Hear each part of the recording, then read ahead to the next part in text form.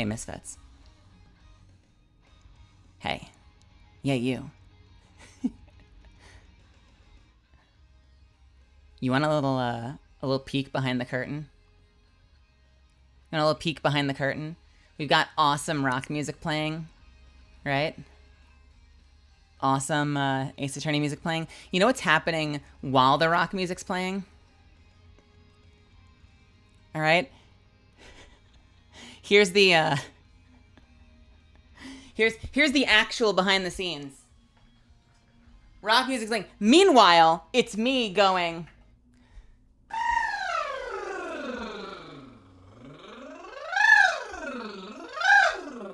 Ma.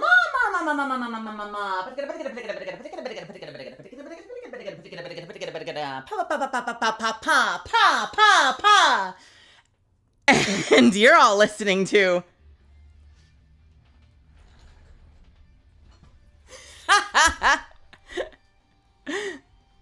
Hello, everybody. Welcome to the Friday stream. Welcome to Friday. Welcome to the end of your week. Welcome to payday for some of you. Hopefully the weekend. If it's not the weekend for you, if you've got a shift tomorrow, I hope that this can be a delightful reprieve from the rest of your week. A moment that you can relax and just let everything go for a couple of fun hours before you got to jump back into it tomorrow. I'm going to quickly open the really obnoxious blinds. My name is Melizand. You can call me Mel. Welcome to the Friday stream. This is the Friday night court fight, the Ace Attorney stream. Yay! Yay! Yay! Oh my God, it's been a minute, hasn't it? It's been a couple of weeks since we've done this. We took at least 1 week off, didn't we? Possibly more than one. It's been a while is what I'm trying to say. And I'm so excited to get back into this. Some of you know this is my favorite stream all week. I look forward to it it's literally like my Critical Role. I'm like, is it Friday yet? I can't wait till it's Friday so I can do the Ace Attorney stream. It is the most exhausting stream ever, but it is the most rewarding stream ever. But hello. Hi, everybody. Welcome. Hello, Glitching Go-Go, Zuffins, Unknown Link, Bellevue B. Hello, Death Score, Kitty Cryptid, Adderall, Jesus, C2VT. Hello. Crimson Scythe, Trooper, Sunny420. How's it going? Moldy Lomain, welcome. You made chicken salad. I'm jealous. I made a really good ramen earlier, but now I'm in between meals. So hopefully I can get through to the end of the stream and then have a little snack later. Nidalia, welcome. Hello. Those vocal exercises, though. Yeah, we go hard on those. I do all of my consonants with all of my vowels, so I'll be in the shower going. And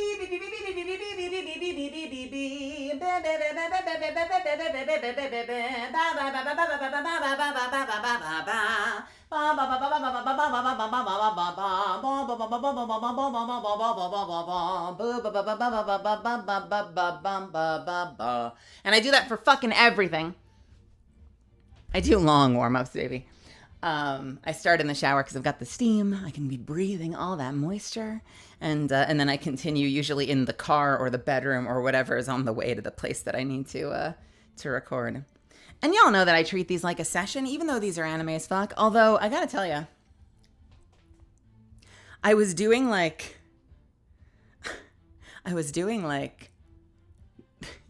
to Shark. And Shark was like, you're literally doing VOD reviews on your acting streams. I was going back and looking through some of the clips that people were posting. And I'm like, it's always funny in the moment when you feel like you really nailed something and then you listen back later. Like in the moment, I'm like, oh, I did this really wonderful, like big, beefy character and it sounded so good. And I listen back later and it sounds totally watered down. And I'm like, that was actually terrible. It was a lot of fun to do, but your idea of it as like an in the moment drop of the hat, like I came up with this off the top of my head and I'm only hearing it in my head. I don't have monitoring. It's just me making something up on the fly. It's so funny to listen back later and like hear what it really sounds like. You do always sound best in the bathroom and shower. You've got your own monitoring system. Your voice is bouncing off the walls and coming back to you. You've got those incredible acoustics. I still have decent acoustics in this room, and by decent, I mean awful, because I haven't put up anything on my walls. And I have the sound dampening. I've got the foam panels in the dining room. I've been in this apartment for 2 years. I haven't gotten my shit together to hang a couple of panels on my walls. I got to do that. But all that said, welcome to Friday Night Court Fight. This is the Friday stream. If you've never been to a Friday stream before, at least not a proper Friday stream, I love playing games. I know this feels like super counter to my MO as a voice actor. I love playing games that have no voiceover, but lots of dialogue. You'd think that would be counterintuitive because, I do this for a living. So, if there's going to be voiceover, that's great. That means I might get a job. Will I actually book it? Who knows? But, theoretically, I can get that job. And yes, you're right. Stuff coming out now, sure, I want a chance to read for it. But I love playing games that don't, because that means, kind of like when you read a book, I can make up the voices myself. And I don't even have to do them in my head. When I stream with you guys, I can do them out loud. And it's so cool. It's a fun way to marry my two worlds, my career as an actor and my budding career, blossoming career as a streamer, and get to do a little performing for you guys. Is it Oscar worthy? Hell no! But we have fun here. It's campy, it's anime as fuck, it's over the top, and it is above and beyond everything else. It's just a fun time, and I enjoy doing it, even though it is fucking tiring. Couple of things to know about my Friday streams, if you've never been here before. I drink a lot of water because I got to take care of my voice, which means I try not to push myself. I try not to do 100%. I try to do like 70 to 80% of what would be an actual real life performance in the booth, with a little bit of cartoony, zany campiness, because this is fun and we're just having fun here. But I try not to go over the top. I don't want to wreck my voice, and it's already a lot. No one expects to go into a session and do like 7 hours and play 9 different characters most of the time. So it's a bit of a marathon. And to that end, I try to protect myself. That means I take a lot of breaks. So there will be a lot of 3-minute breaks, because that helps me go to the bathroom and piss out all that water I've been drinking. That helps me take a couple of minutes to just rest my voice if I need to. And that's on top of all of the scheduled ads that are already there. So I will be hitting the 3-minute button a little bit more often, but you're never going to miss anything. I stop everything when we hit that ad wall, so you are not being left behind. It is a perfect time for you to get up as well, stretch your legs, grab water, do whatever you need to do. We're all breaking together, all right? So you're not going to miss a damn thing. If I fuck up for any reason, I actually got to grab something from the kitchen real quick.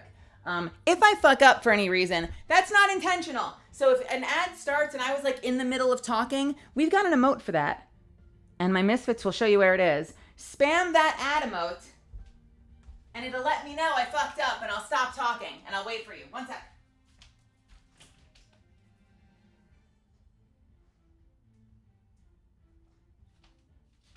Usually not a problem, though, because, like I said, I do tend to take a lot more breaks than usual on this stream, and so that means oftentimes I'm looking at a massive amount of time until the next ad, so we're totally fine. Hey, Jono, welcome. Cowgirl, Gray, welcome. And that's it. That's the stream. Other than that, this is a little bit of a light performance stream, even though I'm being a little silly. And that means I might not always see every message, and I appreciate your patience with that. I love to chat with you guys on these nights. I might not see everything, but I do my best. But I do have to kind of be story forward, so I do tend to just kind of keep it going, And to that end, let's write that. This is a light performance stream. Apologies if I miss your message. No spoilers / backseating pulls! Exclamation point, with a hammer on the end.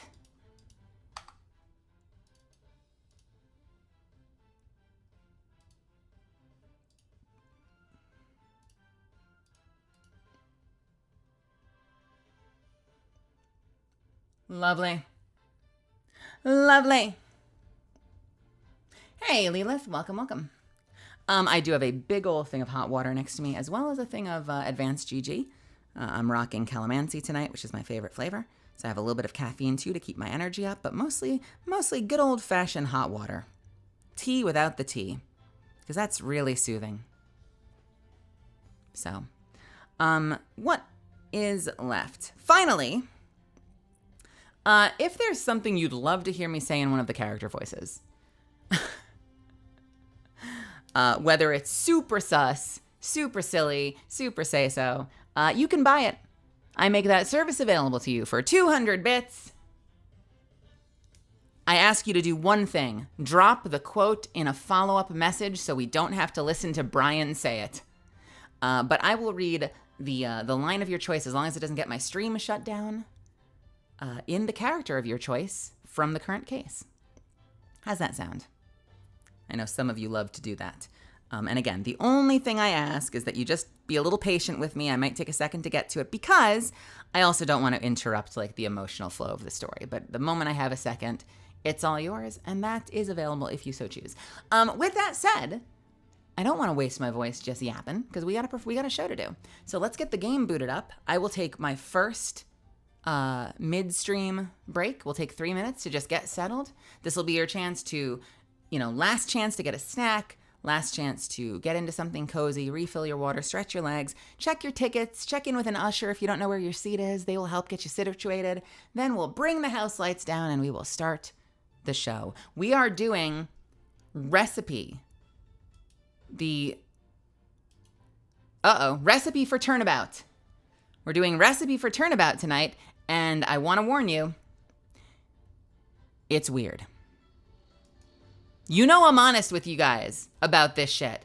I'll tell you if this is like the best case ever, or if this is kind of an off case, and we'll do our best, we'll have fun. This one's a little weird.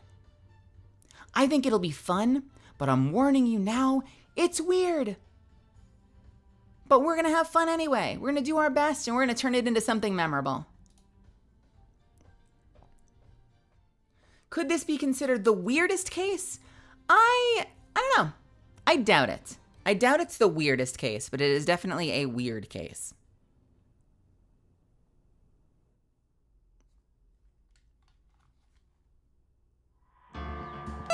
Let's quickly get it full screen for me and you.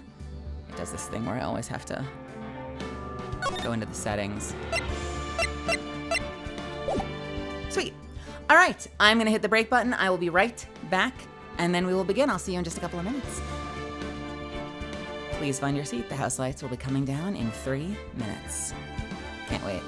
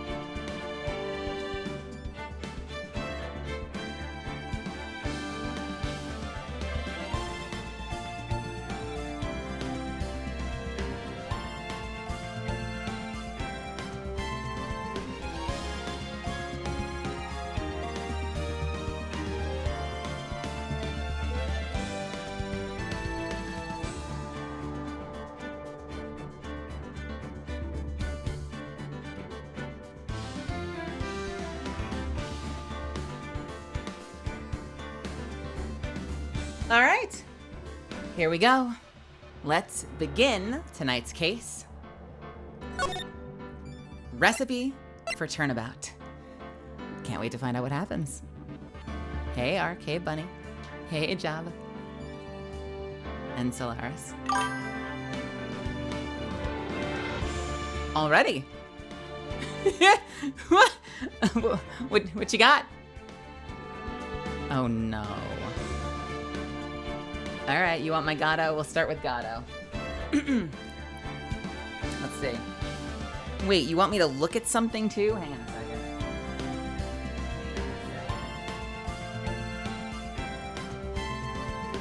They're paying for an advertisement for their meme work. Incredible. Hold on. Actually, you know what? Fuck it. Before we start, I'm putting this on screen.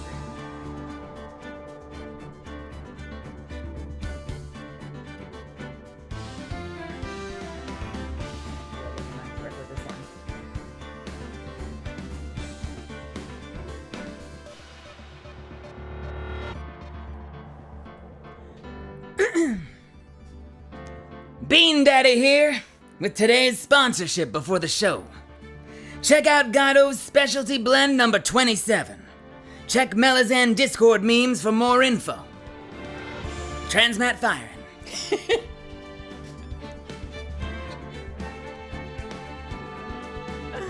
Thanks, unknown.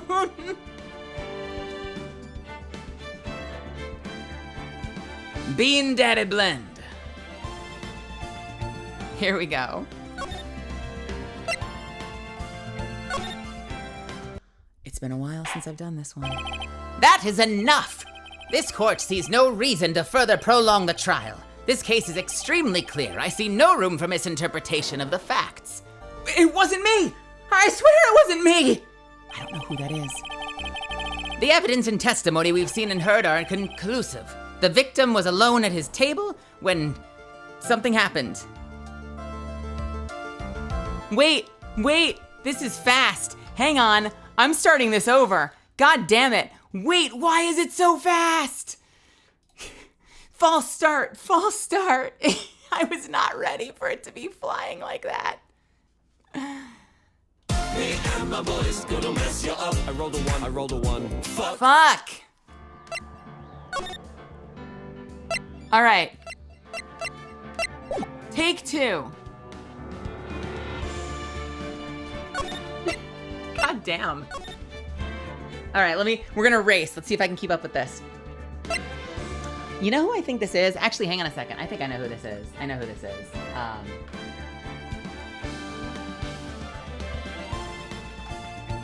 this who I think it is?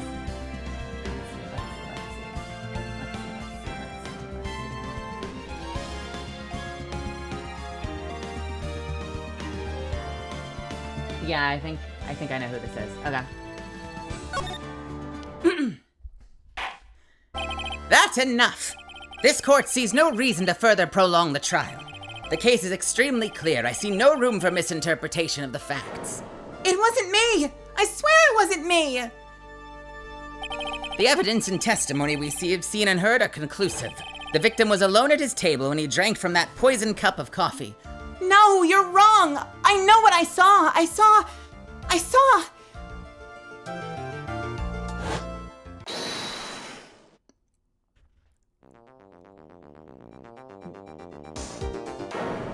I saw someone else there! A man! He's the real killer. I'm sorry, is that Phoenix? Hey, Nick is murdering somebody? What?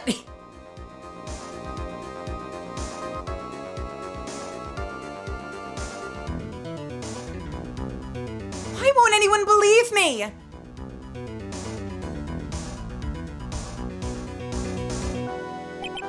Well, I'd say that pretty much wraps this case up, wouldn't you? Mr. Wright? This court finds the defendant. Holy shit, we're done. All right, stream over, I guess. This court is adjourned.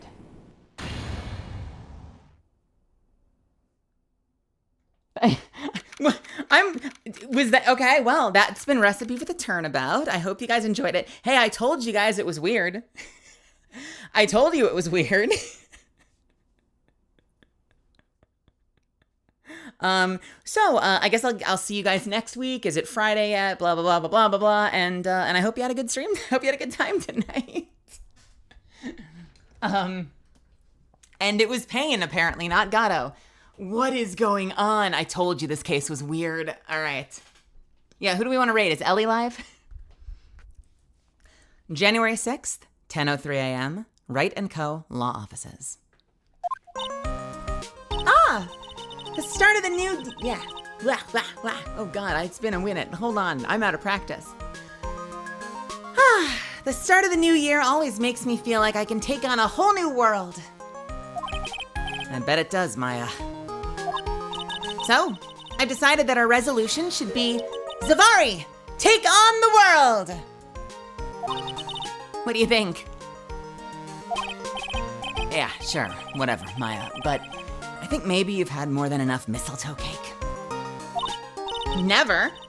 You've got to eat a lot of cake during New Year's. It's practically a tradition. Like watching the fireworks on TV or playing a board game. Hey, pal! Detective Gumshoe. Happy New Year, Detective. Likewise. Now listen up, Wright. I wanna... Here's to another fruitful year of lawyer-police cooperation. Yeah, no, me too, but all right, pal. You got some explaining to do. Have you got a holiday present for me, Detective? A what? Here, have this. It's really nothing much, but, Hey, thanks. Hey, look, pal, we need to have a talk. Take a seat. Hey, what about Pearlie? You haven't forgotten her present, have you? No, I mean, yes, I mean, no. Are you doing this on purpose? Guess I'm busted. How did you like my first practical joke of the year? Very funny, pal. Now let's see how funny you think it is when I show you this. What is it? A magazine? Hey, I want to see. Deadly poisoning brings guilty verdict. Defense attorney Wright trounced. It's the Mad Guard music. Trounced? Well, let me see that. The defense attorney gave an almost childishly amateur performance yesterday. What the heck is this? It's a report, pal, about you. Listen to this. Mr. Wright must take full responsibility for the ruling of this case. Well, and don't tell me you don't remember anything about it. But I don't remember anything about it. When was that issue from, anyway? December of last year, which I guess makes it last month. Which makes it old news, you mean? But well, I wasn't involved in a poisoning case in December. Huh. So, what do you think this is all about, Nick? If it wasn't you, pal, then that leaves only one possibility. No way. Well, you don't mean a phony Nick? This must be Gumshoe's idea of a joke. Guess he's starting off the year with one too, huh? An article from December 5th says I was trounced and my client was found guilty. So, what are you gonna do about it, pal? What do you mean, what am I gonna do about it? Well, it's your fault that the judge found the defendant guilty in the case. But my fault? How do you figure that? Because the Phoenix Wright is super famous now. Well, only sort of. Yeah, see what happens when you hotshots start getting too full of yourselves? But I didn't do anything wrong. At least, not that I can remember. You better make this right, pal. Now. And that means taking the case back to court, got it? Sounds like we've got our first case of the new year. Let's tackle it with gusto. I don't know. The judge already issued a guilty verdict once in this case. It's not gonna be easy to get it overturned. Phonics, right, Maya? I guess that New Year's resolution is gonna have to wait until next year. So you're taking the case, right? Good. I'm gonna head over to the courthouse then. After that, I'll go back to the precinct. Drop by if you need something, okay, pal?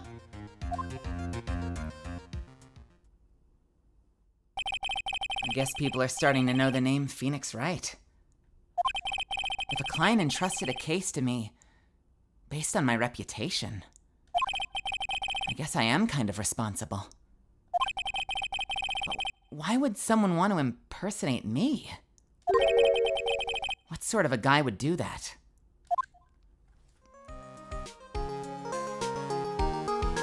I got the greatest plan ever. Hi, True Lord. Well,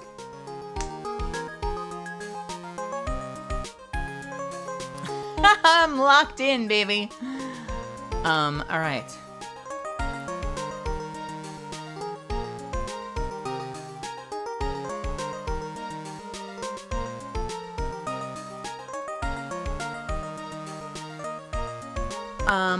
Well, I guess we're starting off the day with a bang. It's nice this was done in the third game after he's already had a guilty client of Matt Engard. Yeah, right. The idea that now we might have some sort of like an evil fucking like false defense attorney or something. I also like the use of the Matt Engard theme because like I feel like the first time we heard that was during the big twist, right? So that theme has kind of become like the what a twist, what is going on here kind of music, and it's pretty good. Phoenix wrong? I feel like we've already had that happen in the game. Surely we've heard that joke already from one of the prosecutors.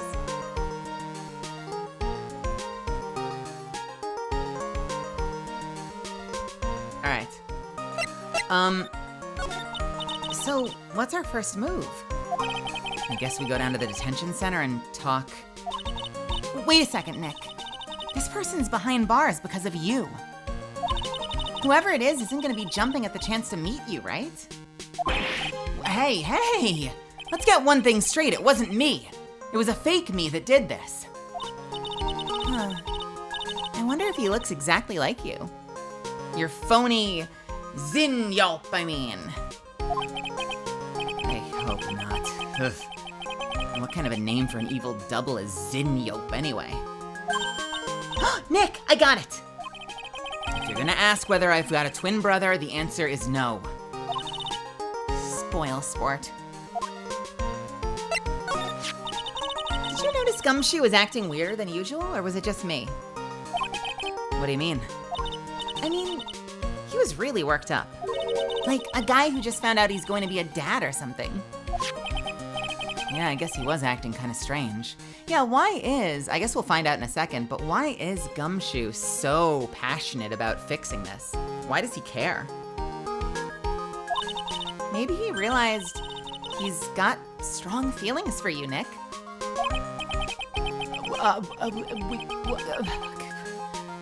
Considering how we interact, I seriously doubt that, Maya, I think. Well, if he wasn't nervous because of you, then maybe it's because of our new guilty client. All right. I guess we're gonna go over to the detention center.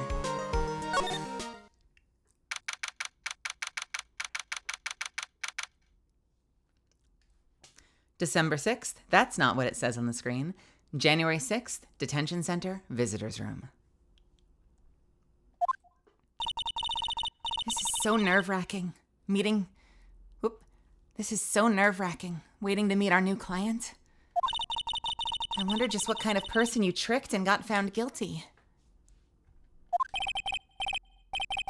Keep it down, Maya. That kind of talk could ruin me. Oh, because she says what you've done. Keep it down, Maya. That kind of talk could ruin me. Oh, you know what I think it is? I think it's Phoenix. Nick. I think that's why she calls him Nick. which, by the way, is kind of clever adaptation. Ah! How could you, Mr. Right? How could you do this to me? It's Maggie Bird in a maid's outfit? Maggie? Okay, so for those that don't know, Maggie Bird was the starter tutorial case from the second game. She was the one that went out on a walk with her boyfriend, and something happened where she was knocked out, I think, and the boyfriend was killed, and she was a cop. And she was acquitted, but she is not a cop anymore, I guess. How could you, Mr. Right? How could you do this to me? He put me in solitary. I haven't been able to stop crying. Aren't you? Yes, I am. I'm totally and utterly let down. Are you? Don't pretend you don't know me. It's me, Maggie, remember? Maggie Bird? Maggie Bird? Wah! I guess I didn't need to say this. They were gonna give it to us. This game is so well written. They give us everything we need to know. I love this game so much. Maggie Bird. She's the policewoman I defended that one time. She was accused of murdering her lover. He was a cop too. What are you doing in here? Didn't I get you acquitted? Oh, sure. Very funny. Blah! Ugh. Wait. Fuck, I hit 2 buttons at once. What did she say? Hold on. Hold on, we gotta check. We're gonna roll the tape back. No, not like this.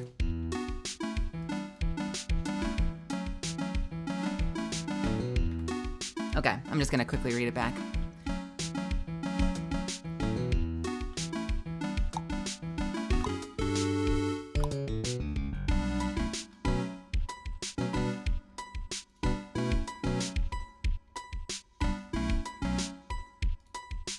Bam! What are you doing in here? Didn't I get you acquitted? Oh, sure. Very funny. No. Stop it. Fuck.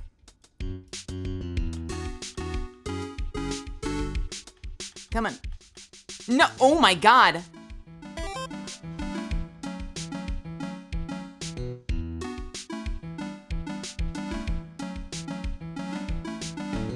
Huh? Is there not a search by frame? Am I gonna have to spam this? We're gonna get this. Come on. Come on. Oh my God. Wait, how fast did I do that?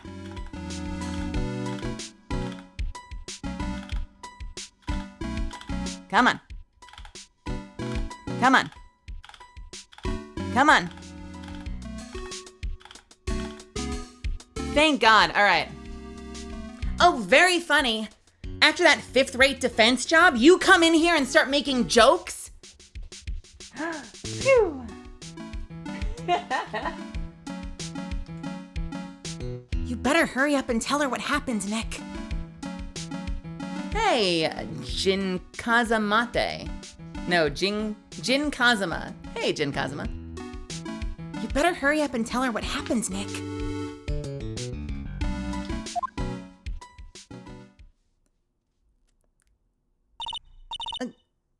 Oh, I see.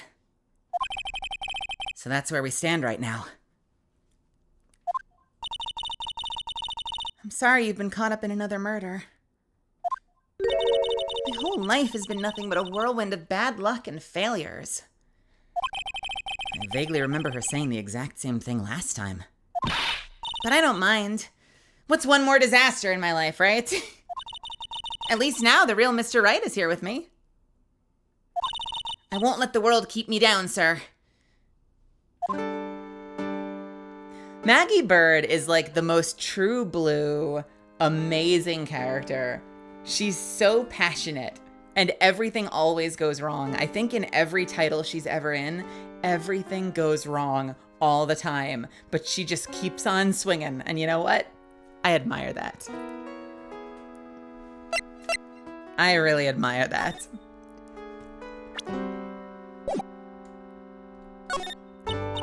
So, how come you're dressed like that, Maggie? Last year you looked so sharp in that police uniform. I was fired after that incident last year. Oh my God, she is looking cranky. I was fired after that incident last year. Oh, I'm sorry. It's okay. I don't mind one bit. I enjoyed being on the force, but I think it was time for me to move on. So what do you do now? In the second act of The Life of Maggie Bird, I'm playing the role of a waitress. A waitress? Yes, in a French restaurant. It's a small place, but it's quite fashionable. My charming smile and shapely figure come through for me. My charming smile and shapely figure. I got that butt, and I'm, kind of nice, so they hired me. And the owner, Mr. Armstrong, hired me straight away, sir. And then you got into this mess straight away, right? Yeah, you could put it that way. Yeah, she was fired immediately, which is weird because Edgeworth has been on trial for murder, and he's still lead prosecutor. So, huh?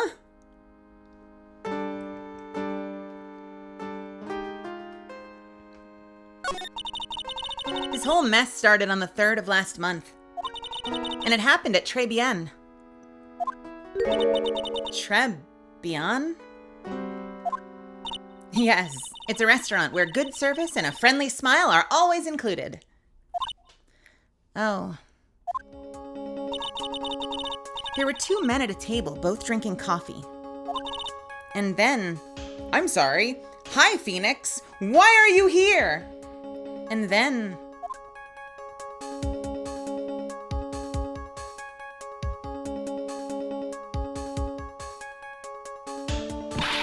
one of the men slipped some poison into the victim's cup. The victim took just 1 sip and was gasping for air. I was so shocked, I passed out. Again? This woman.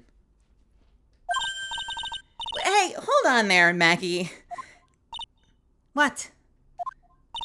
You keep calling the guy the victim. Didn't you know the guy who was killed? Not at all! I'd never seen the guy before. Oh. So she wouldn't have had a motive to kill him then, I guess. And the other man, the killer, you saw him, right? Of course. A good waitress must be attentive to the clientele. So you saw the killer, but you were found guilty of the crime anyway? How come? You tell me, Mr. Wright. I guess the answer to my question is my phony... Anyway, she saw the killer. Better see if I can get a description of the guy. Hey, thank you, kitty. What you got? What? Why? Wait. Wait, what's the L? Is it lover? What does the L stand for? Maya. All right, here we go.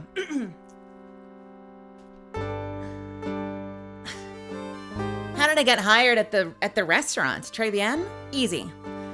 Phoenix, have you heard of this thing called a BBL? Well.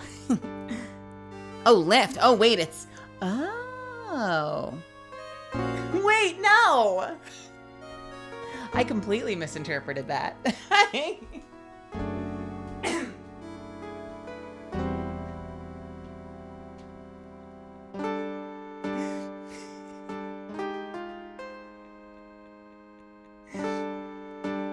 All right, let me give you one more take. We'll give you one for options, all right?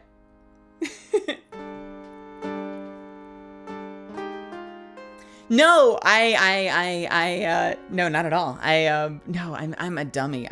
My brain went big booty, but you meant Brazilian butt. Yeah. What I'm trying to say is I got it like that, Nick. I'm trying to say is I got it like that. And if you're not born with it, you can get it at the store. Phoenix, have you heard of a BBL? Well, allow me to give you a pamphlet. Anyway. Thank you. Anyway. She just walks around with them. Yeah, she's like, Edgeworth, Phoenix, I made some fan art of you. This is kind of an idea of how you could look. Here's kind of a before and after of different male lawyers from around Japan. You're really missing out. It's become a trend. Anyway, she saw the killer. Better see if I can get a description of the guy. So, if you saw the murderer, why were you still convicted? Because no one else saw. Saw what? The other man. The one who put the poison in the victim's coffee. Everyone testified that way. Mr. Armstrong, the customer, everyone. The victim was sitting alone at his table the whole time. But how's that possible? I don't know. But nobody, not one person would believe me. Sir, even Phoenix Wright, my one last hope for a fair trial, failed me. What a pathetic defense. My granny could have done a better job. Okay, look, it wasn't me, okay? And then they found something a bit incriminating in my apron pocket. What? A small bottle of poison? What? Poison? It was in your pocket? Well, I passed out when the victim collapsed. The killer must have slipped the poison into my pocket when I was unconscious. And no one else saw this other guy. No, sir. That's what everyone said, but I don't see how they could have missed him.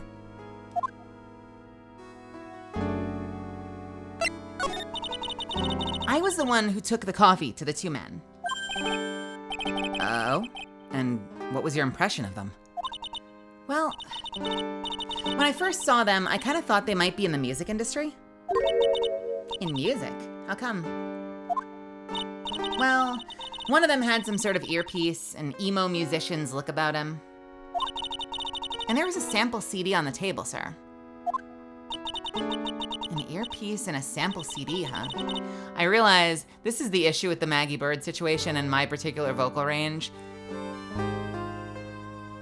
I swear to God, whenever I have two young girls, I've got two of the same fucking voice talking to each other. An earpiece and a sample CD, huh? Did you get a look at the CD at all? It had a band's name written on it. I think it was MC something. They must have been prepping for their debut, I guess. So it was a band CD, maybe a promo disc? Maybe it was MC Screwdriver. Get serious, Maya. Would you buy a CD from a group named that? Ugh. What was that name of the group again? MC Hacksaw? No, MC...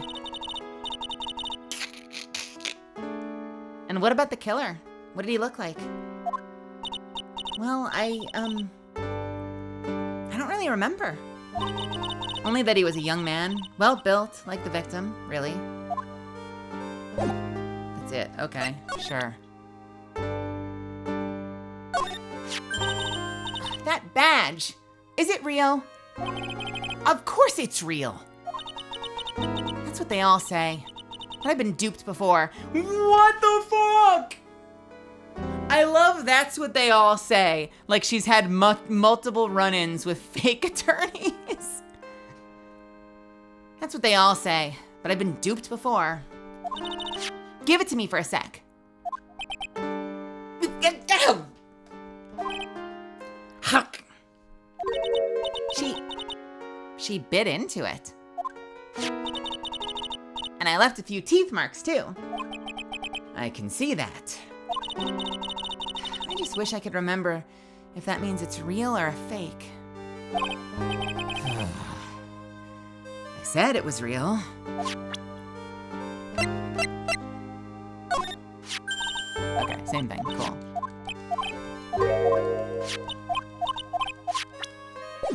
All right, let's go to the Criminal Affairs Department. January 6th, Police Station, Criminal Affairs Department.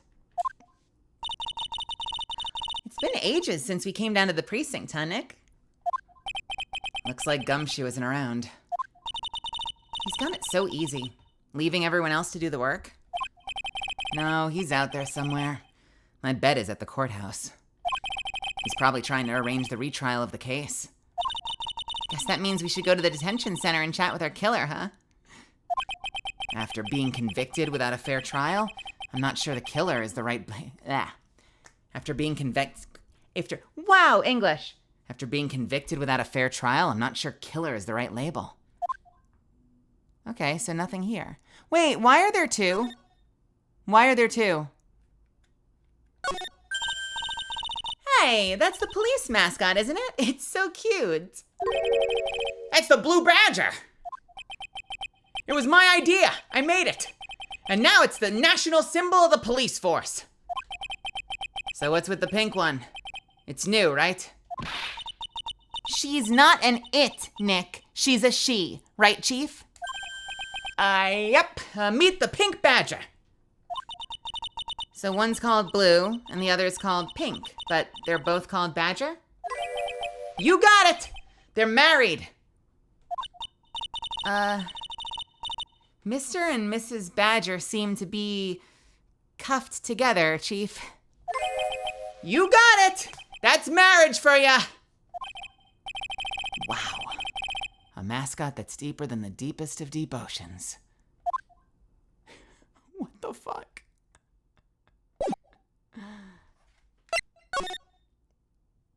What is this? Is this a thing? What is this thing? No, alright.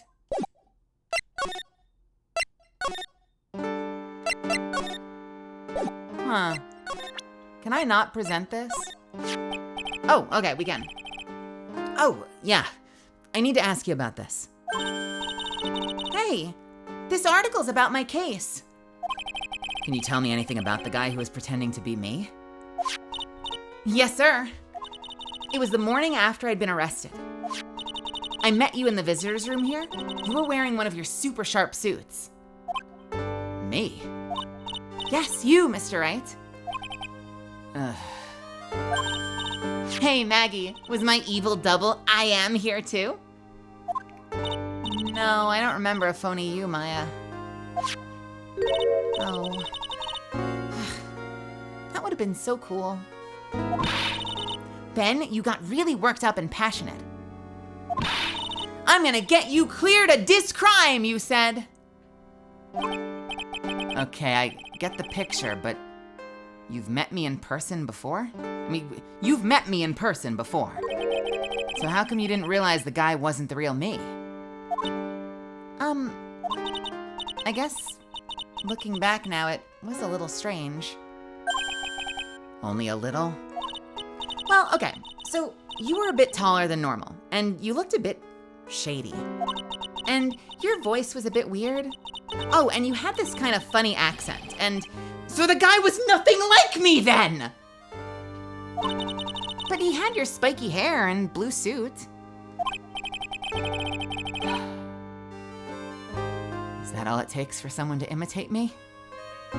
This-ish sounding Porty Boston here.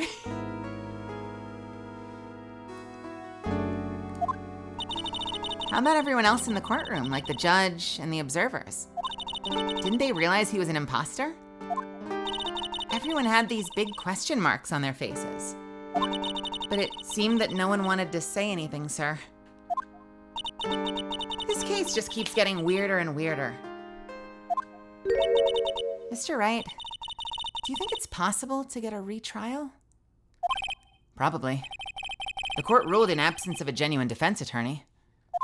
So we should be able to get a retrial. Mr. Wright? Huh? Do you think we'll win next time? Sir. My life has been a full course meal of bad luck, complete with defeat for dessert. Since I was 6 months old, when I fell from the 9th floor of my apartment building, I've been hit by all sorts of vehicles, gotten sick from all sorts of foods, failed at almost every test I've taken, experienced almost every kind of disaster. I even landed a phony lawyer when I had the misfortune of being accused of murder. But I will survive because Maggie Bird always lives to fight another day. This is why I love her. Do you see? Do you get it? This is why I love her. And one day, I'll find it. Just you wait and see, sir. I'll find that one single moment of good luck. Zin Yope is really gonna pay for this. What are you staring at me like that for? But Maya's right. Whoever it is that thought it was a good idea to use my name and get an innocent girl convicted of murder had better watch out. We'll find him. Don't you worry. We'll get Zin Yope for you. Thank you. I'll tell you where Très Bien is, then. Oh, right. The restaurant where the murder took place? Yes, sir. When you go, please tell Mr. Armstrong I said hi. Sure. All right, Nick. Let's go check out this restaurant and its food. Maybe it's better if she stays in solitary confinement, because damn, this girl's a menace out in public. I know. I've been hit. Can you imagine that sentence? I've been hit by all sorts of vehicles. Honey.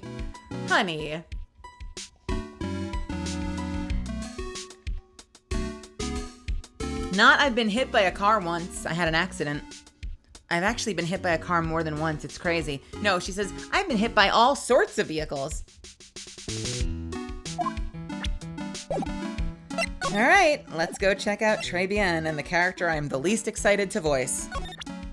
Because I know who's waiting for me there. I don't think you need a lawyer, you need Jesus. I'll give you that one for free.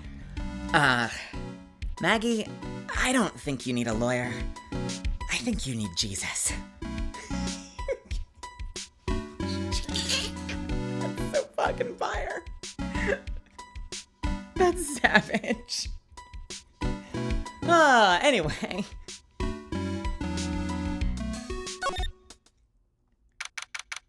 January 6th, Très Bien. Oh no.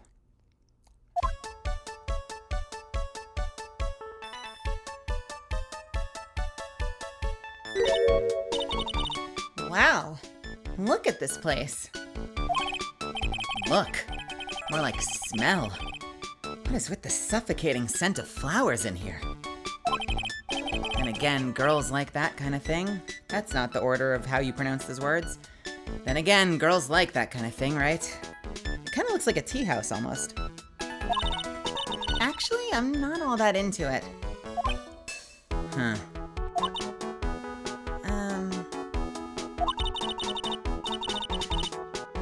No one's coming to seat us. Maybe there's no one here? Don't be silly, Maya. This is a restaurant and it's open for business.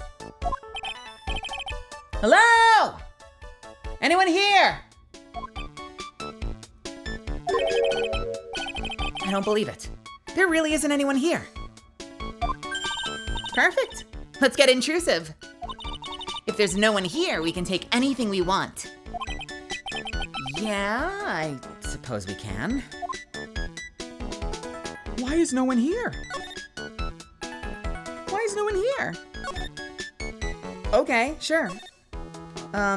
Let's look at the face on the wall. It seems like they fired their only staff. Yeah, she was the only one that was working there, and now she's gone. So now they have nobody. Who is this? I'm assuming this is Armstrong. No clues here. What is that? That looks like a clue. It's a rack full of fashion magazines, and they're all in French. Why don't you try wearing something a bit more chic sometime, huh, Maya? Yeah, I guess I could. That's always... Excuse me. I guess I could. I'm always in my acolyte clothes, aren't I? It'd be fun to wear normal clothes every now and then. Huh. There's something stuffed behind the rack. Looks like a sports paper to me. Hey, and look at this. Someone scribbled a little doodle on one of the pages. MC Bomber. And 1, 2, 3, 4, 5 zeros. $100,000, maybe? I wonder what MC Bomber is supposed to be. This paper. This is from December 3rd. This paper's from the day of the poisoning. What? A paper from the day of the murder. Well, this has got to be a clue. Can we look at it? Yeah, we can. What is this? Wait a minute. Is that actually Mask to Mask? I think that's actually Mask to Mask. Scribbled the mask. So wait a minute. It would be MC Bomber 100,000 and...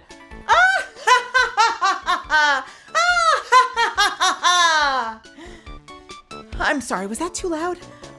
No, I probably shouldn't have yelled that loud because that's going to give everyone a heads up that I'm there. I mean, if you really announce yourself too early, then they're going to know you're there and you're not going to be able to see.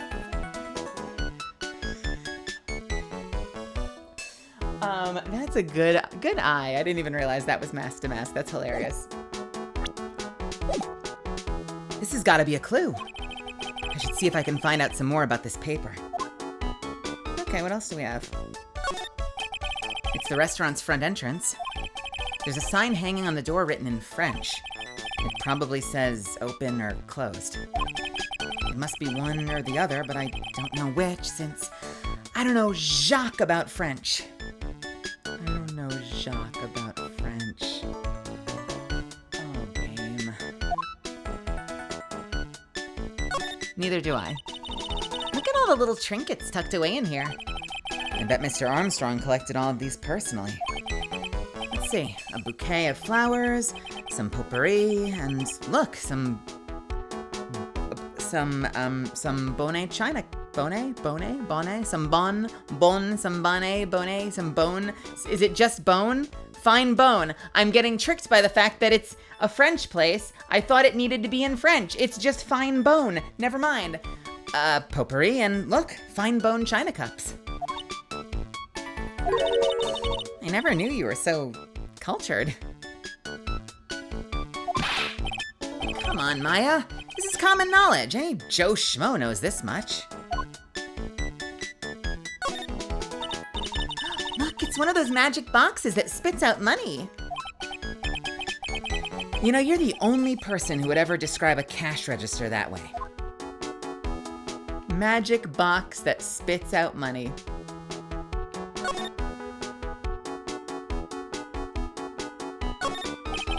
The table's set nicely. It just needs a customer. What do you think this flower is, Nick? Let's see.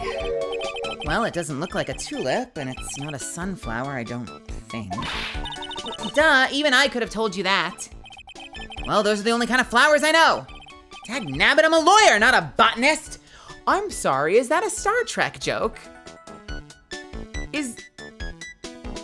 That's a Star Trek joke, right? God damn it, man! I'm an engineer, not a doctor or whatever. No, I'm a doctor, not an engineer. It's the other one, right? God damn it, I'm a doctor, not an engineer. Dag nabbit, I'm a lawyer, not a botanist. Damn it, Jim, I'm not an engineer, I'm a doctor. Thank you, Bunny. What is this? This must be the table where the murder occurred. Sorry, adjusting my microphone real quick. I guess so, with all this police tape around it. And that stain must be from the poisoned coffee. Don't go licking the tablecloth, okay, Maya? Why would I lick it? I'm not a cat, you know. Then why can I picture you doing just that?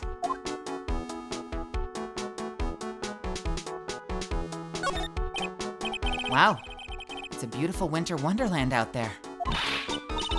Really? Cool, I love snow. Let me see. Huh? It's not white. It's not even snowing. Gotcha. I was only kidding, Maya. Nick, there are lies that are okay to tell and lies that definitely aren't. All I did was tell an itty-bitty white lie about non-existent white snow. This restaurant has partitions that separate all the tables. When you're seated at a table, you can only see the tables to your right or left. Well, we haven't really found anything yet. Huh. Can we go somewhere else? Because there's nothing here.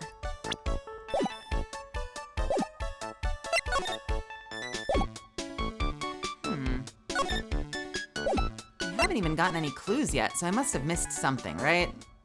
We can't be done here, because otherwise visiting here was useless. Oh, we did find the magazine. You're right, we did find the magazine. I wonder if we just need to bring the magazine to Maggie and check back elsewhere. Yeah, you know what? Let's do that. Hey, Maggie, got something for you.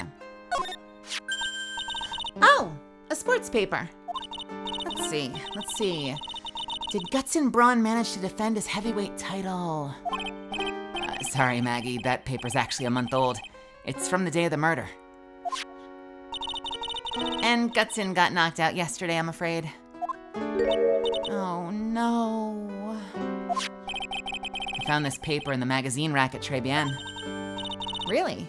That's strange. Très Bien doesn't get newspapers. Mr. Armstrong says he's not really fond of them. Then maybe one of the customers left it behind? Anyway, what I want you to take a look at is this scribble here. Aha! That's it, sir! MC Bomber! That was the name of that was the name that was written on the CD. I think she bet on Gutson. Just as I thought. I guess it wasn't MC Screwdriver after all, huh?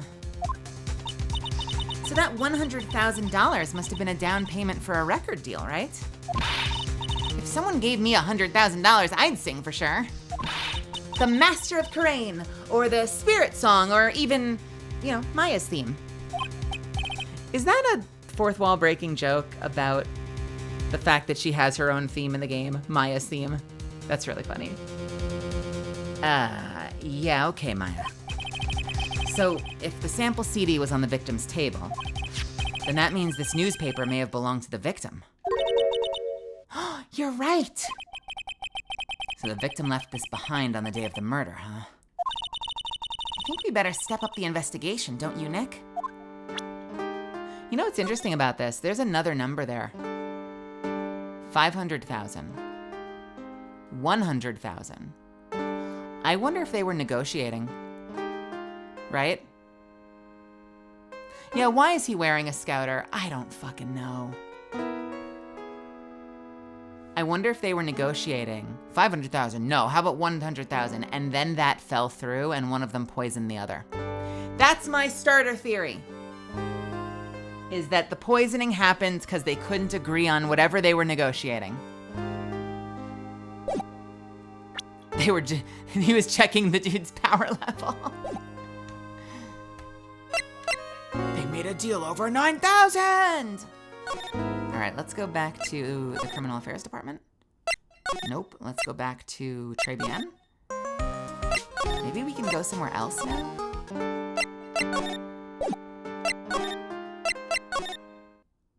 Oh, okay. January 6th, très bien.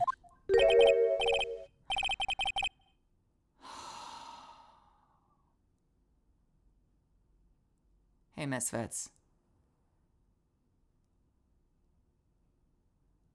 I'm sorry for this character. Oh, boy. All right.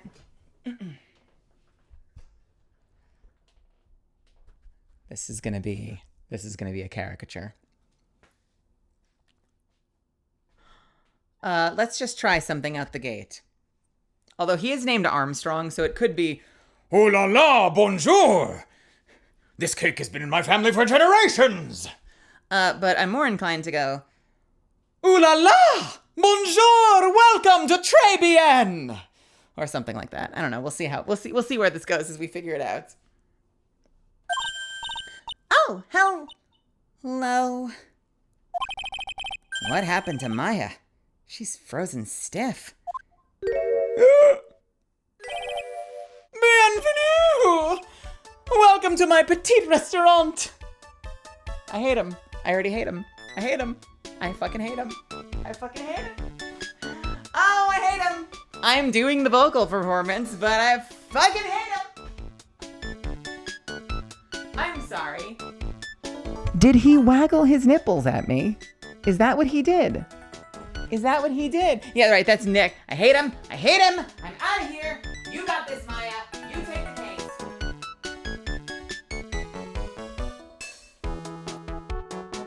Oh, man. Hey, Ziz. What do you got, unknown?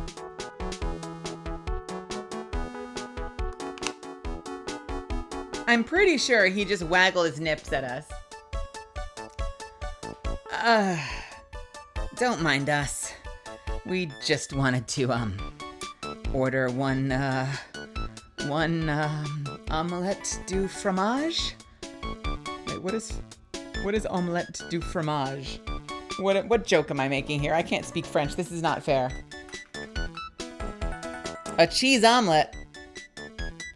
We just wanted to order an omelette du fromage, but you know, we can come back. We don't need to, no, sir, please don't waggle your nipples at us. Don't wave the nips at us. I just wanted breakfast, and now I'm getting them nips, and I don't want them nips. I'm just gonna back the fuck out the door, and I'll see you later. Sorry, goodbye.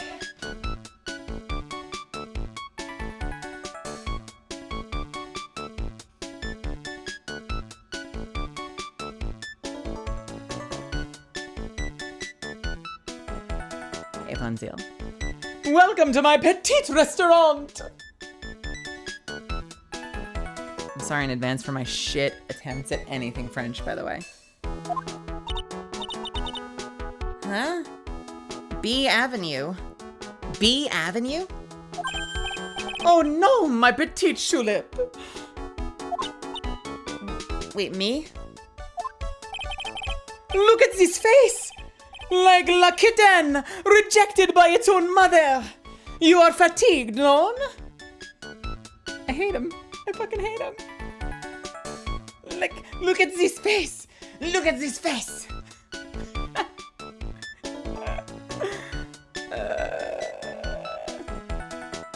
Like la kitten, rejected by its own mother!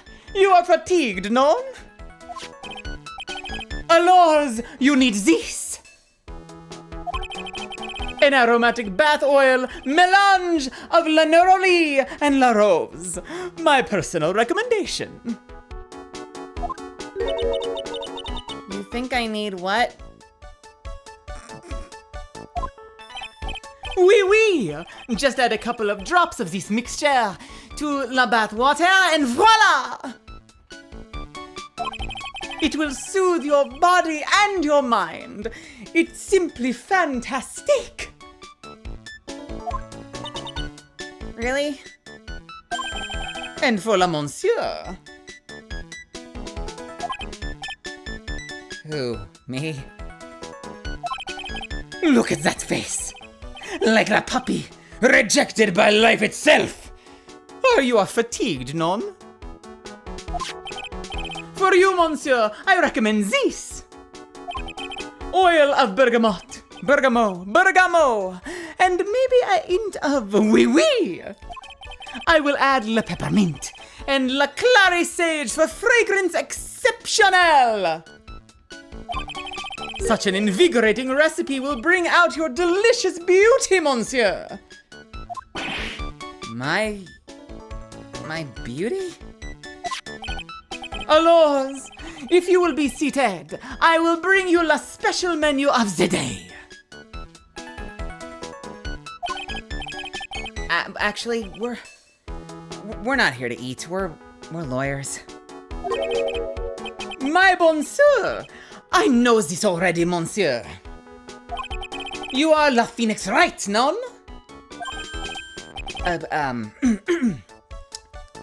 Yes? You know me? My wee. I never forget a man who flirts with me. Especially in court. This is a disaster. I guess he was cross-examined by our mysterious Zinyope. Looks like everyone to do with this case knows who I am already. I wonder what sort of impression Zinyope's been leaving on people. Don't you? Allow me to introduce myself to you again. I am Jean Armstrong, enchanté. Oh no, don't freeze on that. Just why? Why is this? Oh, I hate it. Why? This is the frozen, okay. What, that face, though. That face, though. This face. Right here. This face. See, this right here, this is what I'm having a problem with. I don't like any of this. I don't want any of this. See, this is bad. If we can have less of this, that would be great.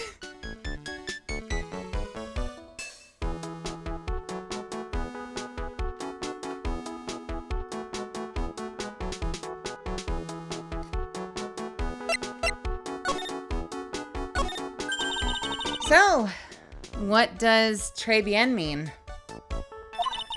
I know très, that means 3. Trace, 3, right?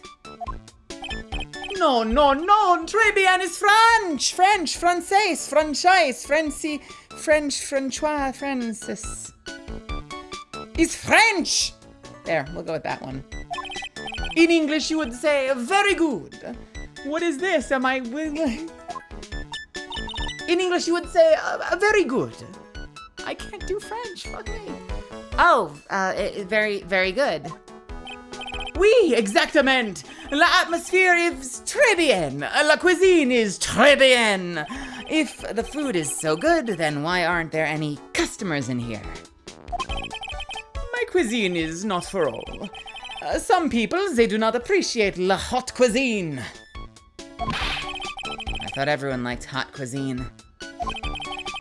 Since I have lost Maggie, I do not have enough fans. So you're running this place on your own now? Oui, for a moment. No one has answered my advertisement. Oh, pour moi. Please don't eyeball me while you say that. I am le chef. I am le manager. I am also a trained aromatherapist. A roaming what? A practitioner de aromatherapy. La art of soothing la soul with the delicate floral aromas. This might be the least seriously I've taken a character in this game. Delicate. The smell coming from that bottle earlier was anything but. So could you tell me what you know about the incident? Bien.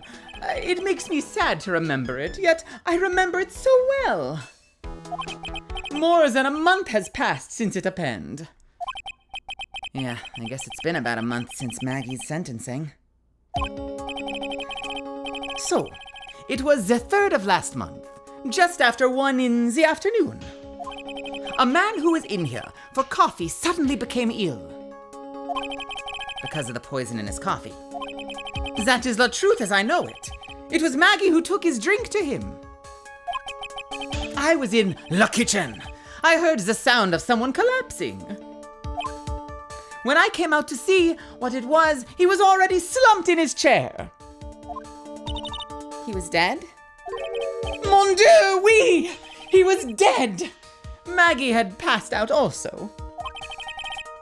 And this man who died, he was alone? Oui, monsieur. All alone. I know that Maggie said there was someone else, but... Oh, is that it? Okay. I know that Maggie said there was someone else, but... I see.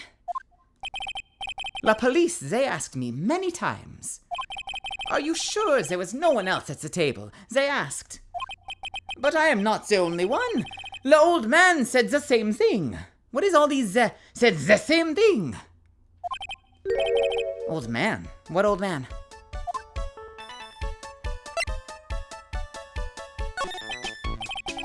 So who is this old man that you mentioned? It's the time of the murder. There was another customer here. What? Someone else saw it. My oui! As usual, he came alone that day. It's the time of the murder. He was here. I saw it too. He saw it too. But he said the same thing. That there was no one else at the victim's table. I hate this. I hate having to read written dialects that I don't know how to pronounce. This is the worst dialogue of any of the fucking 12, 13 cases we've done so far. This is already the worst fucking dialogue.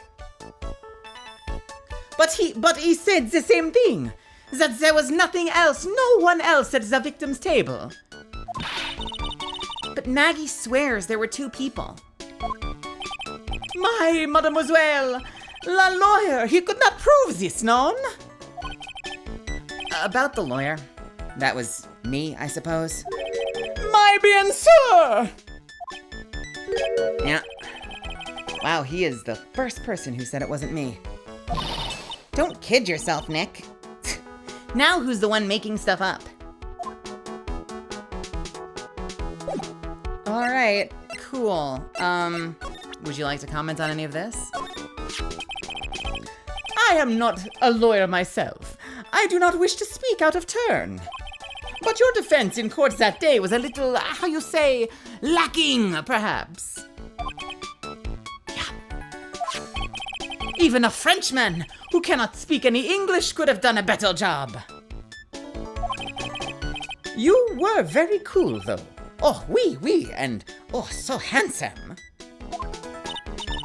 Wow. I wonder just how bad the defense could have been. Every time you opened your mouth, the old courthouse stirred. Oh man, that is something I don't want to imagine. We found this sports paper in the magazine rack there. One of my customers must have left it behind. Do you have any idea which customer it was? The only ideas I have, mademoiselle. What is this? The only ideas I have, mademoiselle. Mademoiselle. I save for my kitchen. Well, I feel like I'm somewhere between the Count from fucking Sesame Street, Muppets or whatever, and the Spy, and I don't know what else.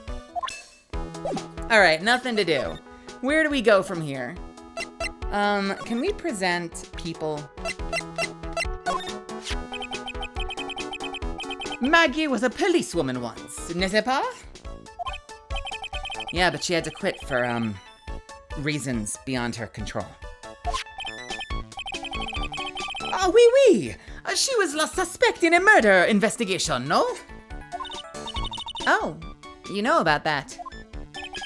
That is why I gave her la perfume for la happiness. happiness perfume? Wee! Blended from bergamot, like I've given to you before. But she's been arrested again and found guilty this time. This is true. Her natural aroma of unhappiness must have been very strong. Oh, just admit it, your perfume doesn't work. I am not surprised she was the prime suspect. After something like that took place before my very eyes. Something like that? Something like what? What's this guy talking about? Does this mean Maggie did have a motive? We've got to ask this guy for more info. Stat.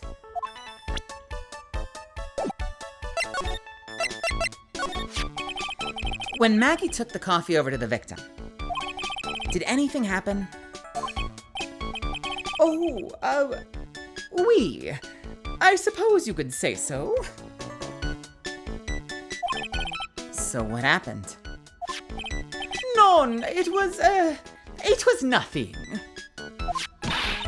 Look, Maggie says she didn't even know the guy, but she's still being indicted for murder. The prosecution must have come up with some kind of a motive. Oui, it is true. If there was anything at all between Maggie and the victim, it could be relevant. So please, tell us anything you know. I knew this was coming. Cyclox? No way. What are we gonna do, Nick? We'll just have to remove... What the? Wait, what's wrong? The Magatama, it's gone. Huh? I had it in my pocket, but it vanished into thin air. What? But I could see the Cyclox. Maybe that means the Magatama's nearby?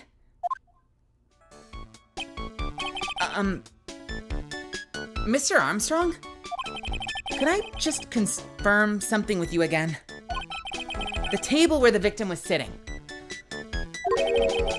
Was anyone else sitting there?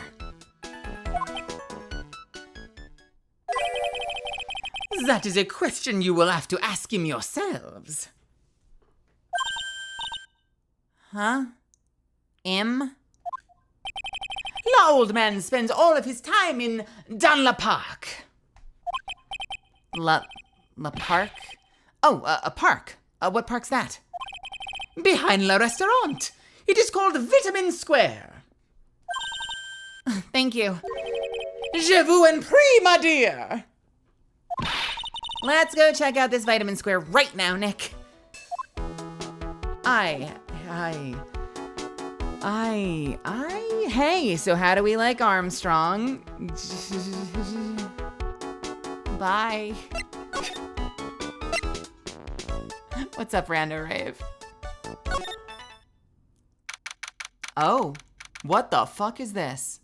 Why are there so many birds? January 6th, Vitamin Square. So this is Vitamin Square. Yeah, I see where they get the name from now. The fruits scream vitamins at you. Hey, Nick, that's the guy, right? Isn't that the old man from that Mr. Armstrong was talking about? Isn't that the old man Mr. Armstrong was talking about? That grouchy-looking grandpa? He's throwing seeds out for pigeons. Maya, he's not throwing seeds for them. He's throwing seeds at them.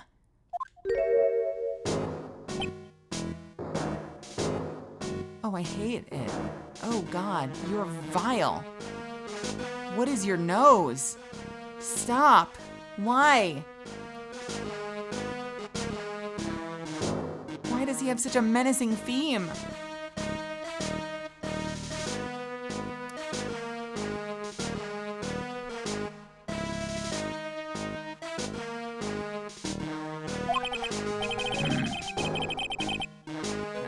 My grumpiness threat level has just been raised to red.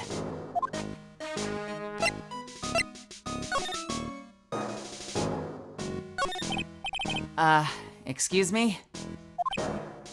He looks like he's holding a thing of natto.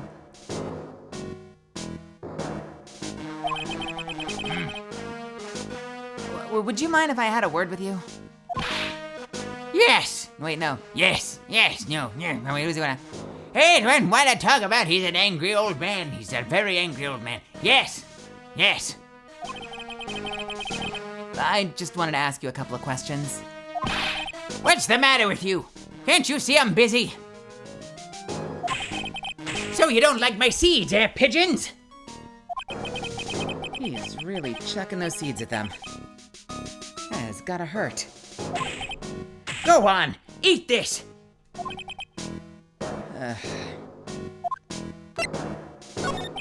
Hey, excuse me, sir. Can I ask you about Maggie Bird? I don't know any Maggie Bird. Yes, you do. Maggie, the waitress at Très Bien? Ha! It's a disgrace, I tell you. An utter disgrace. A disgrace. An innocent young girl revealing herself like that. Revealing? You mean her uniform? The youth of today, they don't have any shame. No shame, I tell you, not an ounce. Whatever happened to the old Bushido values of Japan, like honor and modesty? What about me? I'm not wearing anything revealing. You? Your problem is you lack any sense of grace. Talk about hitting a girl where it hurts. Do you go to Très Bien a lot? That miserable excuse for a restaurant? That garbage they serve in there is not food. Where's the sushi, the tempura, the rice? Très Bien is a French restaurant, sir. Where do you think we are, boy? In Paris? I want real food, not those snooty snacks. And what about the shameless girls? You mean the waitresses? You can see all the way up to their... yes, waitresses. What was that? What the fuck was that? What was that look? Did you see that look? They're practically naked. It's a disgrace, isn't it? Well, isn't it? Listen, it's not my restaurant. Keh, it's a miserable excuse for the restaurant. That place, miserable. He certainly knows the place. He must be a regular. But if he hates it so much, why does he keep going? Are you a regular at that restaurant, sir? Yeah. It's just, if you dislike it so much, why do you keep going there? Sir? Hey, there you are, you filthy pigeons. You want food? Take that. He must be hiding something, right? If he is, I should be able to see Cyclops. If he is, I should be able to see a Cyclops or two. Oh, wait. I don't exactly have the Magatama right now, huh? Remember, Nick, that Magatama's only on loan. You'd better find it or else. If Pearls ever gets wind of this, I'm gonna be in a world of pain. Alright, so we don't know if there's a Cyclops there or not because we don't have the Magatama. So where the fuck is the Magatama? Let's examine shit. What is this? Giant Obvious magazine. Oh, there's a magazine here. It's a magazine full of job listings. You disgusting rogue! Picking up something someone else threw away. Threw away? Did you throw this away? Are you looking for a job? Keh! That's none of your business. Well, sorry, I'll take the magazine with me then. I don't want anyone else having it. Give it back. Too bad. Now you want it so bad, I don't want to give it up. Picked up from a bench in Vitamin Square, thrown away by the old man. Let's take a look at it. Hey, that's mine! What the fuck? Picked up from a bench in Vitamin Square, thrown away by the old man. Job listings. I have a question. What is on the front of that magazine?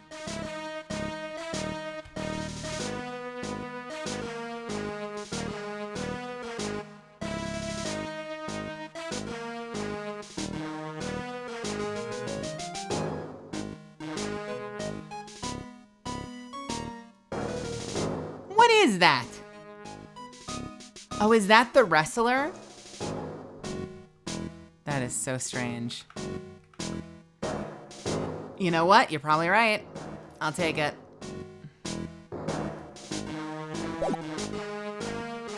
What is this one? I'm sorry. Tell me this is meant to represent that there are like 40 different male birds all surrounding one female bird. Tell me that's what this is representative of. Hey, look, pigeons. Yeah, and heaps of them too. Did you know that pigeons are a symbol of peace? That's a dove, not a pigeon. Oh, poor things. So they can't be symbols of peace and harmony just because they're gray? Is that it? You're overthinking this one just a smidge, Maya.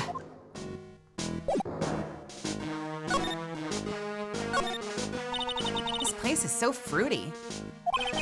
That's not a bad thing. And besides, I love apples. They're among my favorites. Then that apple slide is perfect for you.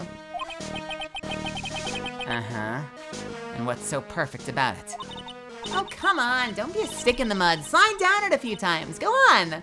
Woo! No way! I'd get covered in sand if I slid down that slide. Anyone can see that. Yeah, you're right. Otherwise, I'd give it a try too. All right. Do you want to tell us anything about this? Excuse me, sir, can I just ask you about this? Sir? Here you go, boy. How does some pigeon feed sound? How does some pigeon feed sound to you? This wasn't exactly what I was hoping to get out of this guy. Okay. Garbage. Garbage. Garbage.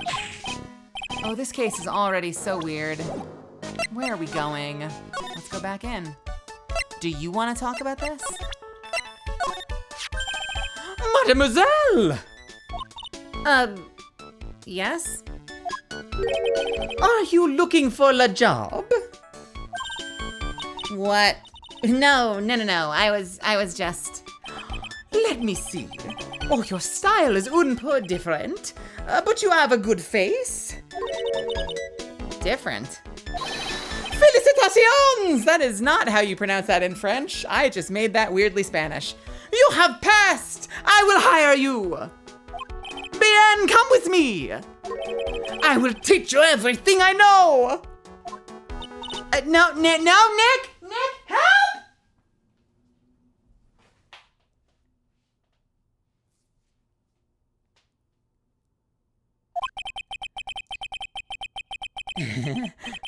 I don't know whether to laugh or feel bad for Maya. Maybe I should do both. Oh, she's gone.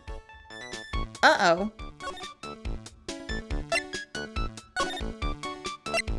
Okay. What the fuck? Rip Maya 2024 to 2024. January 6th, detention center, visitors room. Looks like they have Maggie in questioning. I guess I've asked her pretty much everything. I'll come back if there's anything else I need to ask her later.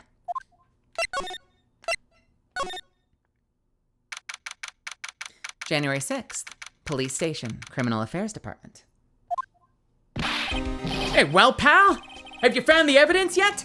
The one that's gonna find her innocent? No, not yet.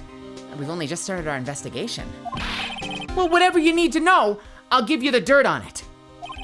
I'm putting off all my other cases for now, pal. She was really fired up about this. Oh yeah, one more thing. The retrial's been approved. Court's sitting at 10 a.m. tomorrow.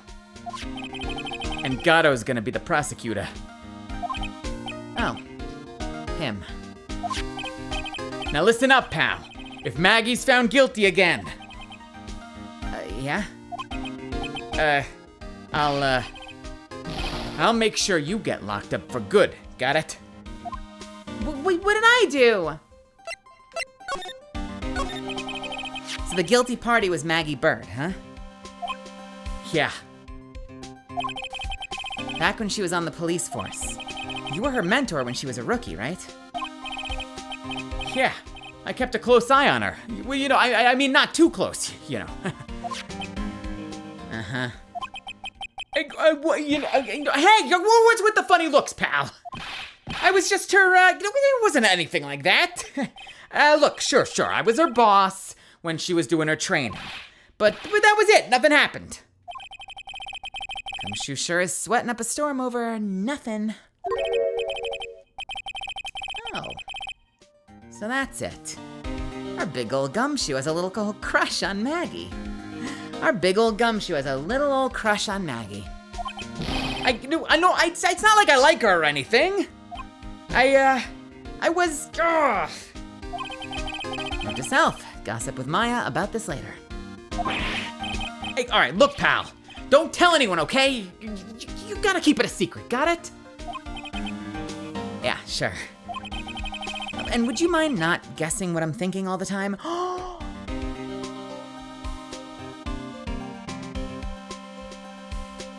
I think this is a shot from the adapter. You know the number of times they put something in thoughts for Phoenix, and then someone will answer? We've been saying this for months now. How I'll be like, that was in my head. How are you talking to me about what I was thinking? Can you read my mind? And I feel like I swear to God, this was like probably not in the original J. I guarantee this was like the script adapter finally making a commentary on it. And would you mind not guessing what I'm thinking all the time? Hey, tell your face, pal, not me. You'd have to be blind not to see what's on your mind. So, I was wondering, could you fill me in on the victim? Glenn Elg. He was a computer programmer. You know, normal shit for computer programmers to have a fucking scouter on their face.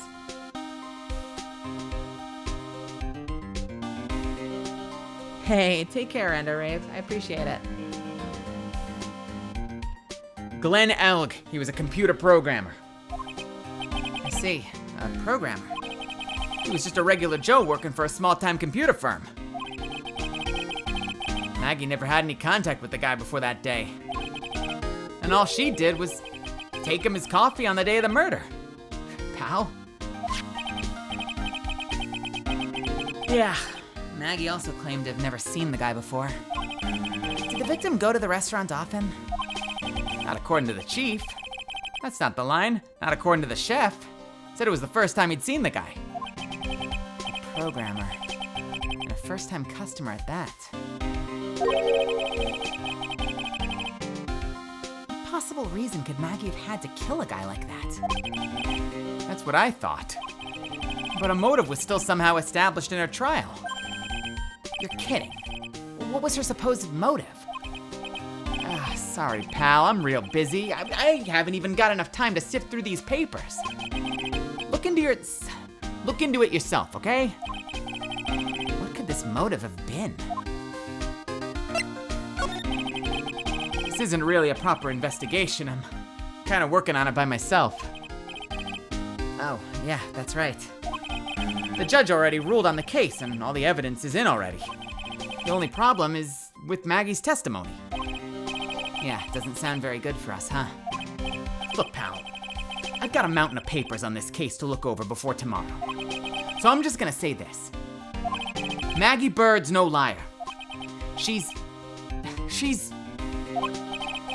Okay, so she's a bit out there and a bit off base sometimes, but she's got a good cop. She was a good cop. Right? That's not exactly complimentary, you know. Well, so what do you really think happened? And just how contradictory is her testimony? The biggest problem with Maggie's testimony is the number of people at the table. Yeah, my thoughts exactly. Maggie still insists there was another guy sitting with the victim. Right, but get this. Everyone else in the place says the guy was alone. Even the chef. And then there's that CD. CD. Oh yeah, she did mention something about a CD. And there was a sample CD on the table, sir. Did we need a flashback for that? Did we really need a flashback for that? Hold, please. I'm checking something real quick.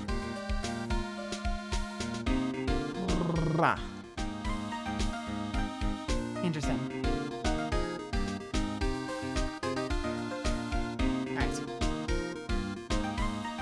But our guys turned the place upside down. There was no CD. What? Not on the table, not anywhere in the whole restaurant, pal. Well, okay, so that probably means that whoever this other guy was took the CD and left. So then the question is, why did no one else see him? Is this like a case of people being paid off? Do you think people have been paid off or threatened to say that they didn't see anything?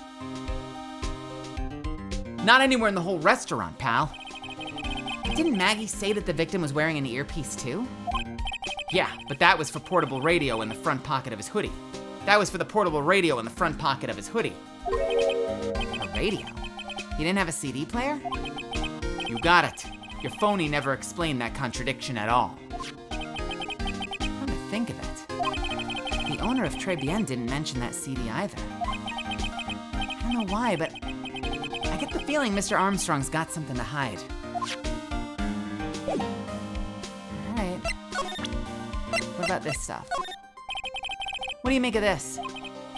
Sorry, pal. All I can think about is Maggie at the moment. Wait, no. I didn't mean it like that. I meant. You don't have to explain, really. Hey, what's that? A sports paper? Yeah, I found it in the magazine rack at Très Bien. It's dated the same day as the murder. You may be onto something here. And take a look at this. See what's writing? See the writing here? MC Bomber. Hey, What is it? I've heard that name somewhere before. Yeah, MC Bomber. Wow, he actually seems to be thinking for once. It's no good, I can't remember. And he goes back to being the gumshoe we all know and love. Hey, pal, I'm gonna borrow this paper for a bit, okay? I wanna get the handwriting analysis done on this scribble. Handwriting? Huh, it'd be good to know more about that. Hang on, English. Handwriting, huh? It'd be good to know more about that, and it'd be good to... That is a sentence. It'd be good to know more about that. It'd be... guess it'd be good... Let me try and make this make sense. Handwriting, huh? Yeah, I guess it'd be good to know more about that in any case. In any case is the weird part. Guess it'd be good to know more about that. Sure, why not? Thanks, pal. I bet this will turn out to be an interesting clue. Sports paper given to Detective Gumshoe. Unknown, thank you for the hydrate. I will do that right now.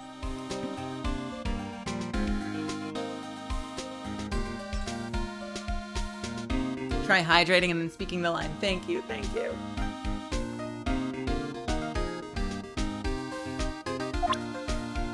All right, is that it?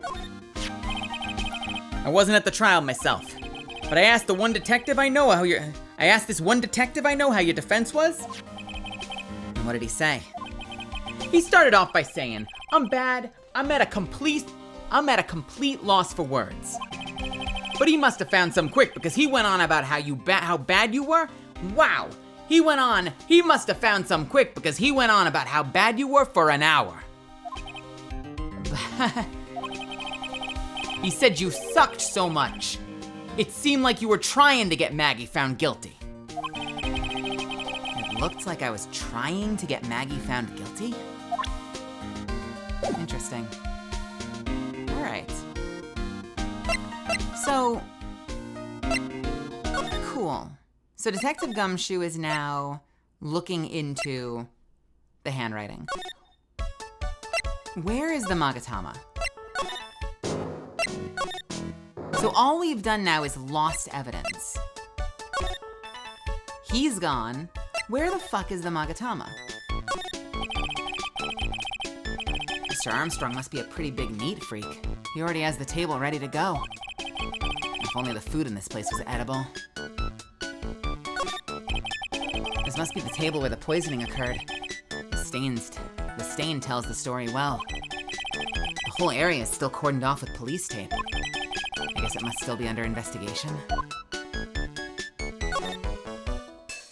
Huh. There's a bunch of little trinkets on the shelf by the door. I bet Mr. Armstrong collected all of these personally. So it must be in here somewhere, because it triggered in here but not out the door.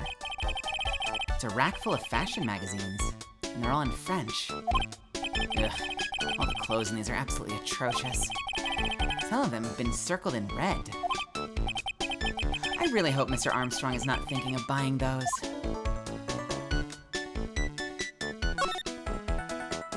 Ah, meow meow meow.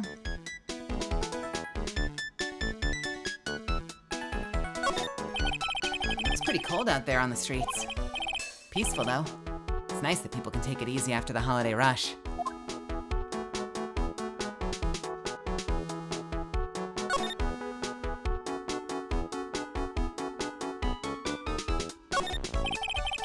It's really tight behind the cash register counter. Can Mr. Armstrong even get in there? And if he got in, could he get out again? What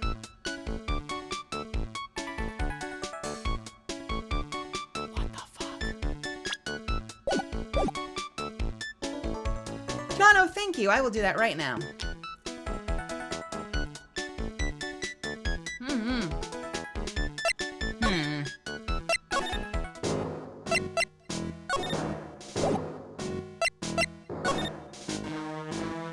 What's in here? When I think back to when I was young, I wonder what I found so great about playing in a sandbox.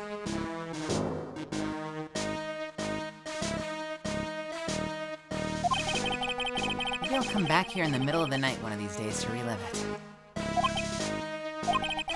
On second thought, being arrested by Gumshoe would be too embarrassing to bear.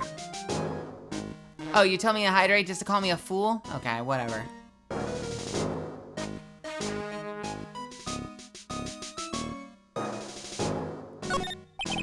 I don't see many parks like this anymore.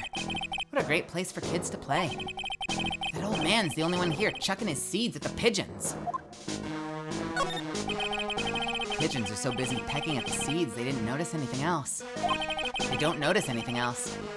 Seeing those birds eat with such intense focus reminds me of Maya when she's scarfing down a burger. This is where I found that job listings magazine before. A guy like me carrying around a magazine like that kind of gives the wrong impression. Guess I better give it back to that old man once this investigation's over. I will do that. Thank you, Maya. All right, so we have to do a little bit more investigation, and I don't know where to start. So we have an ad coming up in about 10 minutes that I can't skip. I am going to refill my water, I'm gonna stretch my legs, and I'm gonna rest my voice for a minute. I'm gonna go ahead and hit the ad button. How does that sound? What music do we want? Let's do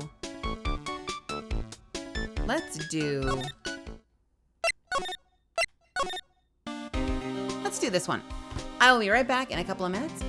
Great time for you to do the same. I'll see you in just a few, all right?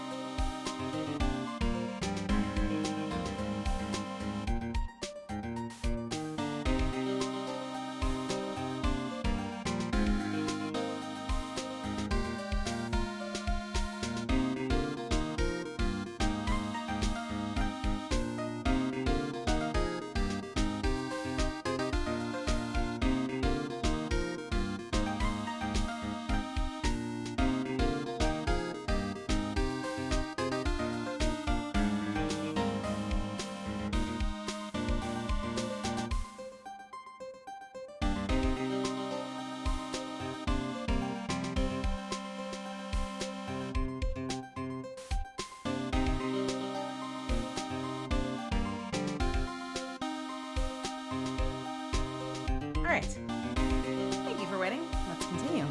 I cut myself up an apple. I hope that's okay.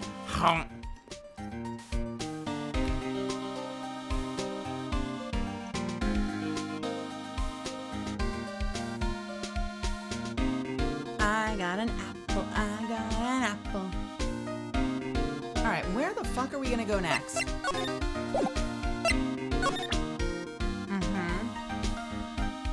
I guess we can present people, right? So let's try him.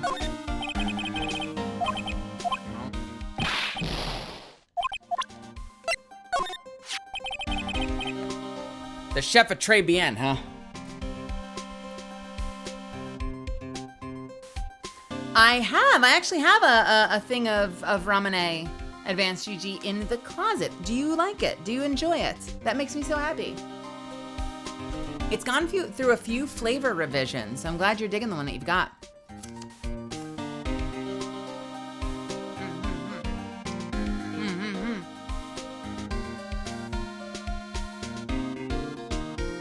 The chef at Très Bien, huh? You know what that chef said to me? Ooh la la, your body is full of toxins. And then he gave me this bottle. What's in it? I don't know. The label says juniper. I'm under orders to put a few drops of it in my bath every day. Under orders? Yeah, you know, there's something about that lady. I mean guy. Huh? Oh, so we are doing this. Okay. Got it. Cool.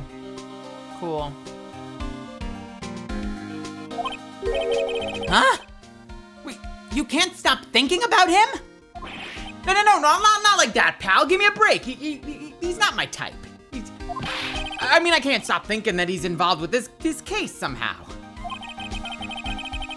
Sounds like he knows a little something more about our charming chef. Do you? So what exactly is it that caught your attention about the chef at Très Bien? It's kind of hard to say. The guy's probably not even connected with the case anyway, you know? Wait, come on, detective. Didn't you just give me the dirt? Didn't you just say you'd give me the dirt on anything? Well, this sort of stuff is kind of unimportant, gossipy stuff, you know, pal? Look, how about this? You go to Très Bien and investigate the place yourself. And if you find out anything suspicious about the guy, you report it back to me, okay? I don't suppose I got a choice in this, huh? Guess I better find out more about the chef and Très Bien, then report back to Gumshoe. Oh, can I just say, I don't super love when you do like one thing in each place and they keep ping-ponging you back to other places. I know that's kind of the whole game, but you know what I mean when I say like some cases ping-pong you a lot more? Like, you'll have to go here just to show her that one thing, just to have her send you right back.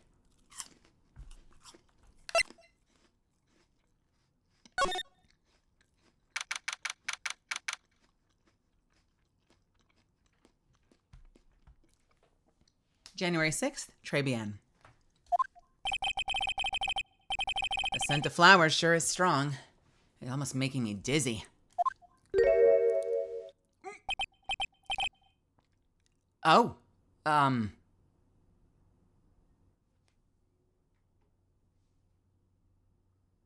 hello.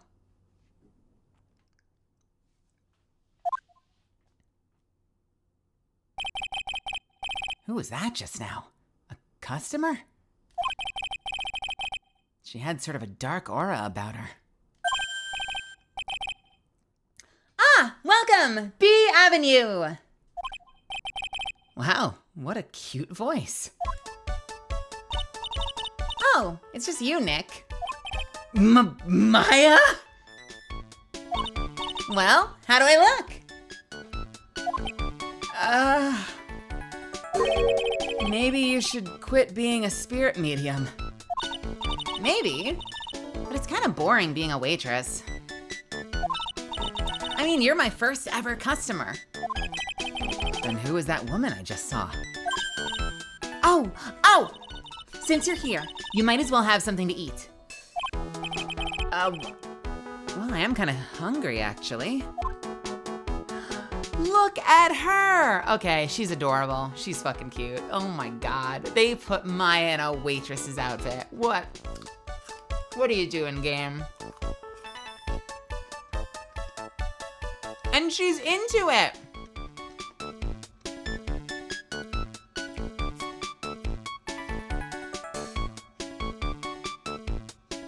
Unbelievable. I'm trying to remember. Maya, yeah, there's a bit of an age gap, but I think Maya's like 18 or 19 and Nick is what, like 25? Nick should be 35, but this is like the standard anime thing where like looks 30, but it says they're 17. Nick looks like he should be in his mid 30s, I swear to God, but I think he's like 25.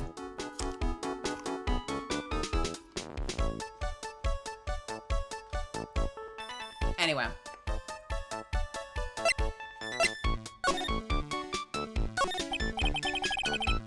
So, how do you like your new job, Maya? I never knew there was so much for a waitress to do. Take people's orders, bring them food, make coffee, work the cash register. Of course, we need a customer before I can do any of that.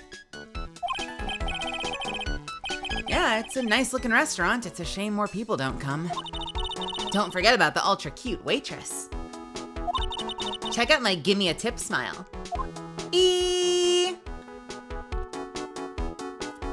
Yeah, that's great, Maya. Nick is 22? Insane. It just goes to show you how you can interpret characters based on what they're wearing. Because like in the flashback case, yeah, Nick looks like he could have been a college student. But put him in that weird suit with that like archaic slicked backed hair and he looks, I don't know, he looks mid 30s to me. Probably just because of his fucking outfit.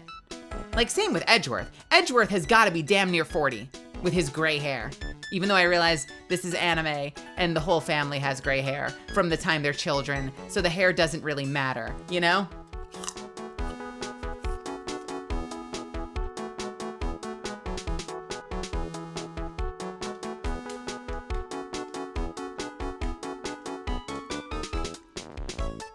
Meanwhile, half the girls look like they're fucking 16. Crunch. Bro dresses like he was raised by his grandparents. All right, anyway. Hey, Nick, why don't you order something? The chef's preparing a tasty lunch set at the moment, or so he says. How much is it? It's the twin tea set, so it's $20, of course. The twin tea set? I believe I'll be taking a pass on that. It's kind of expensive. You should try eating out in Los Angeles. What? But you can't. Oh, come on, Nick. It's not every day I get to be a waitress. I want to try carrying plates and working the cash register. How about cleaning up the toilets? That should keep you busy. Yeah, right. Maybe later. About the lunch. Oh, a fine choice, sir. No. I mean, Kitchen! A lunch special, please! With all the extras. Drink, side salad, dessert, and gift. I don't need any of that! Just a moment, please, sir. Maya's really getting into this. So how much is this set lunch then? $20? Ugh. With the drink, side salad, and dessert, it's $45? Wait a second, Maya! Sorry to keep you waiting, sir. Here you are, the deluxe Fortify lunch set. Whoa. A dish inspired by lobster and abalone fricassee. A dish inspired by lobster and abalone fricassee with a balsamic vinaigrette. Bon appetit. Thanks? Come on, Nick. Hurry up and try it already. Lobster, huh? All right. Down the hatch it goes.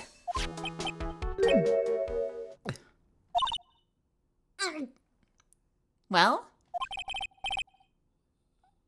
Are you hungry, Maya? I'm starving. Here. It's yours. Really?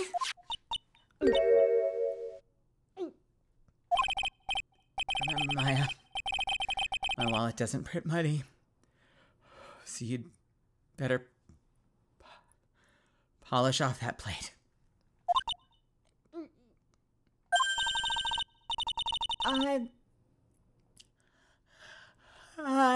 I just remembered I've got to clean the toilets.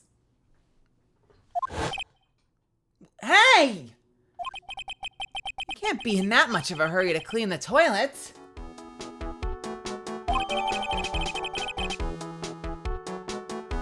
Trebian lunch special. Costs $20 despite how unbelievably bad it tastes.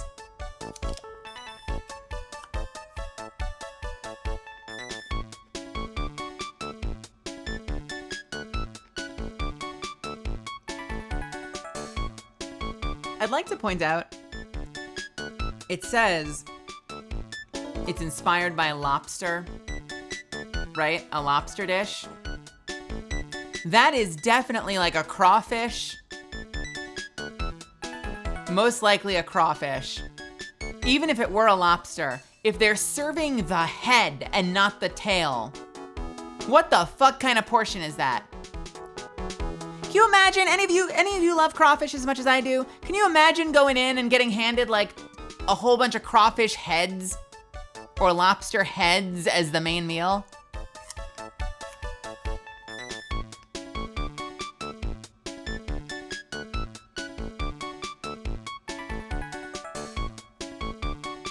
For anyone that hasn't had it, the head is like the opposite place you go to get the food when you eat a lobster or a lot of shellfish, but like lobster, crawfish, shrimp. The head, some people use it for stuff, but it's not where the main meal is. It's the tail, it's the claws.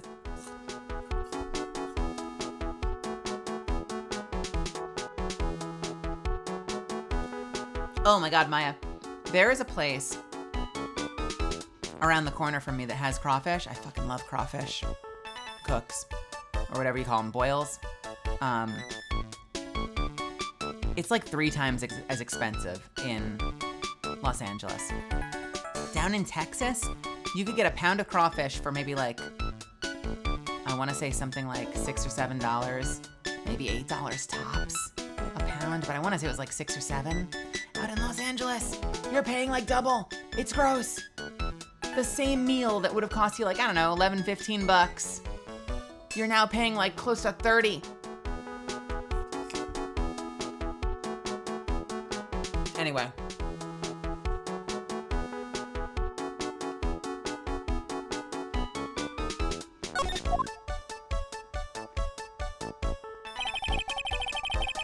How does that guy manage to make good food taste so bad? Hey, Nick. You want to take a peek at the kitchen? The kitchen, huh? Not a bad idea. Why is it expensive to live in general?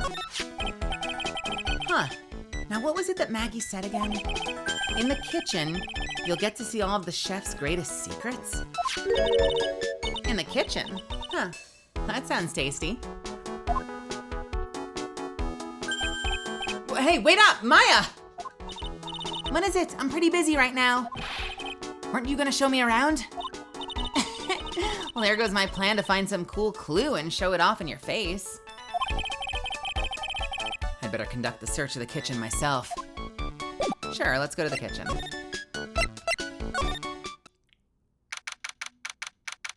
I mean, it's very pretty. Although, should you be hanging fabrics over the oven range? January 6th, très bien, kitchen. And lots of those little digestives or whatever that is. Oh no, they're perfumes! And here it is, the famous Très Bien kitchen. It's my first time in here too, actually. Huh. There is a weird atmosphere in here, that's for sure. Mr. Armstrong will be back soon, so we'd better search quickly. Chop, chop.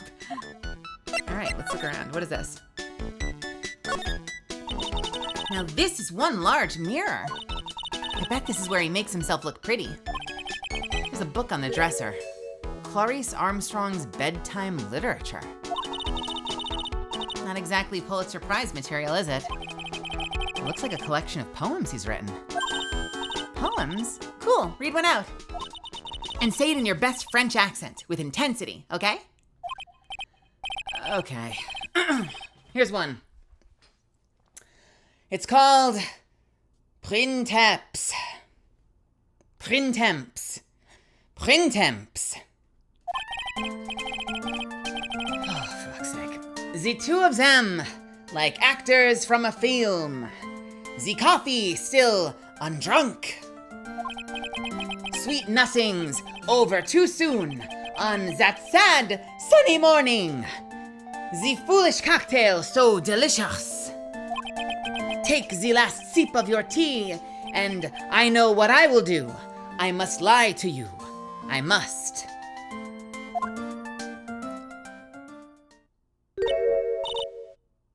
Huh? That's it. Yeah, that's a poem for you. I'm sorry. Can we dissect this? Wait, can I not have it? Give it to me.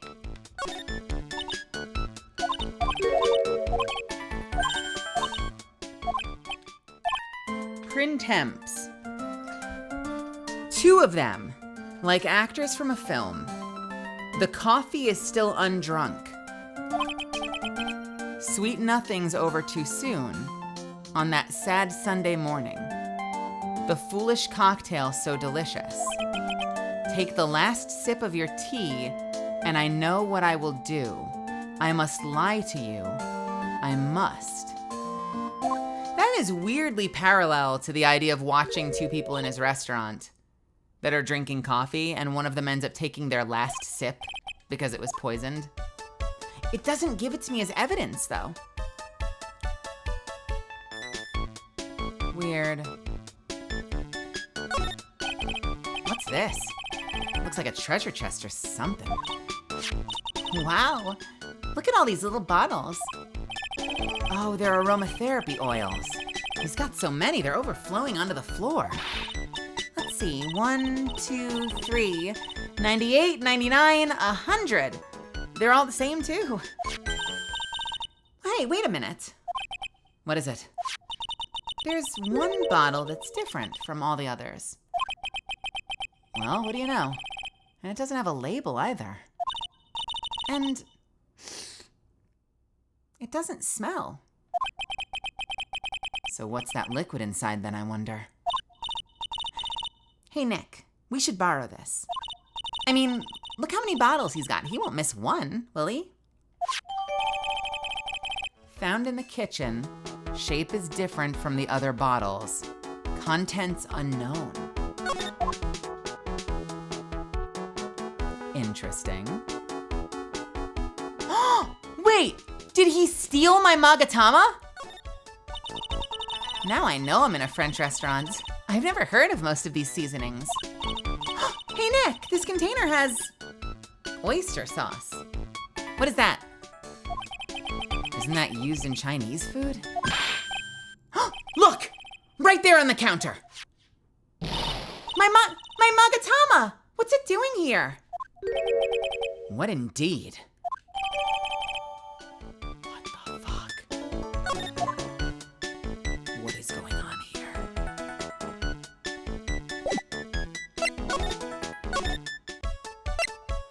What the fuck? Let's go out and talk to this guy. January 6th, Vitamin Square. Oh, there is a bike here. Huh. The old guy's not here anymore. Drat. I still have some unanswered questions for him. What the fuck is this? A scooter, huh? Who'd leave it right here in the middle of a park like this? The wheel guard and the light are busted. I guess it must have been in an accident. It's totally wrecked.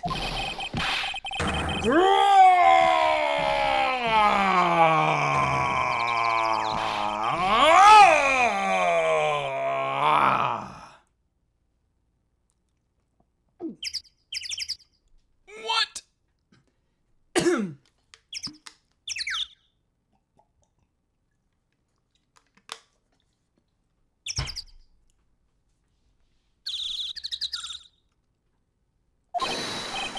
Hey!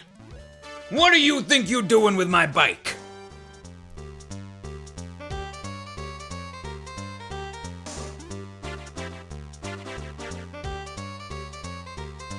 You've got to be fucking kidding me. Tell me that this is the guy that impersonated Phoenix. Tell me that a man who is red like a freaking tiefling waltzed into court and everyone was like, yeah, that looks like Phoenix.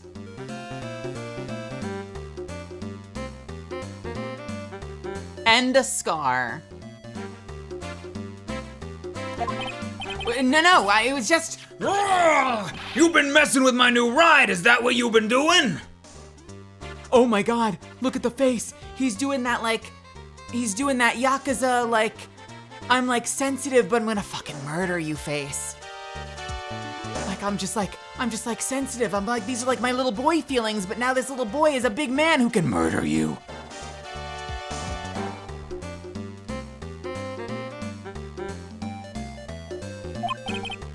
New ride? Is that some kind of new model? You gonna pay for this! It wasn't me. I was just passing by. Hey, then who's the one that covered my saddle in crap, huh? You gonna pay, you catch my drift? No, wait a second. I am not a pigeon. So wait. Hey, wise guy. Yeah, you're a wise guy, eh?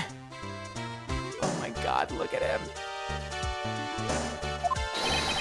I haven't beat you so hard it'll feel like you were smooching an express train. Uh-oh. You better watch your back. This ain't over. I think he's licking his own fangs. Blah.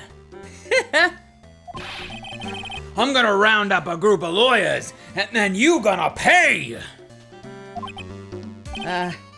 Actually, I'm a lawyer myself. What do you say? I'm Phoenix Wright, attorney at law.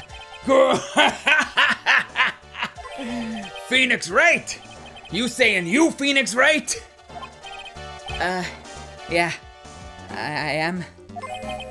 So you a wise guy too, huh? 'Cause I'm Phoenix Wright, the one and only. What? Out of my way, I got a cruise! And he's gone.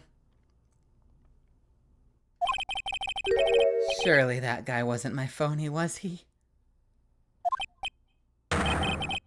He wasn't anything like me! Guess I better make a note of the scooter. Scooter added to the court record. The wheel guard is all smashed up. Pathetic! Oh, it's you. A few threats from a little brat like that. And you look like a pigeon that's got seeds in his eyes. Have you been here the whole time then? I was in that strawberry. I had some thinking to do. More like you had some cowering to do.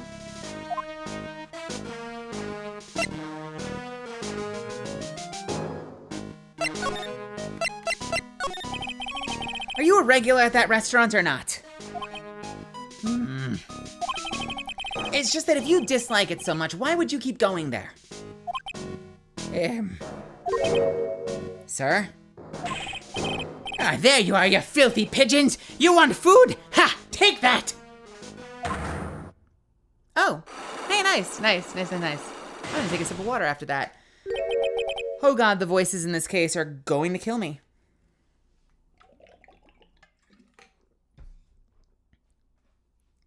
I knew it. This old guy has something to hide, but what could it be? We're gonna try. Take that! I will.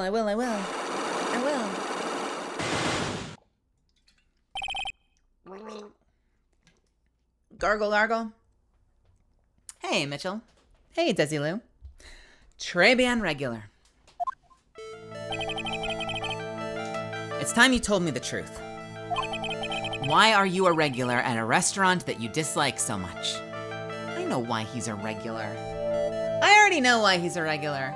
Because he fucking likes boobs. I guarantee it, that face he made when he was like, those women, they were, they were bad. Like, fuck you, buddy. Everyone likes boobs. You're no exception. We all like boobs, all right? Even those of us that have boobs like boobs. Why are you a regular at a restaurant that you dislike so much? Isn't it obvious? People only have one reason to go to restaurants. To eat. To eat. Is that the whole truth? What do you mean? I don't think you go to that restaurant for the food at all. You insolent brat! How dare you accuse me? What proof have you got?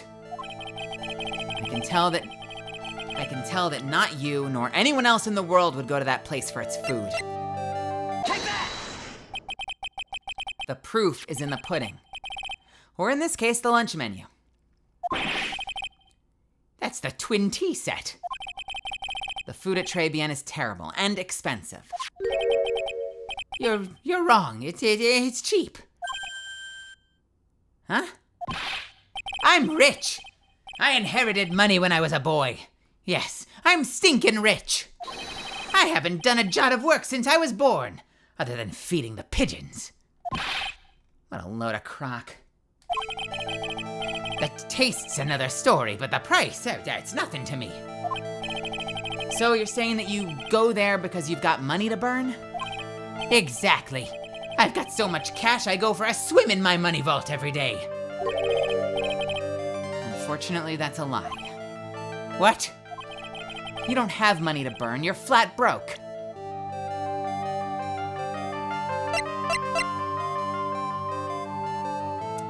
Because you're looking for a job. This is yours, right? My magazine. Why would a rich retiree be looking for a job? I was, so what? So I was looking for a job. I'm buying a lot at the moment. I'm buying a lot at the moment. I need spending money. Oh yeah? I don't go to that restaurant for food. I go for the Javachino. Yeah, I think you mean cappuccino. Anyway, how much does a cappuccino cost there? $8. Those had better be some golden beans. What's your problem?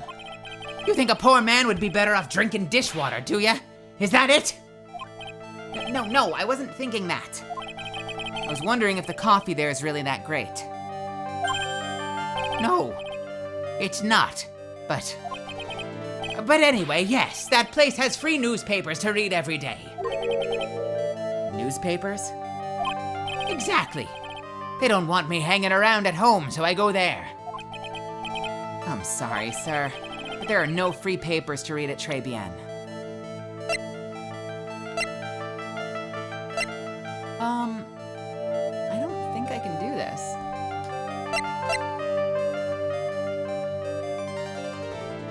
Yeah, I don't think I can do this.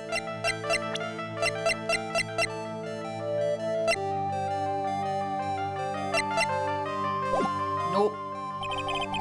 I don't think have enough evidence yet. I should investigate and gather some more clues before I try again.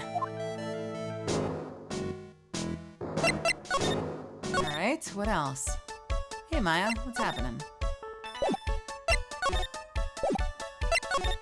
Anything at the detention center? No.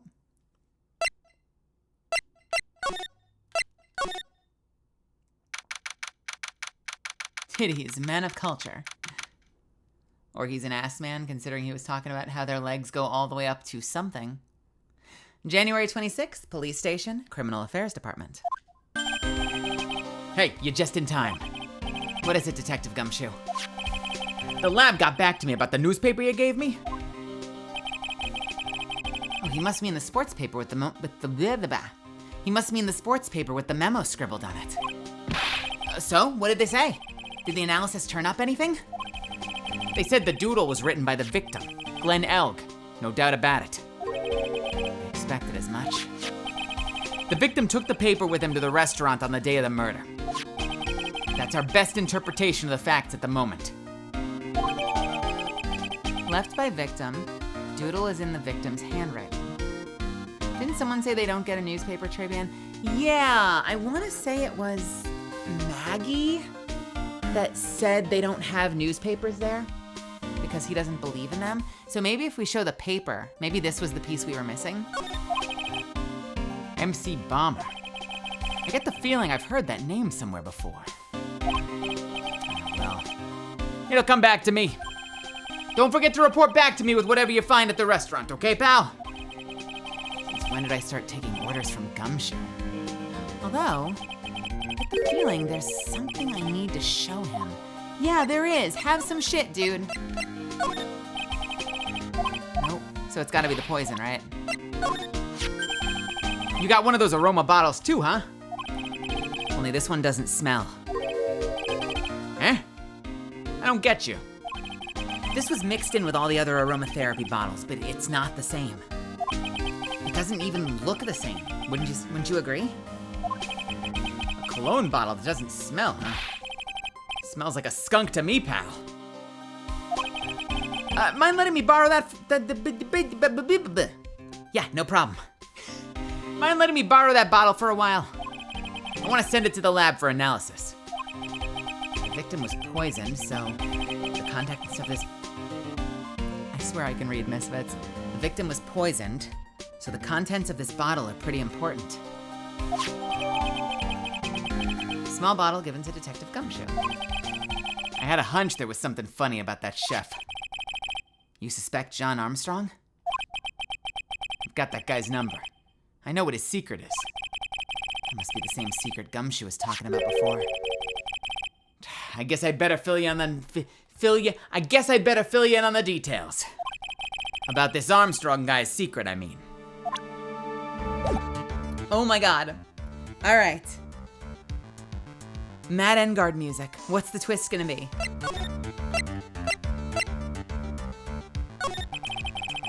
So what's Mr. Armstrong's secret? You ever had lunch at Très Bien, pal? Yes. So how was it? To put it nicely, it was inedible. Hey, don't worry about being nice around me, pal. You and I both know the reason that place is so empty is because of the food. I mean, the place is clean, and he's got a girl like Maggie as a waitress, so... Yeah, I guess it's probably the food. The real scoop on this guy is that he's up in his ears. He's up to his ears in debt. Really? How much does he owe? This is a copy of his loan contract. He's about $500,000 in the red. $500,000? Are we talking dollars? Yeah. Hey, if it was sterling, he'd really be in trouble. Sorry, that figure just took me by surprise. Yeah, this case is full of surprises. I'd be willing to bet that chef's got something to do with the most of them. Actually, you know what's interesting? 500,000 is on the paper. $500,000 in debt. MC Bomber. Is this an insurance angle? Do you think they're like, if we blow up the place, we can claim the insurance and we can all profit together? And then someone caught on and then they had to kill him or something? I wonder. Was he the other guy at the table? No, she would have noticed if her boss was the one at the table, right? But the other guy at the table could have been negotiating on the boss's behalf. Who knows? I wonder. I'd be willing to bet that chef's got something to do with most of them. That's my hunch. Jean's loan contract added to the court record. Jean's debt is about $500,000. The owner of the loan is tender lender. Tender lender. Okay. Can I present this now? It's for $500,000, pal. That's $500,000 bills. What was the in there for? Is there really that much money tied up in this case? I can't give you an answer on that, pal. Not without the case file in front of me. But I'll tell you this. That Armstrong guy would have done anything for cash. He was desperate, you know? No, I don't, but I think I sort of get the picture. Interesting. So according to the boys down at the lab, the doodles were probably made by the victim. Probably. Analyzing this kind of writing is difficult since it's done with a fiber-tipped pen. But don't worry, I'll vouch for it. Why would Gumshoe have to vouch for it? Can't it stand on its own? Can I present the bike? No. Can I present the other person? We don't have him. We met the dude, but he's not in here. Oh god. Interesting. Can we go back to Trebian? I wonder if we can finish this guy now. Finish him!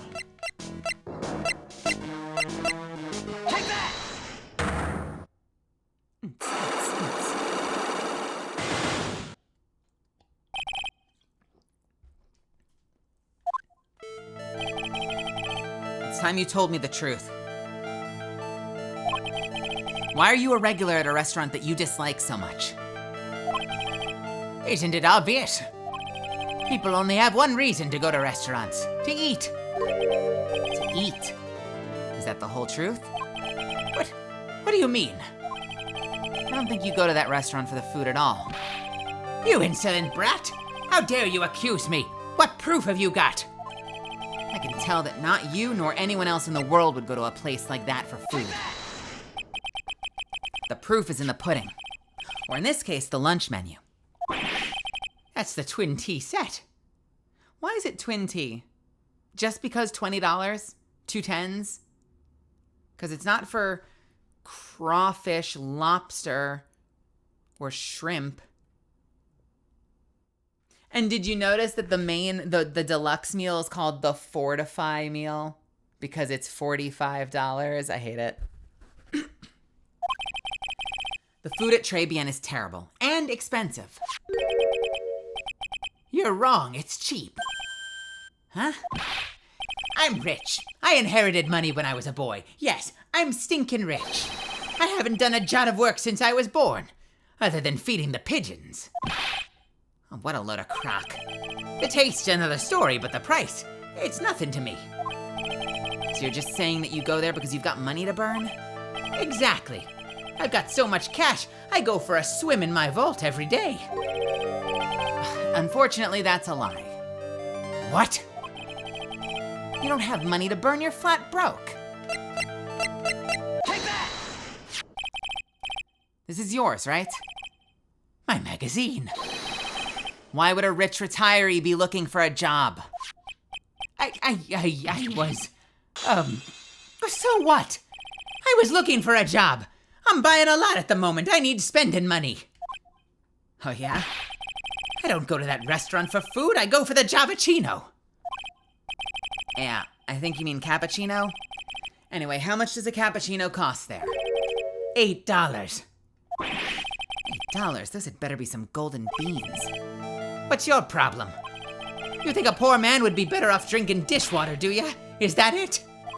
Wait, no, I wasn't thinking that. I was wondering if the coffee there is really that great. No, it's not. But anyway, yes, that place has free newspapers to read every day. Newspapers? Exactly, they don't want me hanging around at home, so I go there. I'm sorry, sir, but there are no free papers to read at Très Bien.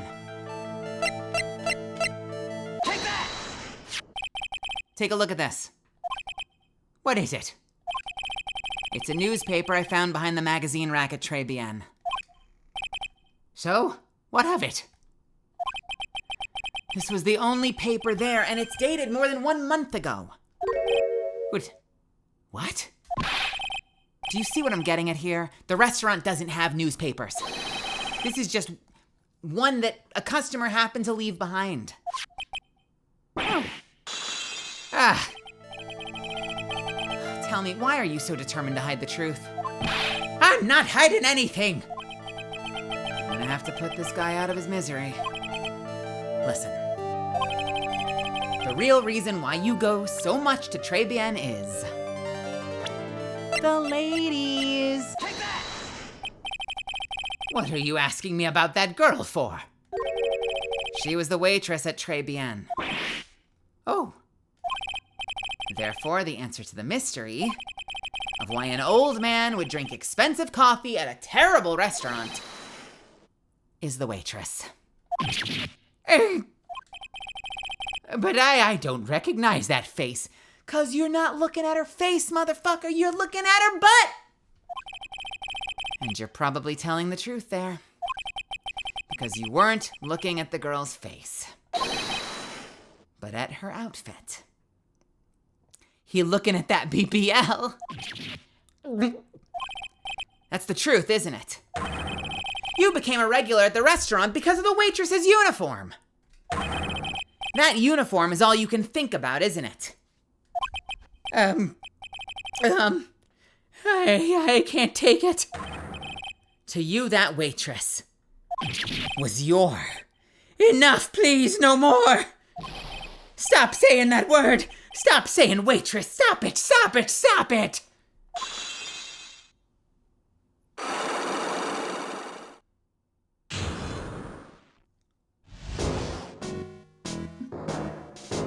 This motherfucker.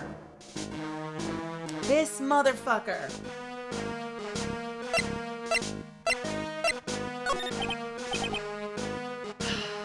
Sir? Okay, yes, it's true. I was there for the young girl. Fine, so I'm a dirty, wicked, sinful old devil. No, I didn't mean it like that. I even get one of those lousy cups of Javachino every time, for $8. All because of the serving girl. Punish me. Oh, lock me up. Ooh, lock me up. Ooh. Really, that is not what I'm here for. You'll be the same. Another 20 years, and you'll understand what it's like. You'll know how painful it is to be an old man like me. No, really. Listen, sir. Stop calling me that. I have a name, you know, boy. Show some respect, huh? I'm Victor Kudo. Victor Kudo. All right. Sorry, Mr. Kudo. You young ones think you know it all, don't ya? But I'm not saying another word. I won't tell you anything more. This guy was in the restaurant at the time of the incident, which means I have to hear his testimony one way or another. I don't believe this. I even broke his cyclox and everything. I guess I'll have to try to get him when he's in a better mood. Are you fucking kidding me? Are you fucking kidding me? Come on, dude. Maybe if you bop his nose. Yeah, we pop that nose and drain whatever gross, sickly shit is in there. Maybe he'll be happy. No, you know what we need to get him? Oh, no. We need to get him a picture. We need to get him a picture.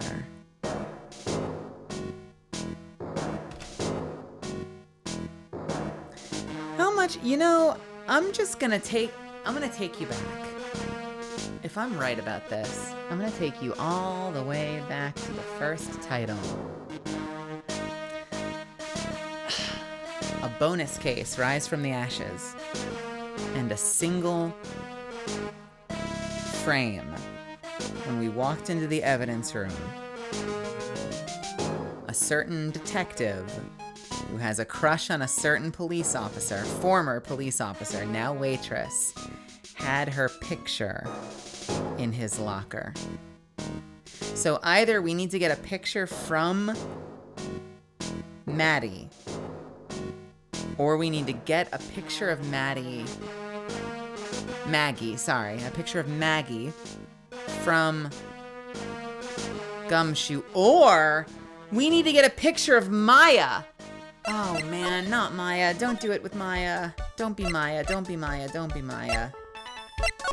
Okay, we're fine with Maya for now. I don't want to make Maya pose. Fuck.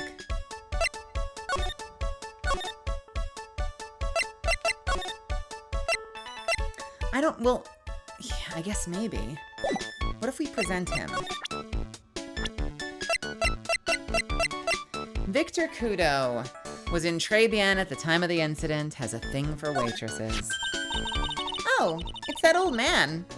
Is he feeding the pigeons still? Yeah, he fed me as well. I got a bunch of those seeds in my eyes. Oh, ouch. Hey, Maya, would you mind coming with me for a while?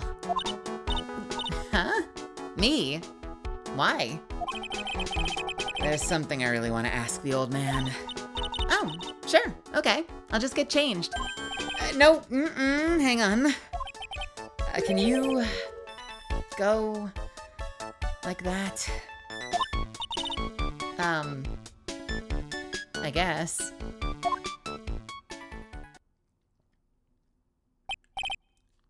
Sir? You again.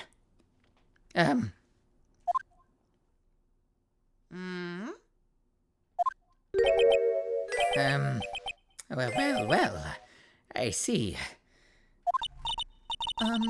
Nick? His eyes are burning into me. It's okay. I think it's going pretty well. Gah. Huh? You're still just a little child. Run along and play with the slide, okay? Well, play on the slide? Ugh, we were so close. Just a little more and he would have spilled.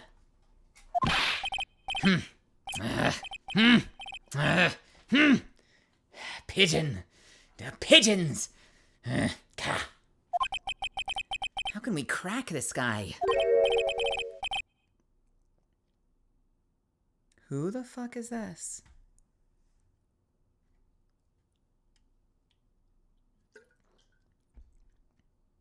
I'm gonna guess it's the little Wednesday Addams character with the head trauma.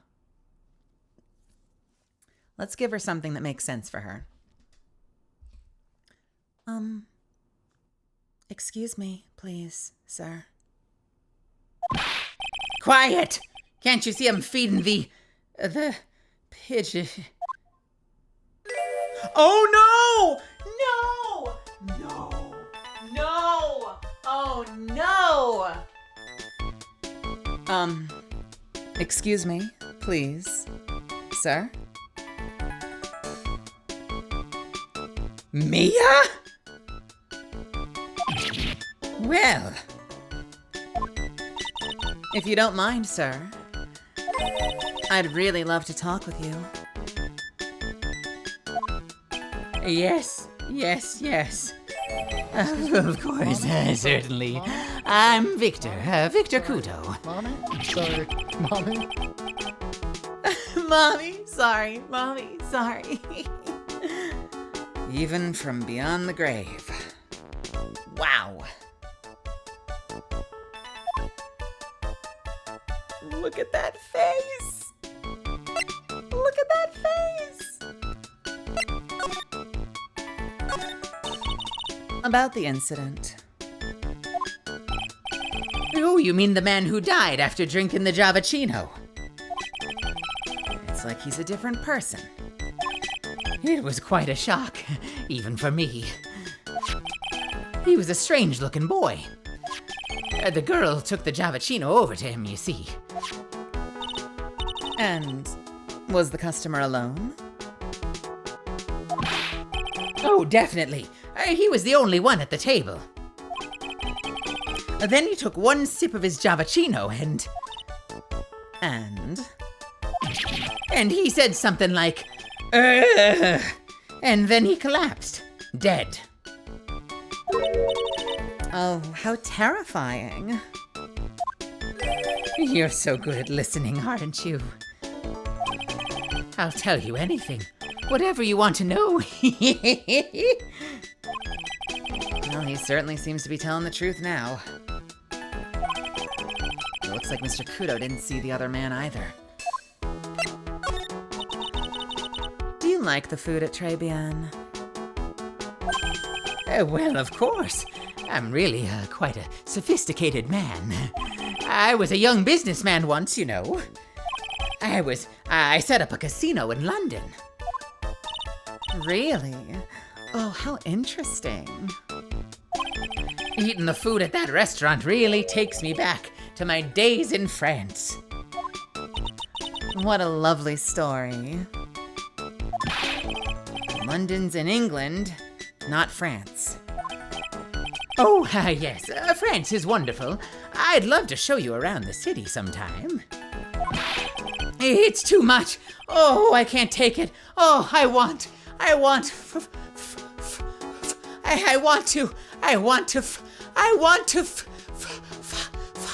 just want France. I just want France.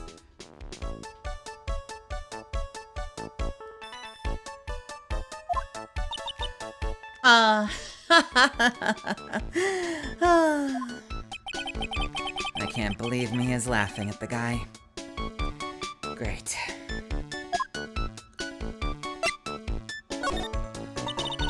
You visit Trebian a lot, don't you? Oh, of course. I mean, yes. I'd like to come in and see you there. Really? Oh, you flatter me so. The owner would be delighted to welcome you, I'm sure. Be careful of that chef, my dear. The chef? Oh, you mean Mr. Armstrong? That's right. That man's an ex-con. He's an ex-con? Whatever did Mr. Armstrong do? Oh no, those eyes! Oh, I can't take this! He has really got this guy eating out of her hand. He steals things from his customers. From his customers? Gloves, handkerchiefs, little things mainly. He's a pilferer, so you better be careful around him, my dear. Are you sure about this? Of course. He was arrested for it once. I was there when it happened, having my Javachino. He really is a regular. Let me write you a little haiku about it. A haiku? It's a Japanese poem. It'll explain all you need to know about that chef. Yo! Hype train, let's fucking go! Thank you so much. You have a limited time to earn an exclusive golden kappa if we complete the hype train. Hype train level 1, thank you so much of a hardcover. Thank you. It's a Japanese poem. I'll explain, it'll explain all you need to know about that chef. Convicted before, a wicked. Man or woman, repeat offender. Okay, convicted before, a wicked man or woman. A wicked man or, oh, fuck you. Repeat offender. Cool. Great. If he takes anything again, you let me know. If it's not too expensive, I'll buy you a replacement. Poor guy, he couldn't do enough for Mia. Okay, Phoenix. That's about as much as I can do to help. Thanks, Mia. I got some really important information thanks to you. Honestly, I can't believe Maya called me for something like this. Wow. Oh, I hope I did her justice. Really? That's so interesting. Oh, please tell me more about that. You didn't. You did. Oh my goodness. You know, you are just charming. I could listen to you talk any day. All right, let's get the fuck out of here. I saw one comment. Mel is really putting in the I'm just paid to be nice to this man energy. Thank you. I was trying. I was trying. All right, let's get the fuck out of here.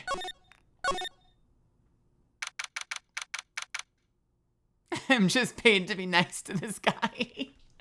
January 6th, très bien. I guess it's about time to wrap up today's investigation. Had enough of being a waitress? Yeah. Plus, no one came to the restaurant. Ooh la la, Mademoiselle Maya! No, how can you leave me like this? I'm sorry. Oh, that reminds me. Mr. Armstrong had a psych lock or 3, didn't he? I'm gonna have to break those. Mr. Armstrong, I hope you won't mind, but I'd like to have another word with you. Volunteer, of course.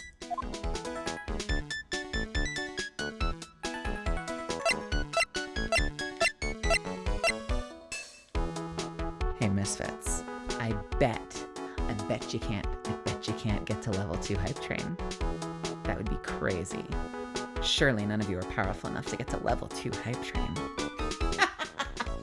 I kid. All right, let's do this thing. Take that!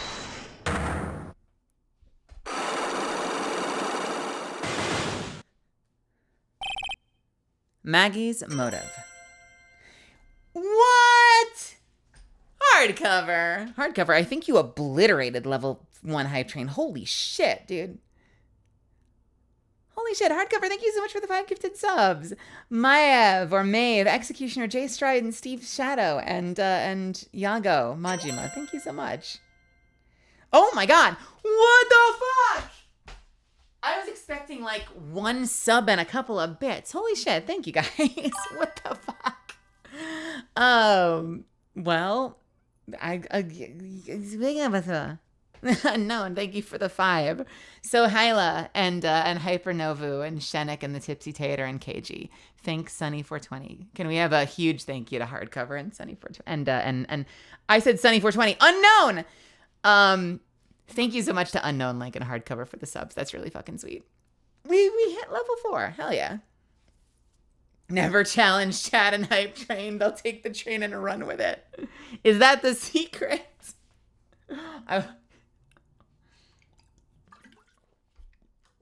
Oh, you guys fucking rock. Thank you so much. All right, Maggie's motive. No, nothing. Get out of here, Sunny420. No, I kid. What is happening? I don't feel like this. I do not like this horrible feeling.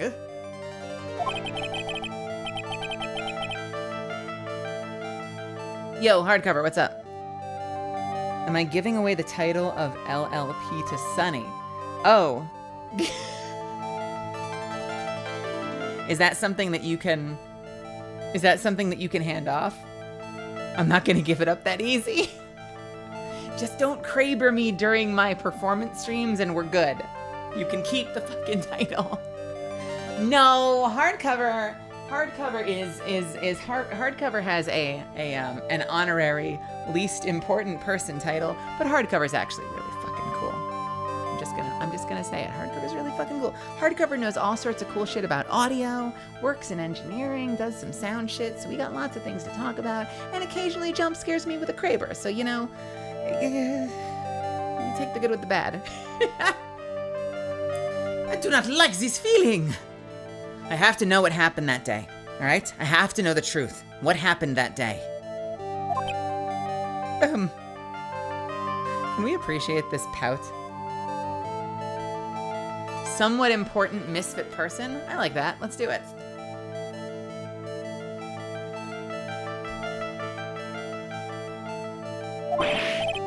Allors, I will confess everything. Just don't hurt me.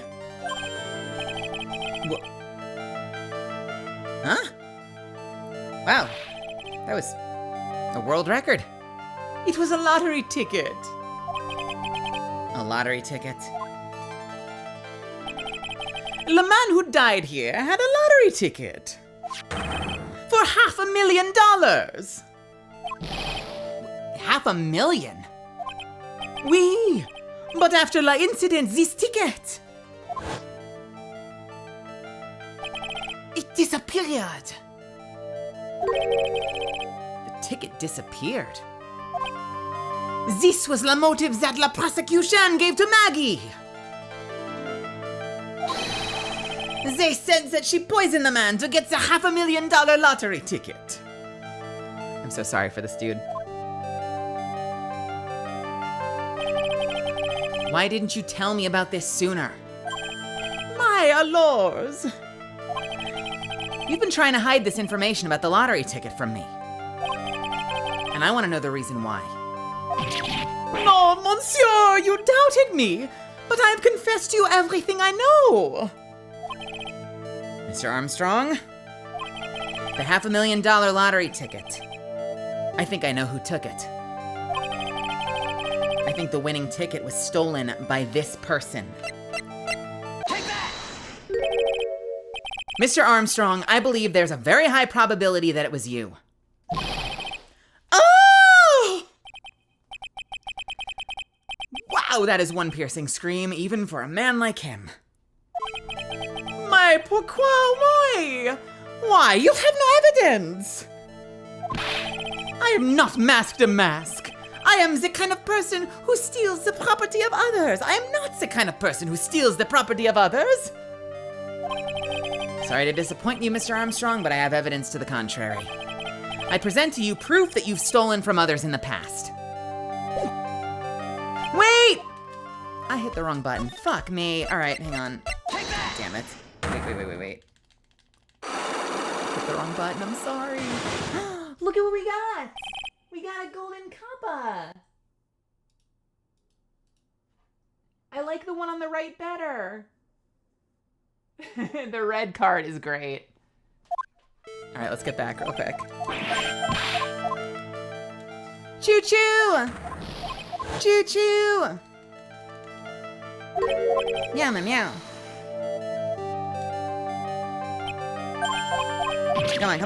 Come on. Oh my god. That is such a big gold face. Take that! Very nice. I present to you proof that you've stolen from others in the past. Take that!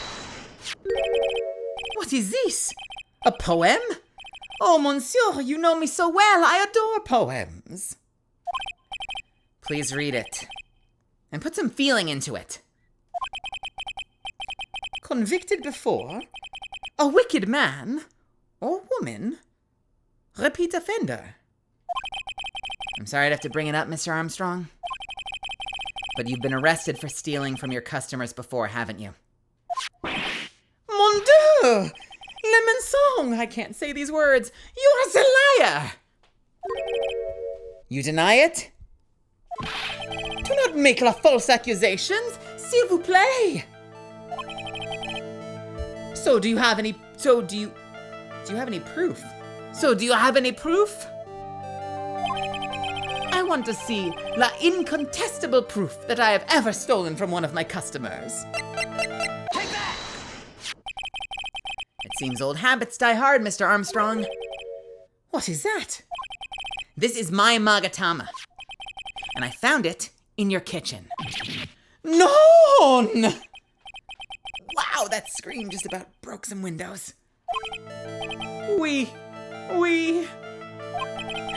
I have a weakness for la little trinkets and la figurines. My hand, it just slips out. I cannot stop it. You've stolen handkerchiefs, gloves, and other things from your customers, right?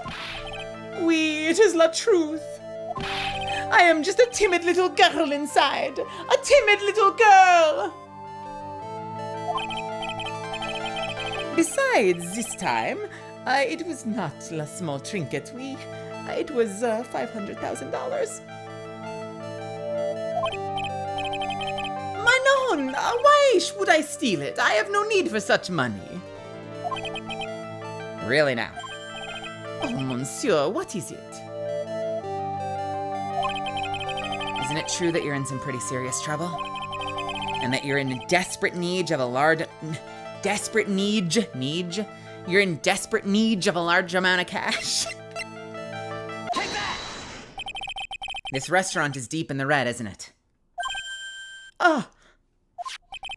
You have a loan to the tune of $500,000. That lottery ticket would have wiped out your debts.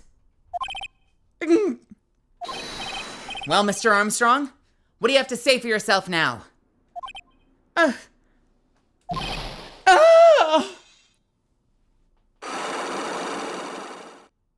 I need cash. Do you need cash? Come to Tender Lender. All right, thank fucking God.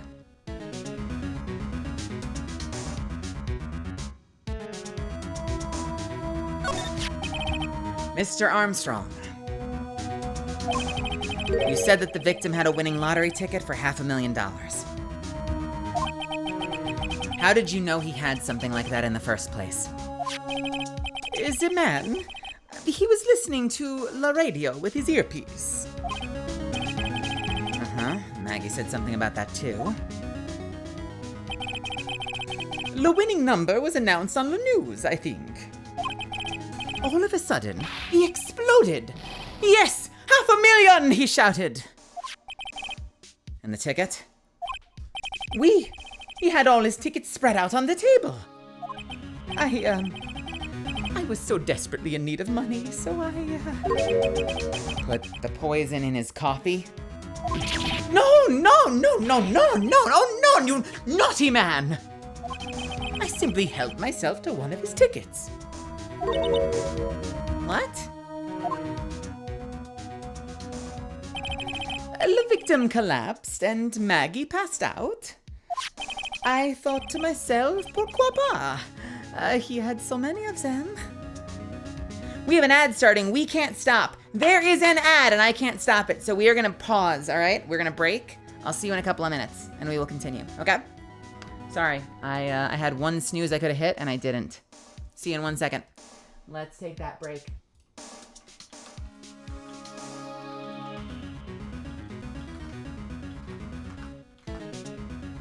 All right, I will see you in 3 minutes and we will continue in the middle of a line. It's funny, I said I almost never fuck up. I fucked up today, so BRB.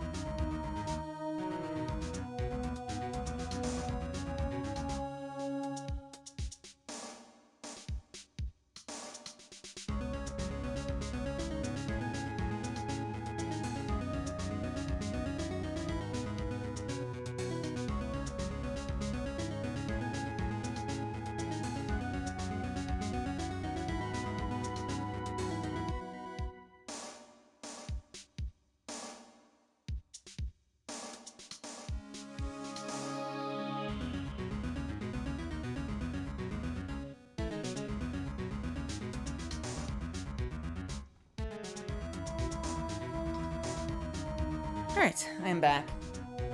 You can just hang for a second. I'm not gonna lie, Misfits. I wish I'd kind of ordered something. I had a big meal earlier today. And I waited too long to order food. I have food in the fridge I could microwave, I guess. I actually have a decent amount of food in the fridge because I have a factor box, but... When I started stream, I still had a whole lot of I'm full from the big bowl of ramen I made earlier. And I've now hit that moment in my night where I'm like, well, I made that ramen at like 3 in the afternoon. Now I'm kind of peckish. I feel like I should heat something up. But I also want to kind of like finish the court case. Hey, welcome back, everybody. All right. Sorry, we stopped in the middle of a conversation because the ad snuck up on me, but that's okay because now we have a beautiful hour and 1 minute ahead of us. So let's continue. I thought to myself, pourquoi pas? He has so many of them. Yeah, but only one of them was the winning ticket, right? How could you do that, Mr. Armstrong? Maggie was arrested because of you. No, this is not true. I did not take it. The ticket for $500,000, I mean. But you just told us you did. My feet, oh fuck me. My feel, it was not. Who is this? Who is this? Who is this? Who is this? Who is this? Who is this? Is this Gumshoe? Is this the girl? Is this someone else? I have no idea. I hope it's the girl. Let's hope it's the girl. I'm gonna try the girl again. I'm gonna be wrong a second time. I'm gonna try the girl though. Hey, Mistio. Hello, Mistio. That's enough. Huh? Ah! Oh no! Oh my god, alright. That's enough. Huh? Ah! Mr. Gatto!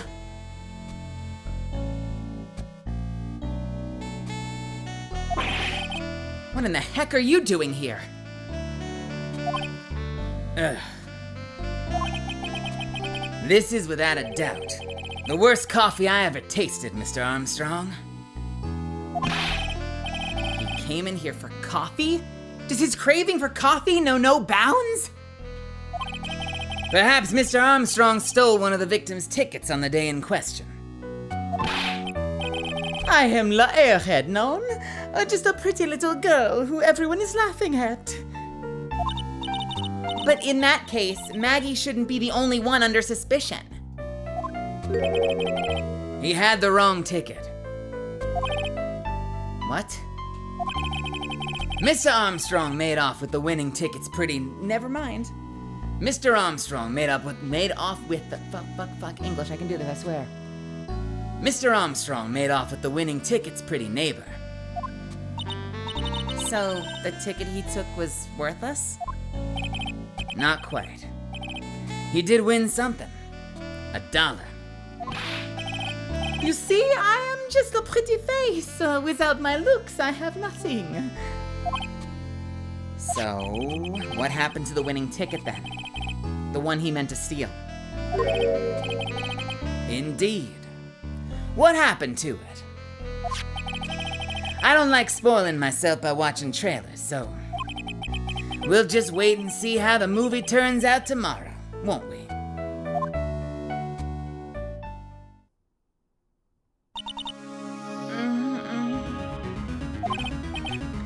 Voila, you two. Time to laugh at the pretty little airhead. Looks like I won't be needing this note anymore. Victor's note thrown into the trash. Looks like we've got a new mystery now. Namely, where did the winning ticket go? I've got a bad feeling about this. Well, anyway. We can't let Maggie suffer any longer for this. And certainly not again. Hey! Nice!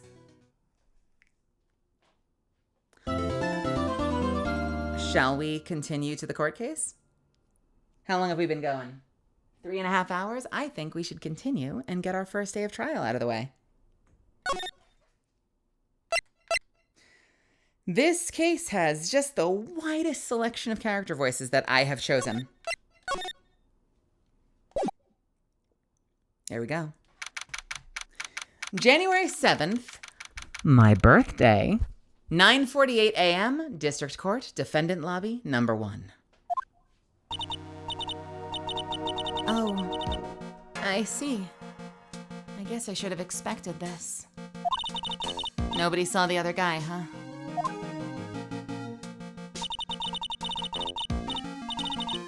But he was there when I took the coffee over there, sir. Scout's honor. Maggie! Alright, it's gotta be him, Maggie! Detective Gumshoe. Are you doing alright? How you feeling? As if you need to ask either question, sir.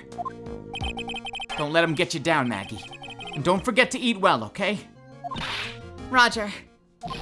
And you! Yeah? You'd better square this case away, you got it, pal? Maggie's innocent, you hear? If you screw up, then I'll be doing some squaring away myself. Squaring away some paperwork for your arrest! I think he's serious. Hey, detective, you're on our side for once, right? Yeah. So you'll be able to help Maggie out, right? Really? Can you, sir? Of course? Well, I got the situation under control. I'm gonna be the first witness on the stand today. If something I say doesn't mesh with the facts, make sure you point it out, all right? Sure. Okay, we're forming a united front today, pal. You get me? I can't tell you how grateful I am, sir. I've always admired you so much, detective. I know I can count on you. Looks like it should go... Whoops. Looks like it should all go pretty smoothly today, huh? I can only wish. January 7th, 10 a.m., District Court, courtroom number 4. I'm probably still asleep. If it were January 7th on my birthday, 10 a.m., I'm probably sleeping.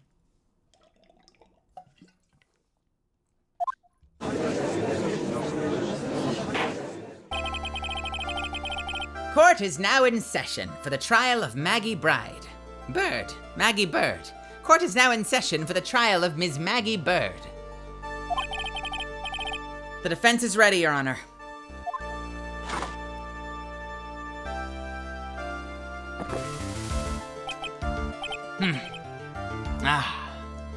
Bitter. Mr. Wright. Yes, Your Honor.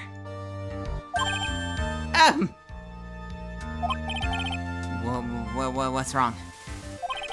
Nothing. It's just whenever I addressed you in the previous trial, your response was, "You's talking to me?" It was a little, intimidating.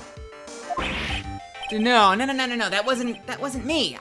That was the phony Phoenix. I see. So our trusty Phoenix Wright is back with us now, is he? Our trusty?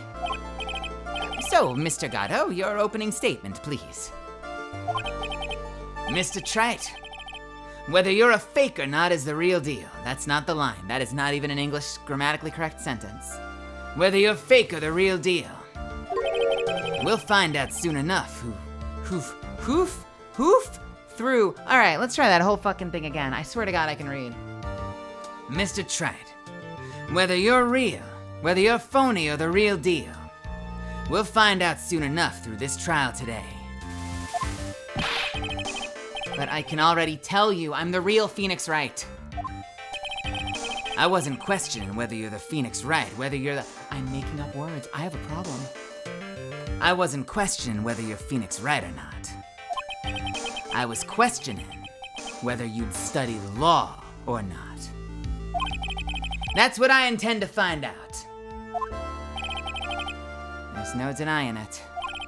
Behind that mask is a man who really hates me. For some reason or another. Why does he hate me so much?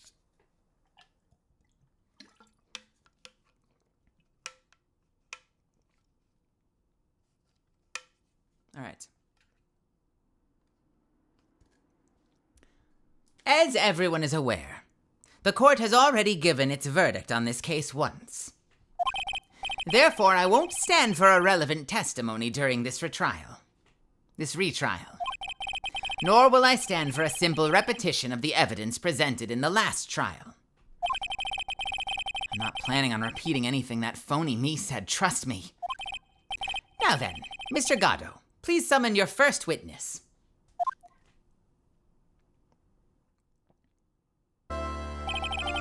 Let's start with the formalities, shall we? Name and occupation. Witness, state your name for the court. Sorry, sir.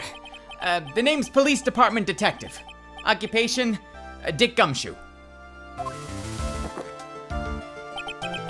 Other way around, detective. Huh? Sorry. Anyway, I'm the officer in charge of the case since, yesterday, sir. Since yesterday. Yeah, the guy who was on the initial investigation's tied up with another case now. I hope Gumshoe's really got everything under control. For everyone's sake. I see. So, Detective Gumshoe, would you outline for the court the basic facts of the case? Yes, sir. The victim's name was Glenn Elg. He was a professional programmer. He was on the payroll of Blue Screens Inc. You're kidding me, that's the name of the company? Blue Screen? Okay. He was on the payroll of Blue Screens Inc., a local company. This is the victim's autopsy report.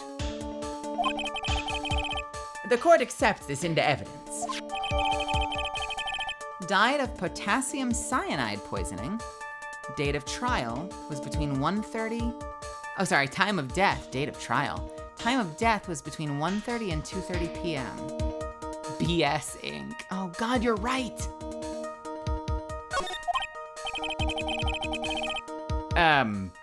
And here are the floor plans of the restaurant. When the incident took place, the victim was sitting right here. The poisoned coffee was brought over to him by the,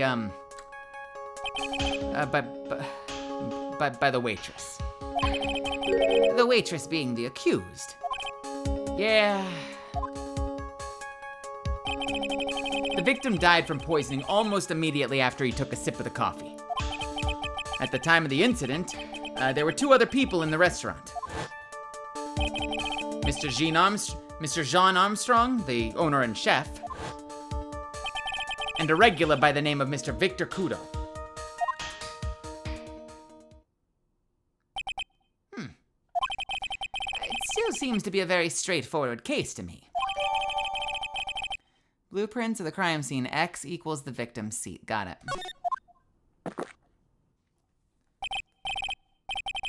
Come, detective. That's not his voice. Come, detective. Take up this hammer. And nail the defendant's coffin shut with your own two hands. Now then, Detective Gumshoe, let's have your testimony. Yes, sir.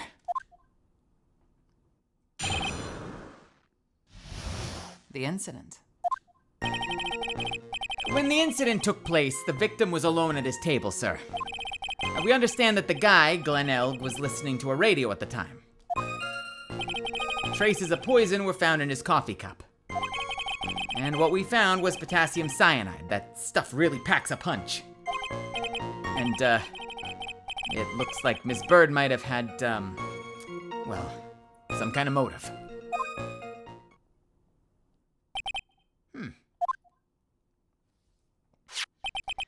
Using the dark aromatic depths of coffee to conceal the poison. Classy lady. The facts of this case seem to be ironclad. Mr. Wright, I would ask you to begin your cross-examination, but... Yeah?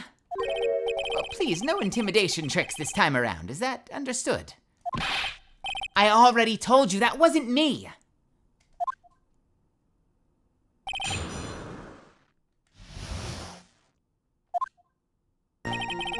When the incident took place, the victim was alone at his table, sir. Hold it! Can I stop you for just a minute? Huh? Yeah, what is it? Did I say something that contradicts the evidence? He is so desperate for that to be true, he's practically crying. Your testimony just now doesn't match the testimony given by Ms. Bird. She claims that there was another man at the victim's table. Yeah, that's what she said, and What killer wouldn't say that when faced with a homicide conviction? Well, hey! Sadly, her testimony isn't supported by the owner or the other customer. Sadly, let's try it again. Her testimony isn't supported by the owner or the other customer. Isn't that right, Detective Gumshoe? Hey, yeah, it's true. Their two testimonies tie up on that. They both said there's no other guy at the table. What should I do? Should I press on this point a little harder or not? I mean, yeah, of course.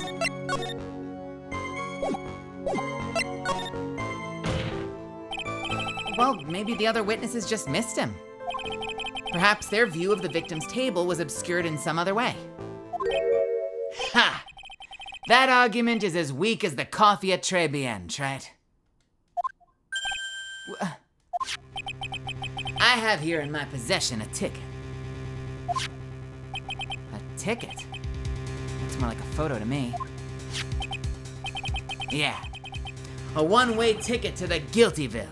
A one-way ticket to Guiltyville. Population, the defendant.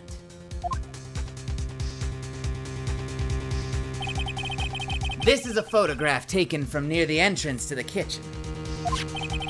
This is the scene as witnessed by the chef, moments after the poisoning took place. Correct?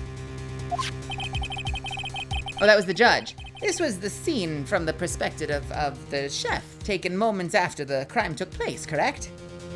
I think the court will agree that I think the court will agree that with such a clear view of the scene of the crime, how, Mr. Trite, could anyone have overlooked a second person at the table?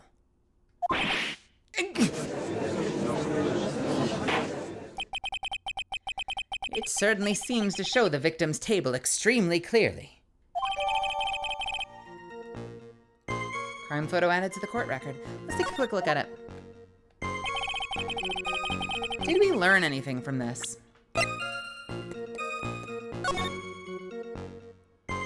Alright, so we know that the victim was on that side. Does that line up with the map? It lines up with the map.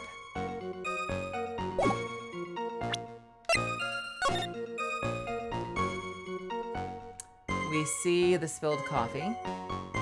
We see table settings. No one's at the first booth. No sign of someone at the second booth. Bunch of lottery tickets. Not a whole lot. I'm scouring this thing. I don't really see anything we can use yet. The only thing that could come into play potentially would be if they said he had, you know, definitively I saw 4 lottery tickets and we can see 5 there. Like, so only like quantity of lottery tickets maybe? Hey, Hern Dragon.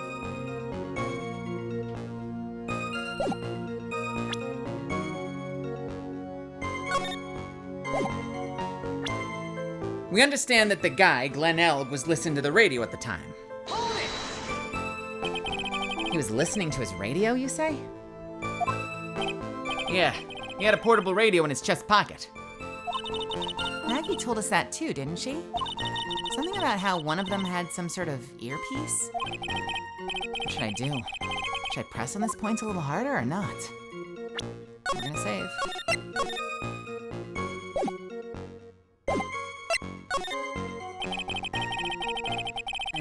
What was it that the victim was listening to on the radio, Detective Gumshoe? Huh? How should I know? Thanks a lot. We're now one step closer to the middle of nowhere. This isn't going very well, is it? Detective, could you perhaps tell us about the poison and how it was used? Traces of poison were found in his coffee cup. So traces of the poison were found in the coffee cup and nowhere else? Not sure I get you, pal. Was the poison a liquid, or was it a powder? If I had to put it in layman's terms, I'd say it was a powdery substance. So the poison could have been in anything that was on the table. Sugar, salt, pepper. Objection! Ha! Do you put salt and pepper in your coffee, Trite? The victim took his coffee black with no sugar. It seems that the poison could only have been in the coffee. What should I do? Should I press on this point a little harder or not? Let's save again. Maya, have a wonderful night. Early shift tomorrow. Have a wonderful night. Thanks so much for the lurk, and I'll see you soon. Are you absolutely certain that the victim even drank any of his coffee? Huh? What do you mean? According to this file, the poison was found in the victim's coffee cup. But what proof is there that the victim ever drank any of it? Oh, well, hey, you're right. You know what I think? In case you were wondering, the last objection was for the detective there. Huh? It was for me. Oh, hey, you're right. Oh, hey, you're right. You may be fooling the court, but I'm not falling for it. If you have the time to waste, you have time to present that piece of evidence. Wait, that piece? Sir? Yes, that piece.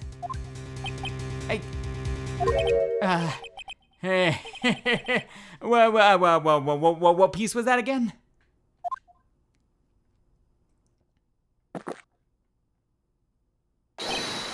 This.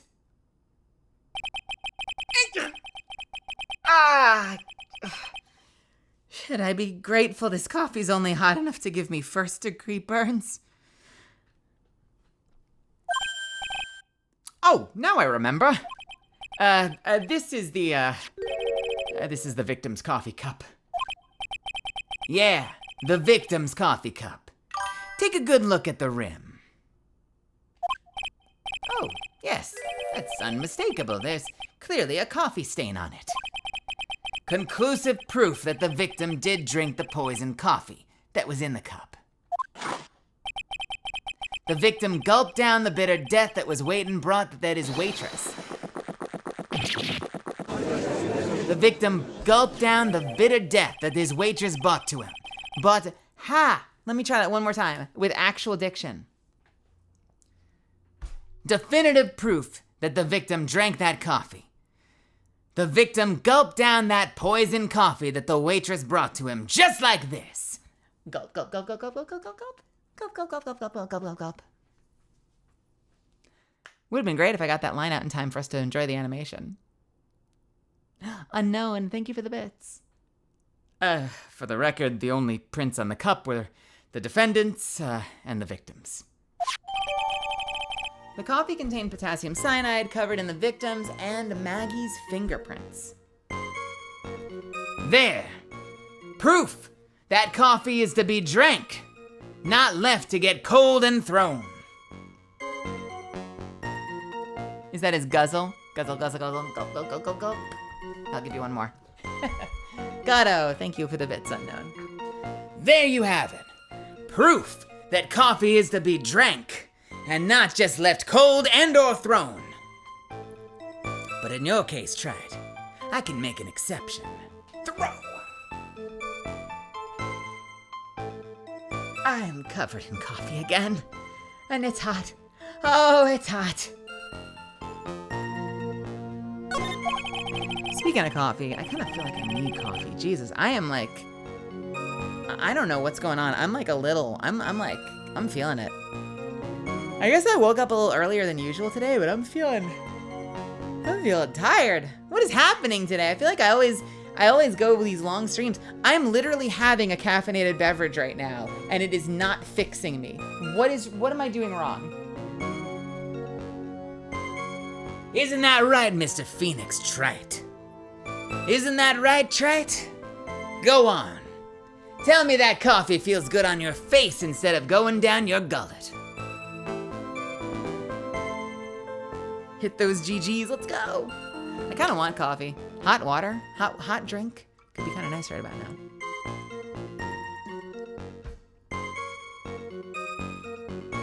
now. Upon further investigation of the cup, we found a certain chemical substance.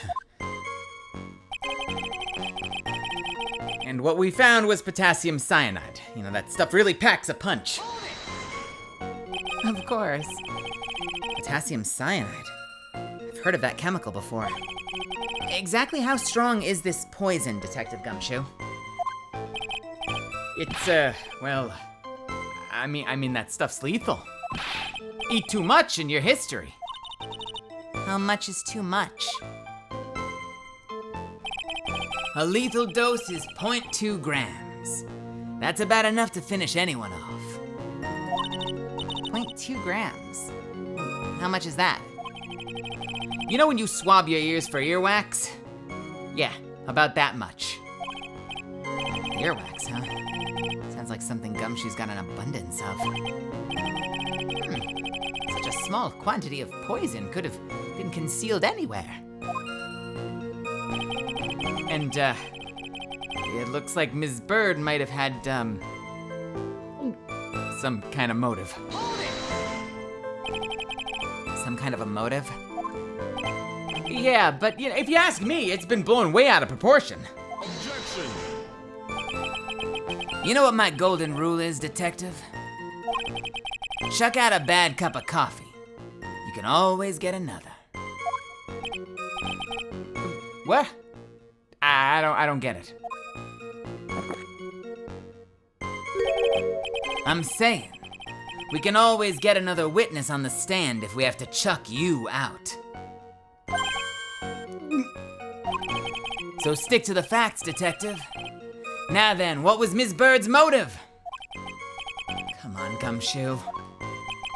She was, they say she wanted to steal a lottery ticket. I knew it. That's what we heard yesterday, too. It disappeared from the scene of the crime. And it wasn't just any lottery ticket. It was the winning ticket for $500,000.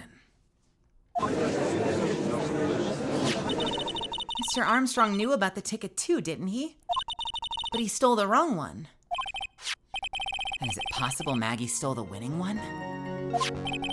She did say she spent her whole life waiting for that one moment of good luck. What should I do? Should I press on this point a little harder or not? I don't want to. I feel like this isn't gonna help our case, but I feel like we have to. Wait a minute. The mere fact that the lottery ticket disappeared in no way implicates my client. Ha! I have here in my hand the very ticket in question. That's the $500,000 lottery ticket? One of the female police officers found it when she was conducting a search of the defendant. What? Order! Order! Ha! She's quite a lucky bird, our little waitress. You will submit that ticket as evidence to the court immediately. I better keep an eye on that ticket. The way the judge's voice is quivering. A winning ticket for $500,000 found during a body search of Maggie.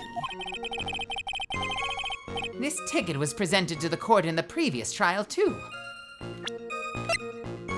man. It feels heavier now, somehow. $500,000, you say? It's just a scrap of paper. What matters is where it was found, Your Honor. And that's on Maggie's person, unfortunately. That's enough. The facts of this case seem overwhelmingly clear to me. The defendant had ample opportunity to commit the crime of which she's charged.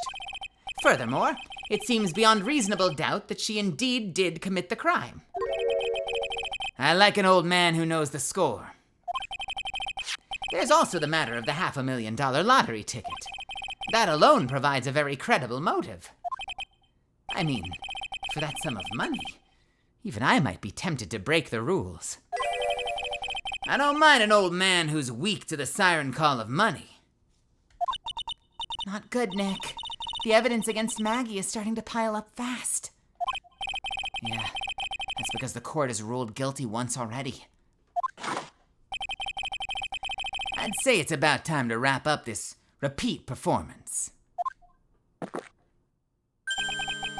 With one final, decisive piece of evidence. He's got more evidence against Maggie? This is the apron delightful Miss Bird was wearing at the time. Wow. That is not the cleanest apron I've seen. That stain looks like... It can't be blood, can it? Ha! It seems the star of our play was a little flustered. And somehow spilled coffee on herself. The coffee? That's not exactly the first thing that caught my eye. Of course. The coffee stain isn't the most interesting thing about this apron. No, there's something else that stands out even more. Something else? I presume you mean the... Of course. I'm referring to the pocket. The pocket? A search carried out right after the incident uncovered this.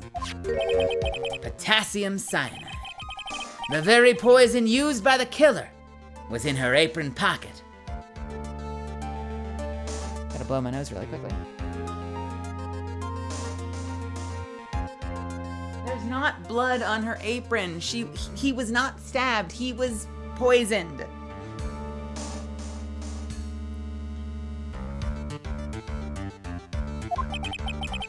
A bottle of poison? In Maggie's pocket? Yeah, and Maggie's prints were the only ones on it. What? Order! Order! Order! The court will accept these items into evidence. Worn by Maggie at the time of the incident, has a small pocket but big stains. A deadly powdery poison bears Maggie's fingerprints found in her apron pocket. There's something that still bothers me, Mr. Gatto. Why have you not explained the blood stain to the court? Hey, Brutus. Bloodstain? What bloodstain would that be? Don't play games, prosecutor. The blood-colored stain that's smeared all over the apron. That's ridiculous. No one told me anything about a bloodstain. You don't need to be told. Just look at it. Well, detective, could this stain really be blood? No way, sir. It's just ketchup. Ketchup? She must have gotten some on her apron while taking someone their breakfast that day. Well, you could have spoken up a little sooner, Detective Gumshoe.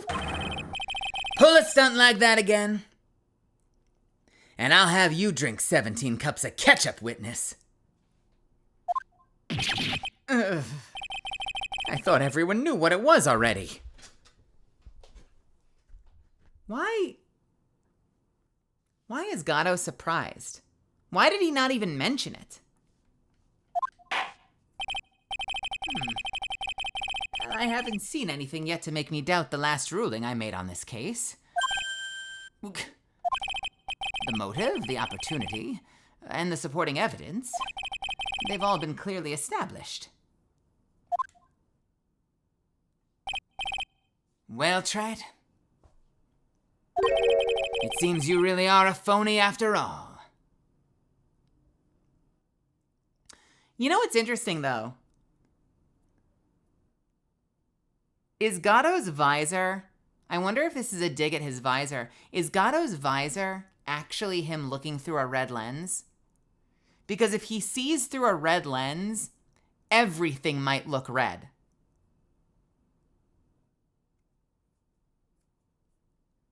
Have you also noticed that the times they called out something to Gato that he missed, it's always red? What else have they called out that was red?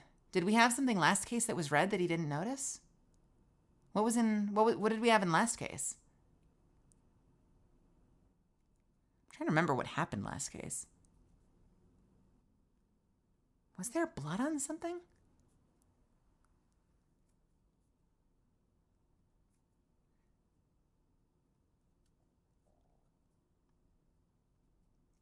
Atmy's jewel, maybe. Oh, I wonder.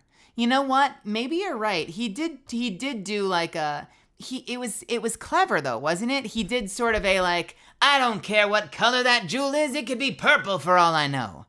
Which is very different from like, I'm looking at it and it is obviously red, right? He kind of turned it into like a weird hypothetical, didn't he? Which is a little strange when you're looking at it. For him to be like, that could be anything. That's an interesting point. I wonder if it's because he looks through the visor, if there's a whole shtick. He is a weird prosecutor. Like, he's the first time we've had a prosecutor that has pissed off the judge. Like, everyone else always kind of controls the courtroom. This guy's kind of a weirdo. So I wonder if they're making a thing with him looking through red all the time, so whenever something red comes up, he fucks it up. It's a funny thing talking about red flags. When you're wearing those rose-tinted glasses, they all look like flags. They all just look like flags. It seems you really are a phony after all. Oh, you really know how to drive a man nuts. Witness, please continue with your testimony. Describe for the court the crime scene and the findings of your investigation there.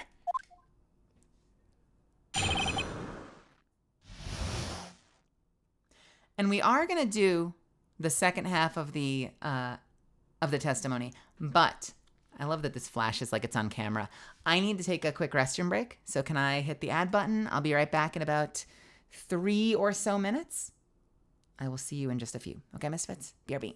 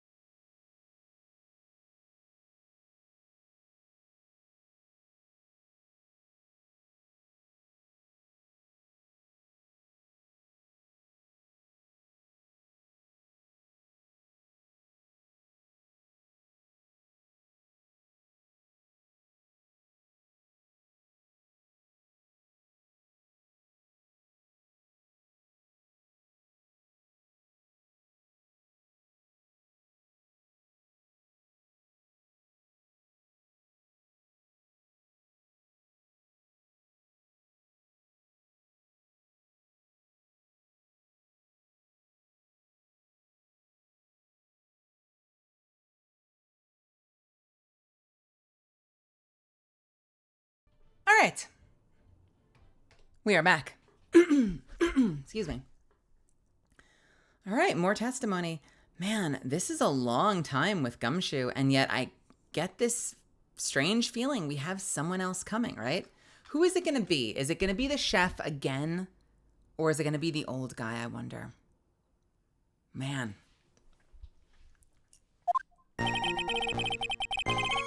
The crime was reported at 2:25 p.m. by a kind of scary old man, sir. Poor Maggie had passed out from the shock. It must have been really tough for her. Aw, honey.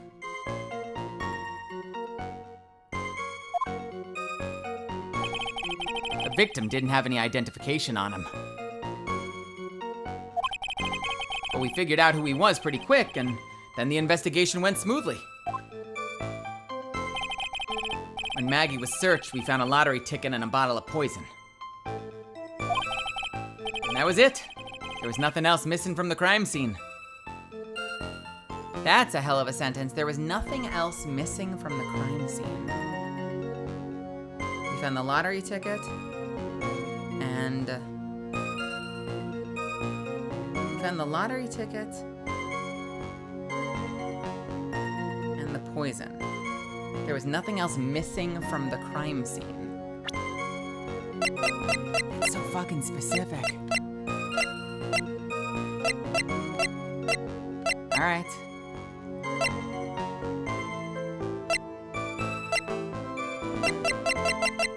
Sure.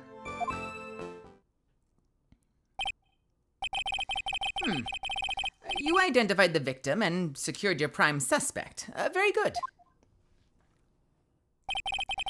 Last chance to convince the court you're a real lawyer, Trat. Don't count on any more cross-examinations after this one. So let the fun begin.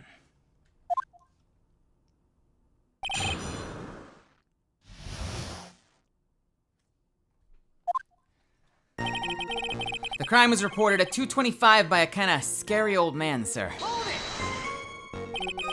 Scary old man, Detective Gumshoe? Yeah, there's this old man who's a regular at the restaurant where the incident happened. So we're obviously talking about the same old man. Got it. Officers were dispatched right after the report came in, but the old guy still made a fuss. What took you so long? Then he hurled abuse at them and seeds. Seeds. Ha! It was nothing. I caught each one with my teeth. I guess not even the mighty Gatto can avoid being attacked by that guy. The old man was other. The old man was the only other customer at the place at the time. He took his time finding a payphone, apparently, so he was late reporting the crime. Poor Maggie had passed out from the shock. Must have been really tough for her. How long was the defendant unconscious for? How long was the defendant unconscious for? The officers got to the crime scene around 2:40. Maggie was still out cold in the kitchen at the time. It took another 10 minutes or so before she came to. I would have liked to have been on the scene myself. Hey, is it possible that Maggie was drugged?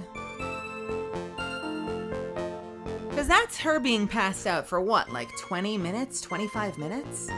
And we have another bottle with a completely invisible liquid. Is there any chance at all that she was drugged? It has no scent. Hear me out for a second. The other bottle was stashed with... We don't have it back yet. The other bottle was stashed with the perfumes. It's unmarked.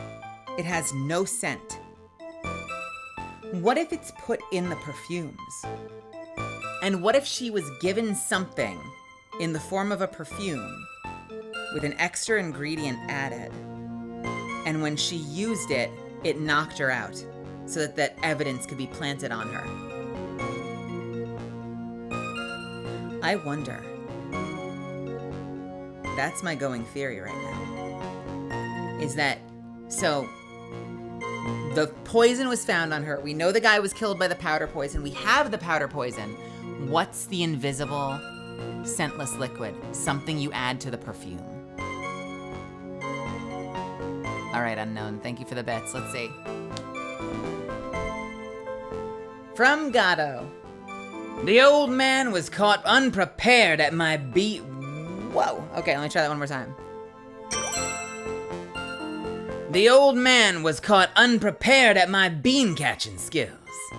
I caught every one of them between my teeth. I split them. They were sunflower seeds. Spit out the rest and ate the good stuff. He was so impressed he gave me another helping. Transmat firing. Thank you for the bits, unknown. Brutus, thank you so much for the 5 gifted subs. Holy crap, Brutus. Thank you.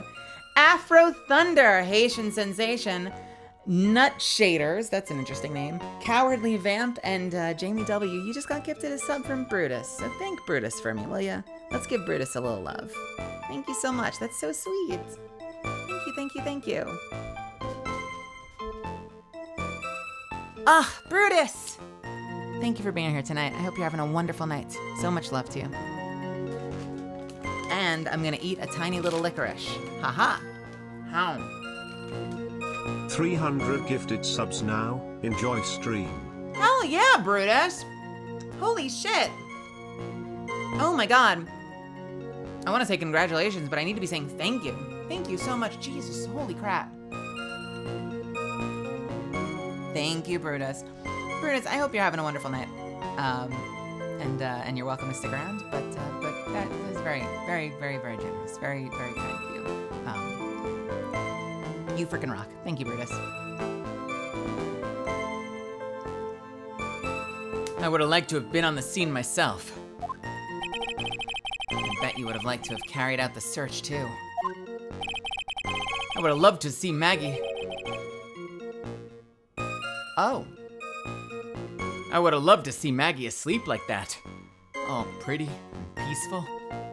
You are a professional detective, Gumshoe, not a professional bird watcher. Save the romantics for your own time, detective. All we need to know about is the investigation. Oh, oops. I guess I'm pretty red right now, aren't I? I swear to God. One of two things has to come from this. Either Gumshoe needs to get arrested or they need to get married. Either it's reciprocated or it's not. I swear to God. We haven't really seen Maggie flirt with Gumshoe, have we? I wonder how they end up. The victim didn't have any identification on him. He didn't have any? Are you saying that it was stolen then? No, I don't think so. The victim didn't have a driver's license or even a credit card on him, pal. All he had was 58 cents in his wallet. 58 cents? Yeah, I can't believe I found someone with less in their wallet than me, pal. The victim sounds like he was a thoroughly miserable young man. Or some kind of outlaw. Why not give him a bit of an edge? I think I'm onto something here. But we figured out who he was. That's not the voice. But we figured out who he was pretty quick, and then the investigation went smoothly. Wait a sec. Huh? Did I say something dumb again? Let me paraphrase what you just testified to this court. The victim didn't have any form of ID on him. That's what you basically said, right? Yeah, basically. In that case, how were you able to identify the victim so quickly?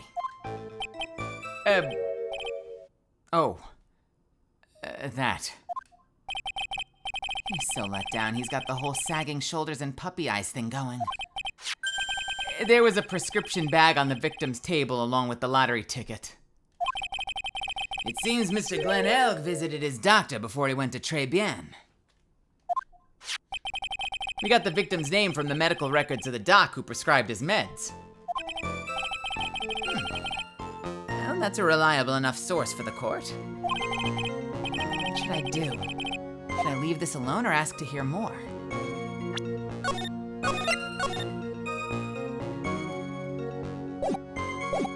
Leave it, ask about the prescription bag, ask about his health insurance.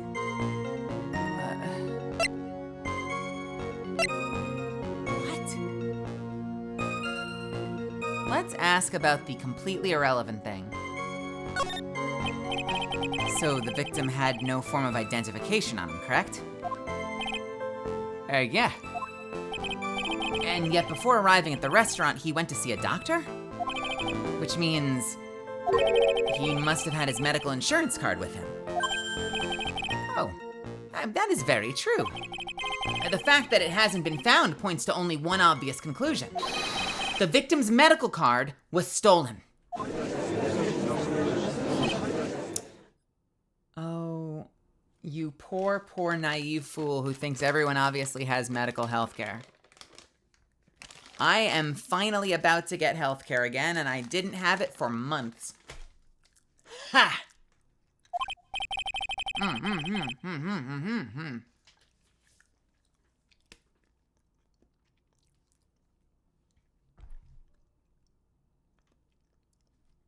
True. The victim didn't have a medical insurance card. But why? Because Mr. Glenn Elg didn't have the medical insurance to begin with.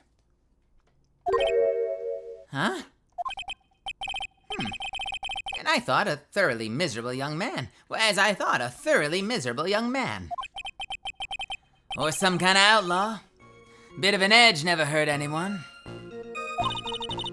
Looks like we're off course again, Nick. Witness, please continue with your testimony. Explain for the court the events following the preliminary investigation. All right. So let's ask about the other thing.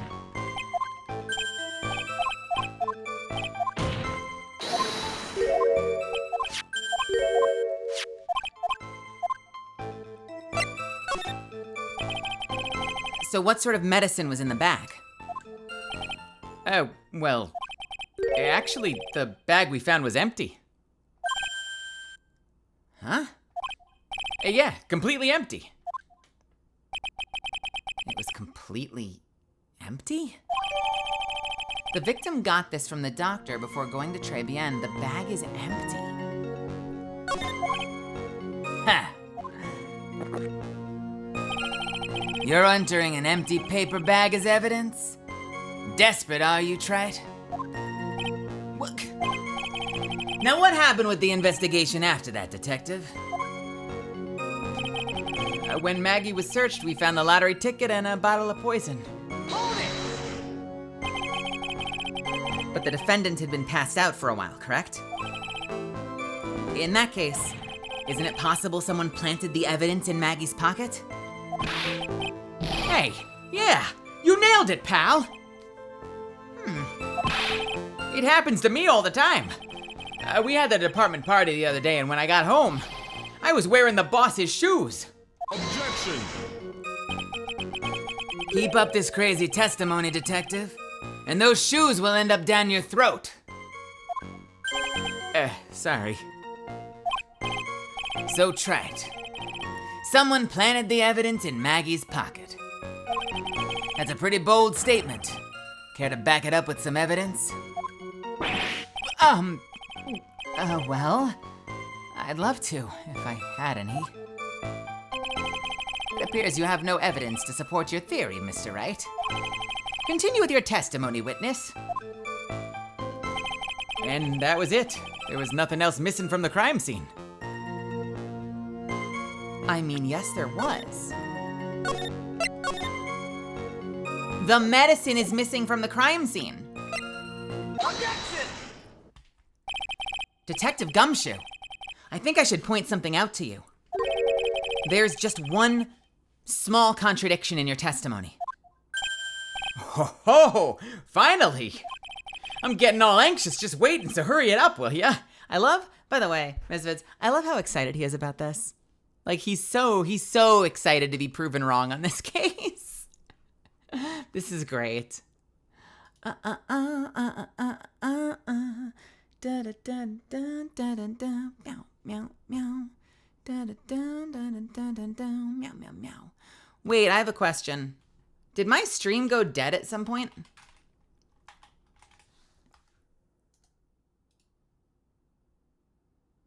$4.21? No, it didn't. Why did I just get... I just got an email from... I just got an email from Twitch telling me how my metrics were for today's stream that I'm still having. Like, I'm still in the stream. Maybe laggy? Have we lagged? You know what I notice? Mobile. Do you guys get this problem? I can watch and listen to Twitch all day on desktop. Mobile constantly freezes, even when my network is fine, even when I have full bars, even when I'm on Wi-Fi. The Twitch mobile app, at least on the iPhone, the stream constantly fucking freezes. Oh, I'm getting all anxious just waiting. So hurry it up, will ya? You testified that nothing else was missing from the crime scene. However, the prescription bag you mentioned was empty. Did the officers recover the medicine from the scene of... Fuck me. Did the officers recover the... But the medicine bag you found was empty. Did the officers recover the medicine from the scene of the crime later? No, they didn't. Well, the victim was given a prescription right before going to Très Bien. Where, then, did the medicine disappear to? You are too cool, pal! Indeed. Due consideration wasn't given to the victim's prescription in the previous trial. A witness, why do you always overlook such vital pieces of evidence? I guess that's the most careless thing I've done so far, huh? The victim was killed by poison. And the victim's medicine mysteriously disappeared. The victim's own prescription could have been the lethal poison itself.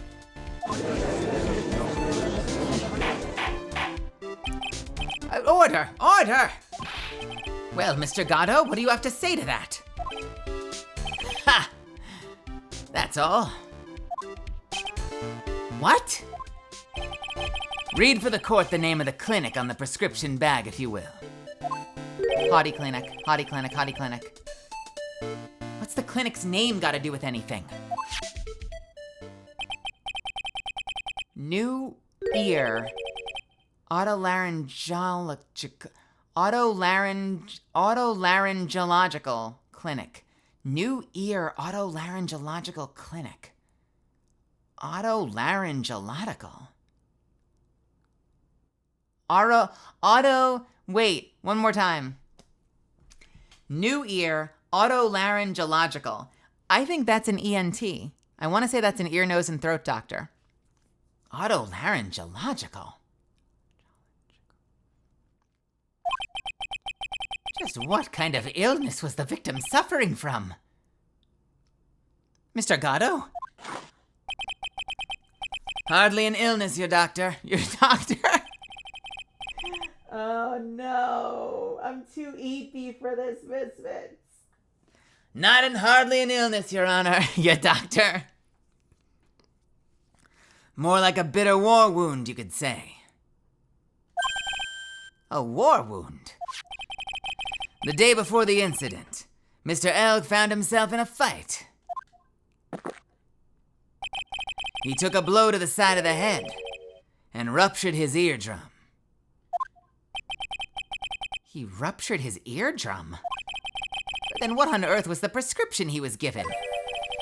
It was a cream that was applied topically inside his ear canal, not to be ingested. Okay. What? It's mentioned in the autopsy report if you read the fine print. They found traces of the medication in the victim's left ear. So wait a minute, so is his scouter, he's not just listening to a personal radio. Wait. So is it like a personal radio with a bit of a hearing aid attached or something? And if his ear is healing because he ruptured his eardrum, Why is he listening to the radio through the ruptured eardrum? Bro. Oh yes, here it is. It's in very, very fine print. It seems Mr. L correctly applied some of his medication while he was at Très Bien.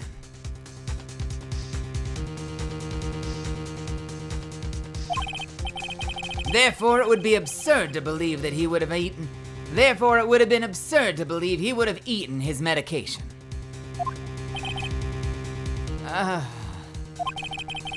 It seems that this medication is irrelevant to the case after all. No. Nick, if you don't think of something quick, it'll all be over. She's right. I can't get away with any weak objection. What should I do? Push the medication issue or leave it. Push the medication issue or leave it. Shit.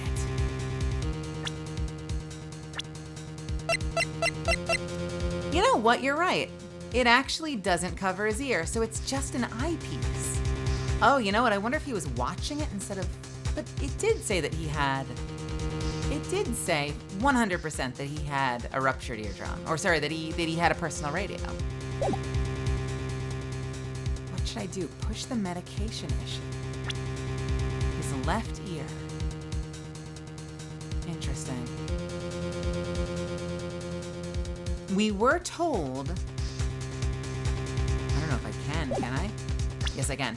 We were told just a little while ago that it only takes just about as much as you could fit into your ear to kill someone with this poison.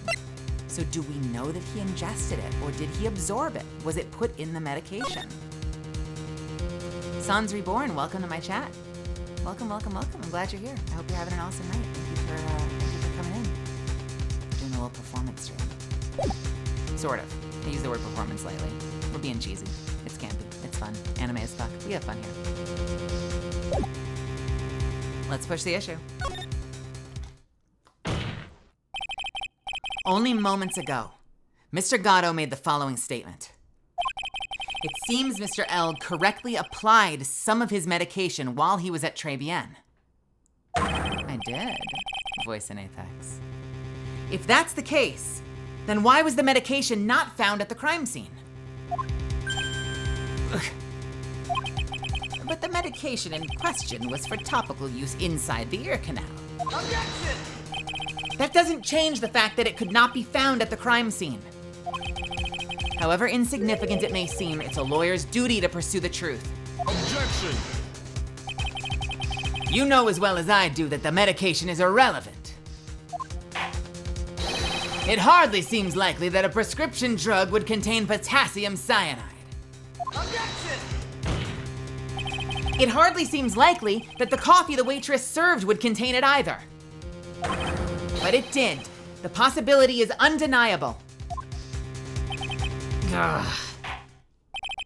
That is enough. Mr. Gatto, is the detective the only witness the prosecution witnesses... Is the detective the only witness prosecution wishes to call? Mr. Gatto?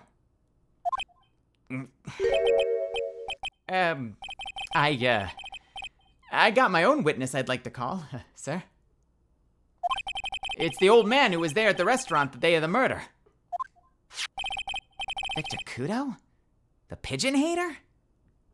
I did. I voiced Catalyst in Apex Legends. Good ear. And or you read the thing down below. Also, Nemo's welcome. I love the back-to-back objections. Victor Kudo? The pigeon hater? Very well. The matter of the disappearing medication seems little more than trivial at best. However, it wasn't explored at all in the previous trial. And that is something that bothers me. Yay! Good job, Nick. The court will adjourn for a 10-minute recess, after which we will hear the prosecution's next witness. Ha! I suppose this means I'll just have to finish you off in my last 6 cups. Court is adjourned for recess.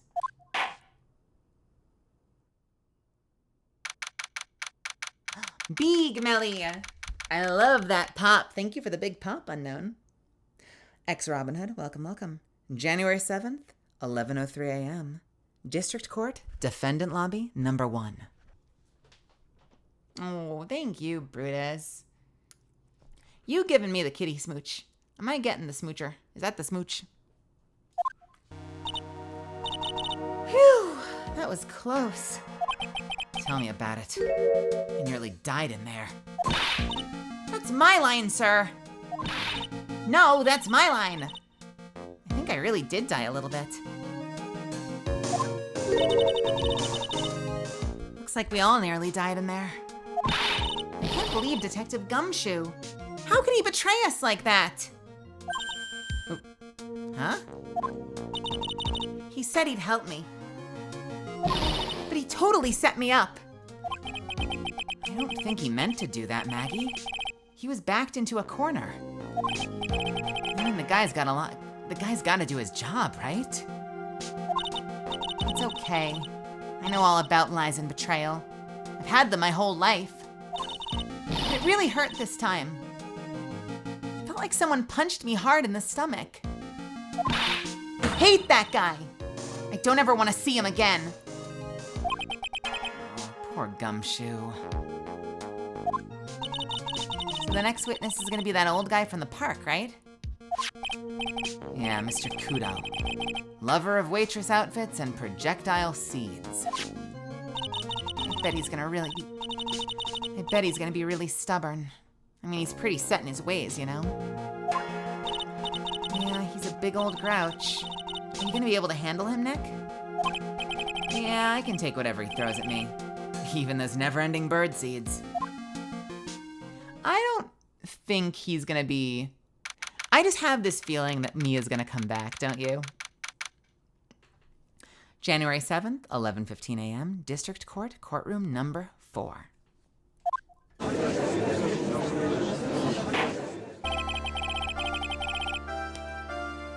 Court will now reconvene for the trial of Maggie Bird. Mr. Gatto, your next witness, please. The prosecution calls the lucky old-timer who caught the show over a cup of coffee. Will the witness please take the stand? Andy brought his seeds. Name and occupation, if you don't mind. The name is Victor Kudo, born and bred in the land of the rising sun. Honor and duty are what make me. Mind you, I can be quite emotional at times, too. You don't need to hear about that, Mr. Kudo. Just tell the court your occupation. My occupation? Ka. Listen, youngin'. How much do you think there is for kimono embroidery here? Kimono embroidery? That's what I do, or did, back in Japan. I embroidered family crests on kimonos. My ancestors were embroidering kimonos before this country even existed. Wow, a real craftsman. They're a dying breed. Hey, maybe you could embroider my costume sometime.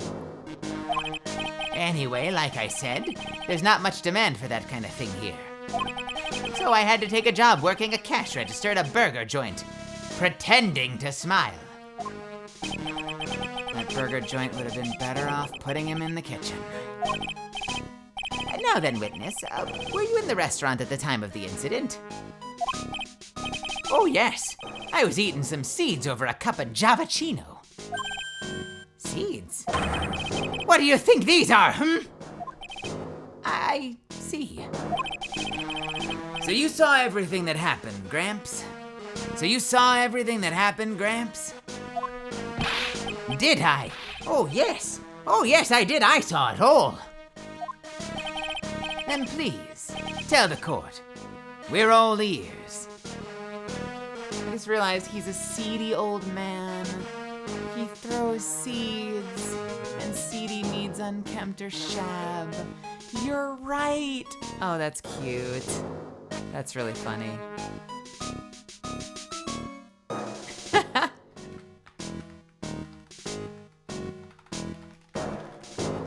Sorry, returning a message real quick.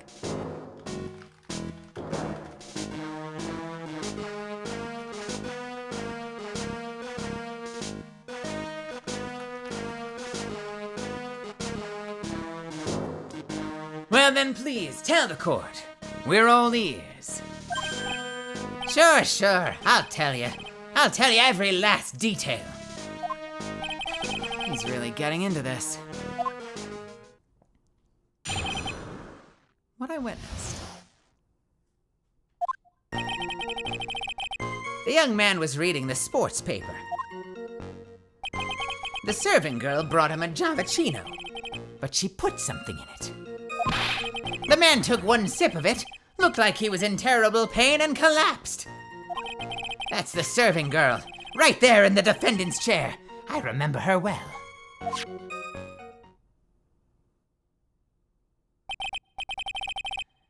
Mr. Kudo, she is not a serving girl. Please refer to her as a waitress. Ka! You're as bad as the rest of them.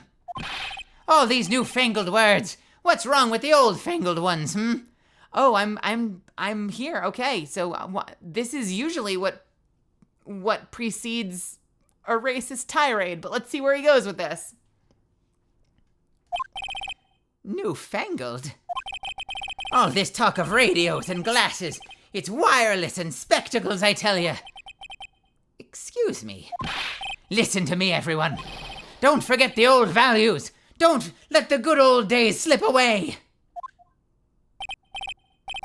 Well, I think it's time to begin the cross-examination, Mr. Wright. Hey, Kylaria. Yeah, Your Honor.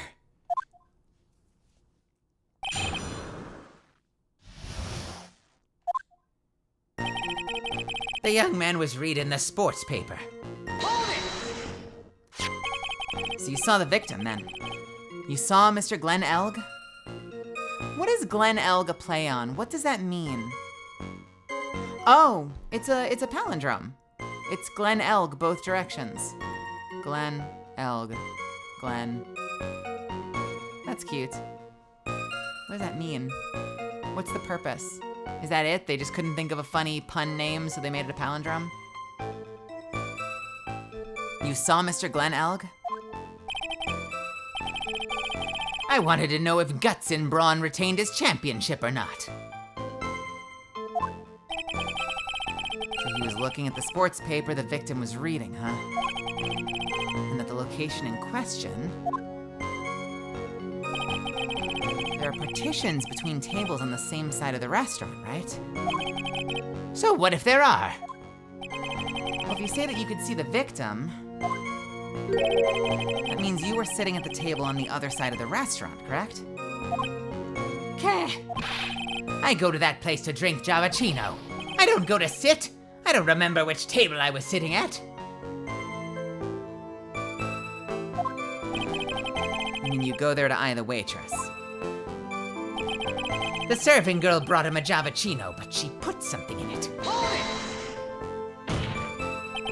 Mr. Kudo, it's a very grave accusation. Are you sure about what you saw? Victor Kudo never makes mistakes. I dot every T and cross every I. I see. My eyesight's fine. The doctor said I only need spectacles for reading and driving. I bet his eyes are only really fine when he's scoping out a waitress. And I saw what the serving girl put in the Javachino as well. I bet I know what's coming, and something tells me I'm not gonna like it. Your Honor, we need more clarification on what was put in the victim's coffee. I'd like to ask the witness add what he knows about this to his testimony. I agree. A witness, will you enlighten us, please? Yeah, sure.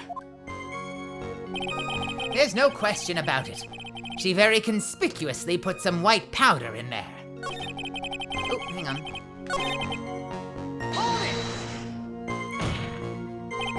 Did she really put that in the coffee? You doubt me, boy? She took out some small brown bottle and sprinkled it in. Couldn't she have been adding sugar? Sugar?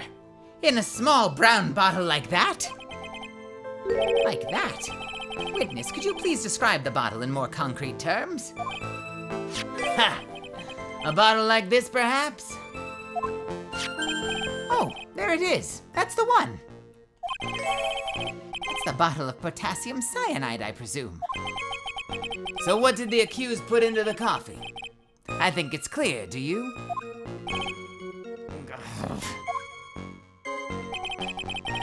The man took one sip of it, looked like he was in terrible pain, and then collapsed. He took just one sip? You youngins, you waste everything. Those Javachinos cost $8. In the good old days, we would have drank every last drop, eaten the cup, and died. Congratulations, you've earned the title of battiest man to grace a courtroom.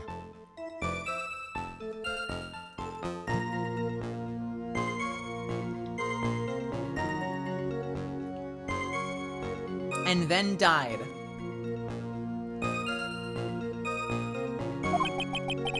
So it was an immediate death.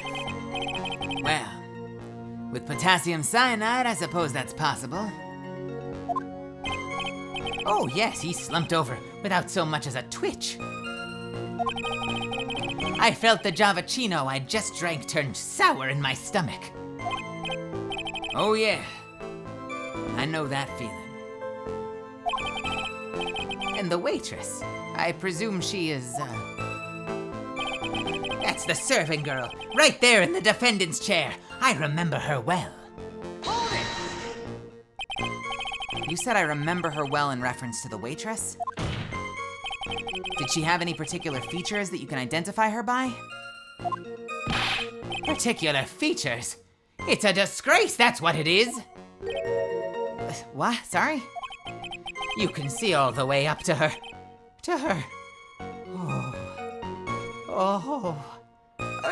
You know.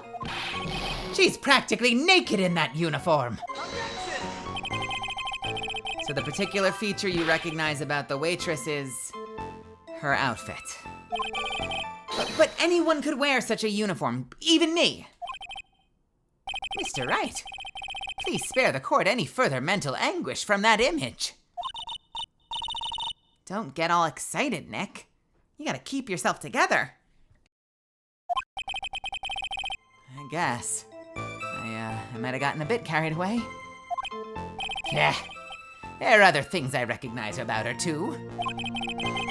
He seems pretty sure of himself. What should I do? Let's press harder. Sure, you saw a waitress take the coffee over to the victim. But what matters is whether the waitress was Maggie Bird or not. Quite right. Mr. Kudo, these other features that you recognize about the defendant, I would ask you to add them to your testimony. Sure. Have you seen those thighs? They could save lives, you know. My goodness, you're the only thing. I'll tell you for a second. The gams on that one were legendary. And they're so smooth and thick, as the kids like to say. Why, you know what, I'll tell you something. The only thing, the floor of the restaurant was the only thing keeping those legs from going on forever. Oh, you meant about the rest of her outfit? Oh, well, there was a ribbon in her hair and her apron straps were loose. There was a ribbon in her hair, and her apron's straps were loose.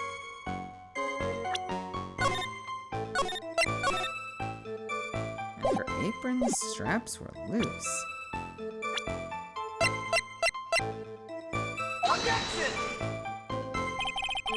Nope. Okay, thought maybe presenting her would help, but it didn't. Do we have any other evidence? We don't have a picture of her, do we? No, we don't. Do we? No. Her apron straps were loose. Apron. Worn by Maggie at the time of the incident, has a small pocket but big stains. Okay, I'm clearly just blind firing, so let me We'll press it. There was a ribbon in her hair and her apron straps were loose. You do seem to remember several details about her appearance. But what about the most crucial detail of all, her face? As if I wouldn't remember that. The witness noticed the straps on the accused apron. He's unlikely to make a mistake about her face. That's right. I can even tell you the color of the ribbon in her hair. It was red. Interesting. Is her apron red? Or is the ribbon in her hair red? It's kind of red. It's a little orange, but it's kind of red. So you see, there's nothing wrong with the witness's eyesight. There's no doubt he remembers the waitress pretty well. What should I do? I get the feeling there's something more to this somehow. Ask about the waitress's back. I'm sorry, ask about her back. Ask about her back? Her back?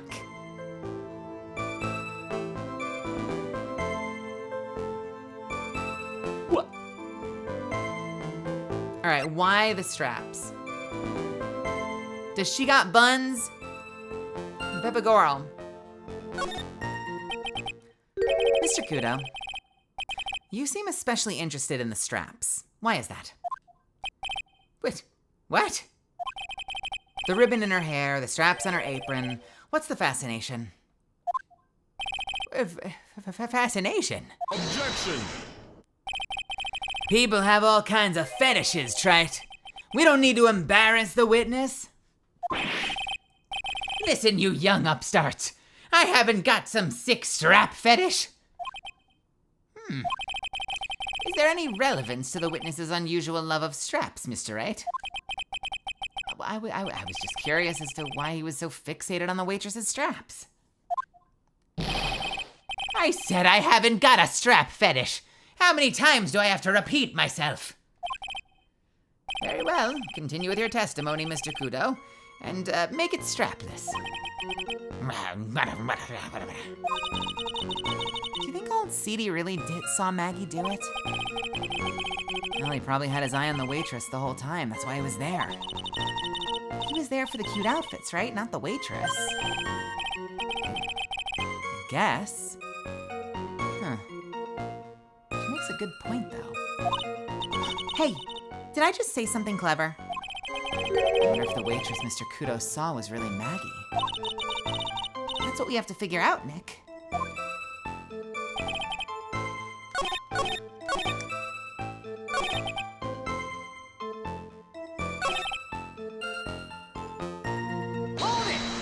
Let's try the back. Objection! Why her back?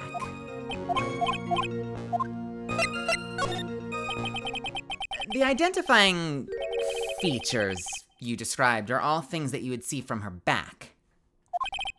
So what? Is it possible that you never saw the waitress from the front at all? Objection! Ha! He's got you there, Gramps. I mean, people normally talk about facial features when they're asked to describe someone. But this witness's testimony is nothing but straps and ribbons. This is harassment. I'll tell you, I'm not obsessed with straps and ribbons. I'm just telling you what I saw. Mr. Kudo, the court requests that you add details about any identifying features. Features you observed from the front, that is, to your testimony. Sure. This old man's testimony is getting longer and longer. If I can't find a hole in it soon, it'll get even longer, I bet.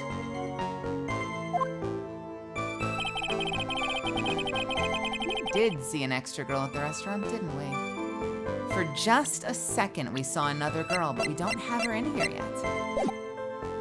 There wasn't anything that caught my interest about her when I saw her from the front. Are you kidding me? Fuck you, dude. Yes, there is. She was fucking covered in stains. Mr. Kudo, I would like you to please take a look at this. Gah, that filthy thing would suit filth like you just perfectly. Actually, it reminds me of what my grandson looks like, just after he's done eating. Have you seen this before? Of course I haven't. Do you think I'd forget something as dirty as that? Well, you half-witted clot.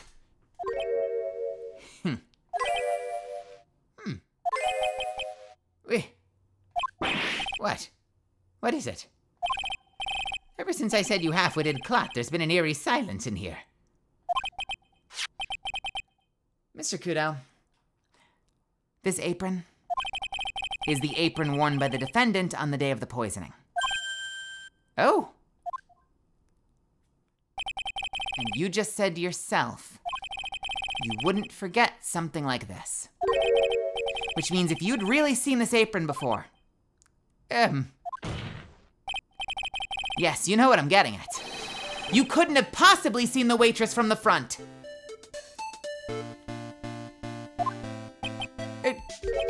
oops. I was looking at that ass the whole time.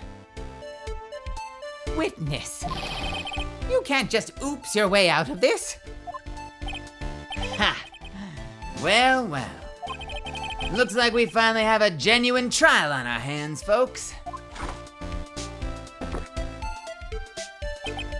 Huh. Listen, Trent. Here are the facts. On the day of the incident, there was only one waitress at the restaurant. That being the defendant, Ms. Maggie Bird. Exactly. And when that one witness put the coffee in the poison, that's not the line. And when that one waitress put the poison into the coffee cup, this old guy was watching. You still believe him?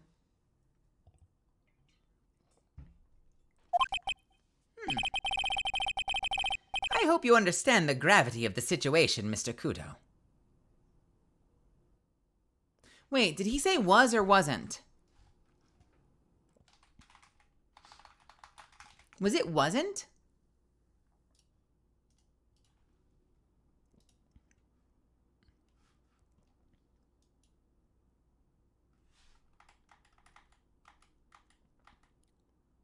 Was watching. Okay, was watching.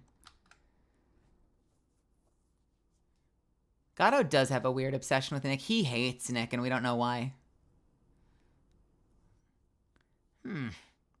I hope you understand the gravity of the situation, Mr. Kudo. The fate of the defendant may rest on what you say you remember seeing. Just tell the court exactly what you saw, Gramps. You can rely on me, Captain. My noggin's in perfect working order. I can remember a single occasion. I can't remember a single occasion when I forgot what a burger... Excuse me. I can't remember a single occasion when I forgot what burger a customer wanted. You can't remember? Probably more like he messed up so many times he's blocking it out. By the way, I kind of love the play on words where he's like, there isn't a single thing I don't ever forget anything. In fact, I can't remember ever forgetting what burger a customer wanted, which works. Like, that works. He's essentially saying, I never forget what burgers my customer wanted, but the fact that they phrased it as I can't remember is really clever. That's smart writing. That's good shit. That's that good shit. Very well. Let's just test how good your memory and attention to detail is, Mr. Kudo. Tell us what you remember about the victim. This motherfucker. He was another one of those pesky young types, wearing a broken pair of spectacles. He had a newspaper in his right hand, and the noisy brat kept rustling its pages. The young man was listening to the wireless. I remember that well. Then the serving girl in question brought over the Javachino. The little fidget picked up the cup with his free hand and took a sip. free hand. Okay, they seemed fine. The testimony we've just heard was a test. The testimony we've just heard was to test how credible the witness's memory is. It seems to me that he remembers the victim in a great deal of detail. Oh, yes. I hate those you-know-what types who are so vague about everything. Those you-know-what types? Oh, this game and its writing. I hate those you-know-what types who are vague about everything. How are we gonna handle this, Nick? We only need to do one thing. We just need to prove the old man's memory is shot. Just trip him up, you mean? Isn't that kind of cruel? I suppose, but it's what I do best.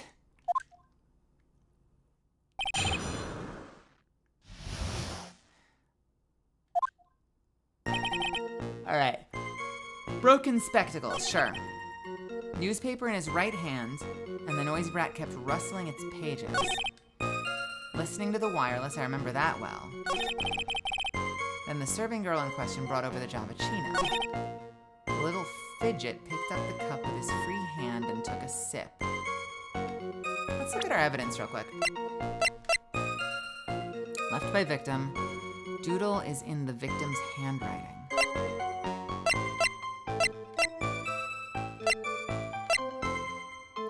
Oh, we don't ask those questions.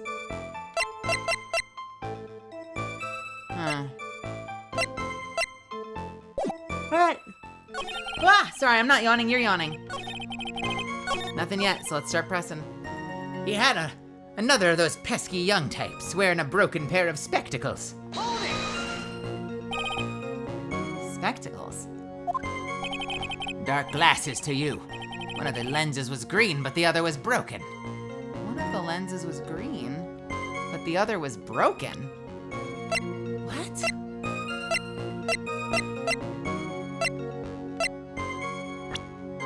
Broken as in missing.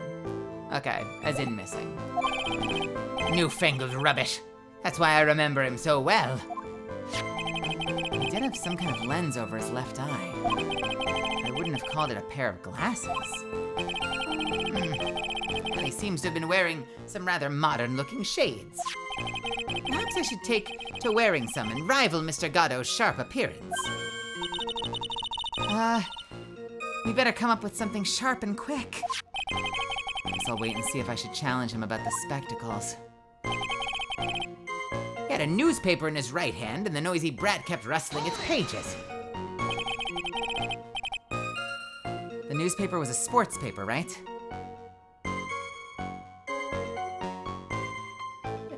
What are we looking at? It feels pretty significant if the victim has an ear-bound radio and a ruptured ear. Yeah, same thing, same feeling. The newspaper was a sports paper, right? That young hooligan. I nearly asked him, can you even read without fidgeting, How was I supposed to be able to read the back page with all that rustling going on? I needed to find out if Guts and Brawn... Guts and Brawn, I just realized what that's... I finally understand that name. If Guts and Brawn retained his championship title. It was his paper, not yours. If you wanted to know so bad, why didn't you go buy your own?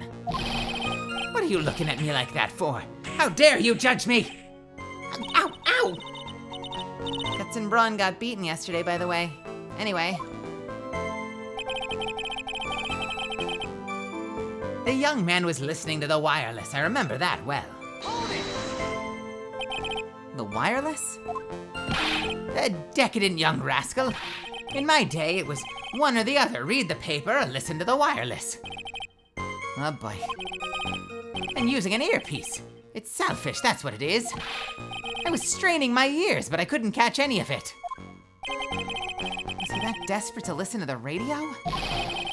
What are you looking at me like that for, How dare you feel sorry for me? And the serving girl in question brought over the Javachino.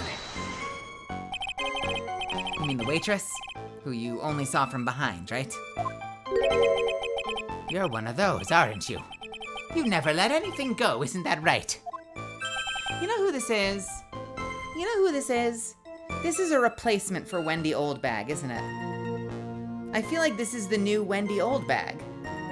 This is the same fucking testimony. I'm gonna have a piece of licorice real quick. This is the same fucking testimony as the Wendy Oldbag testimony. I swear to God. This is the most annoying fucking witness.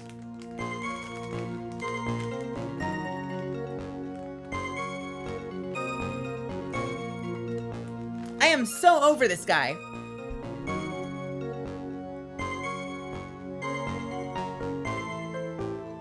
Unbelievable.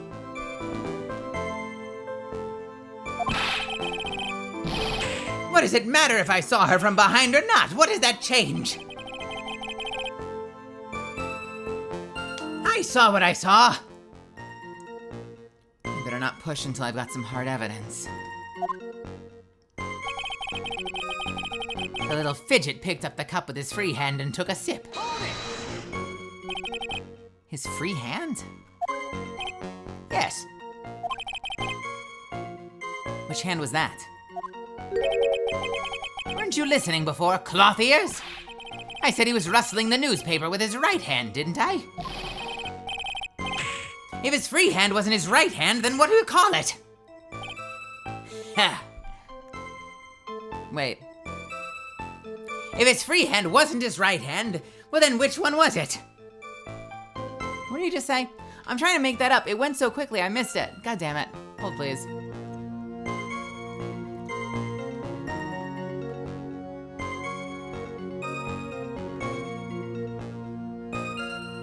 If his free hand wasn't his right hand, then which hand was it, you moron? His left. Okay, got it. Ha! Perhaps the great Mr. Trite has 3 hands. Yeesh. I was only asking. You need to gang up on me and treat me like a freak. The whole point of this cross-examination is to just establish one thing. That this old guy's memory has more holes than a slice of Swiss. Guess we just need to find a contradiction in his testimony somewhere, huh? Anything will do. Even the smallest detail. We just need one mistake and he's ours.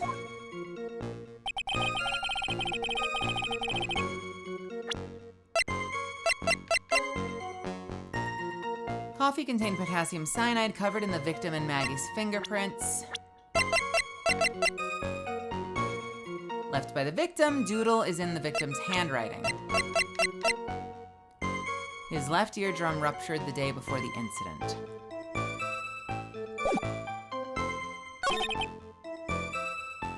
He had a newspaper in his right hand and the noisy brat was rustling the pages. The young man was listening to the wireless, I remember that well. Then the serving girl brought the cappuccino. He picked up the cup with his free hand and took a sip.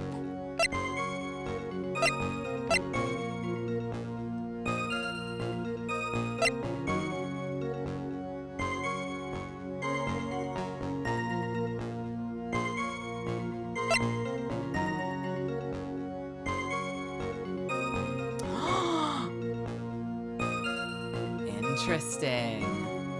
Not infallible. Not infallible.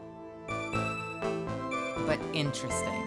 I think it's the right answer, but it's not infallible. And if you see what I'm seeing, if you see what I'm looking at,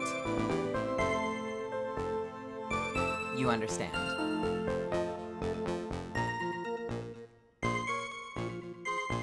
Objection! Mr. Kudo, do you remember what you told me at the start of the testimony?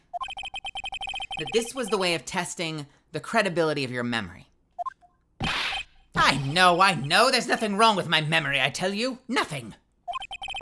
If I got anything wrong, I'll eat these seeds and sing the pigeon song. Care to tell us where this is going, Trite? According to Mr. Kudo, the victim was holding the paper in his right hand, while drinking coffee with his free hand, which would make that his left.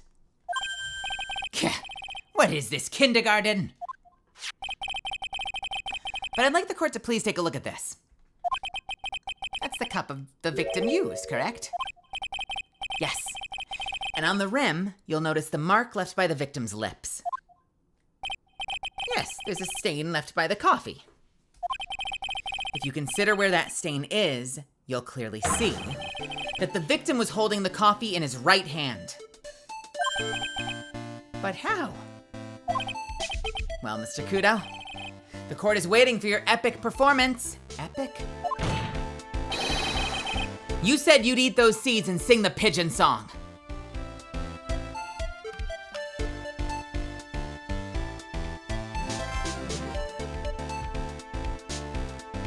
This isn't punishment for him. This is punishment for me.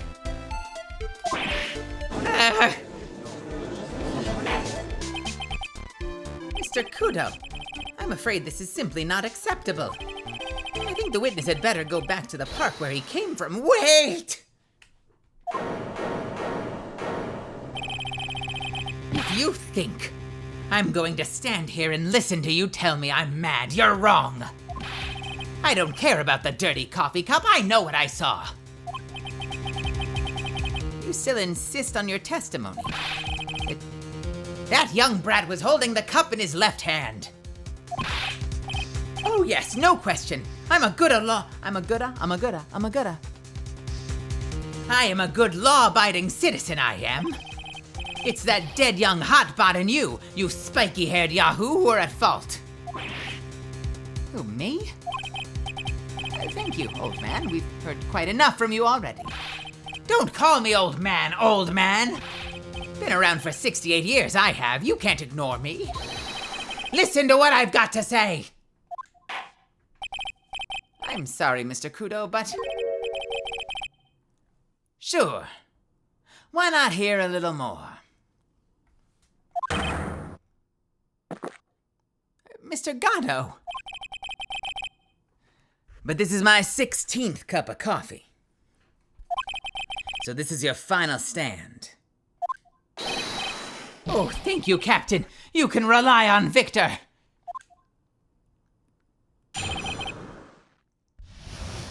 Left hand or right? The boy was wearing the earpiece on the same side as the green lens of his specs. He kept fiddling with it all the time. He was fiddling with it just before he picked up the cup, too. And then he used the same hand to pick up the cup, his left hand. We know that the victim was wearing an unusual monocle over his left eye. It wasn't a monocle, Your Honor. It was a small computer monitor often used by programmers. A monitor? Oh, you mean like a television screen? The inside of the lens is a screen that displays computer data. Why does he need that at a cafe? He's literally using a Google Glass. He's got a Scouter. It's called an HMD. It's the common tool in the victim's line of work. HDT, HDTV, DVD, CD, all these newfangled letters drive me mad, but they don't matter. I know what I saw and I'm telling the truth. It's true. He doesn't seem to be lying. And those are the facts, in good old black and white. All right. The boy was wearing the earpiece on the same side as the green lens of his specs. Okay.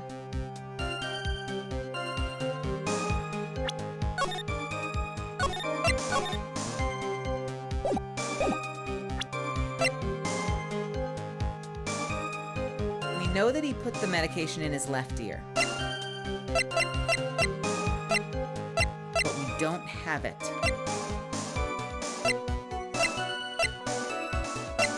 We don't actually have anything mentioning that it was his left ear that had the ear infection or the ruptured eardrum. Shit.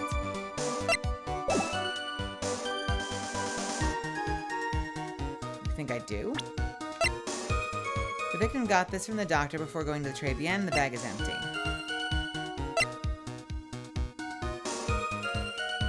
Worn by Maggie at the time of the incident. There's a small part of the big stains. Well, we do have profiles.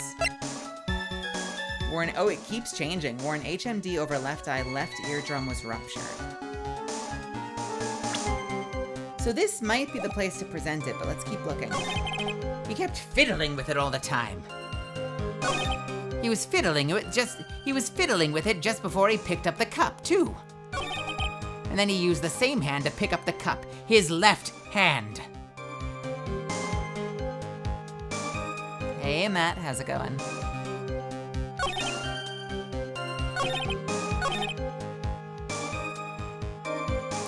This could be anything. I'm gonna take a few shots in the dark, okay? Let's see what happens if we present it for this.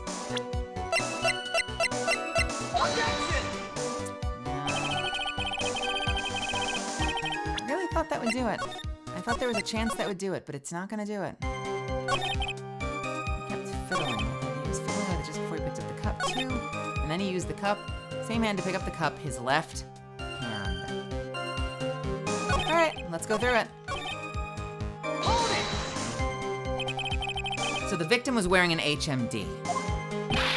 HD TV, CD, DVD, what does it matter?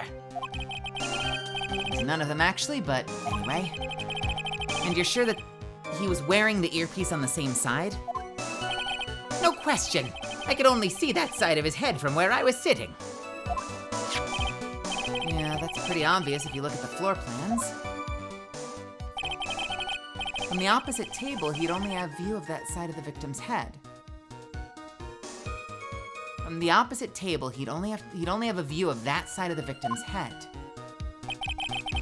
He kept fiddling with it all the time. It seems you kept an eye on Mr. Glenn Elg. He was getting on my nerves, rustling that newspaper and fiddling with his earpiece all the time. And then he went and made all that fuss dying from one sip of Javachino. I wanted to say to him, calm down, you young brat. Just looking at him made me suddenly speed up my seed eating. I could have choked. So I take it the victim was a walking ball of nervous energy.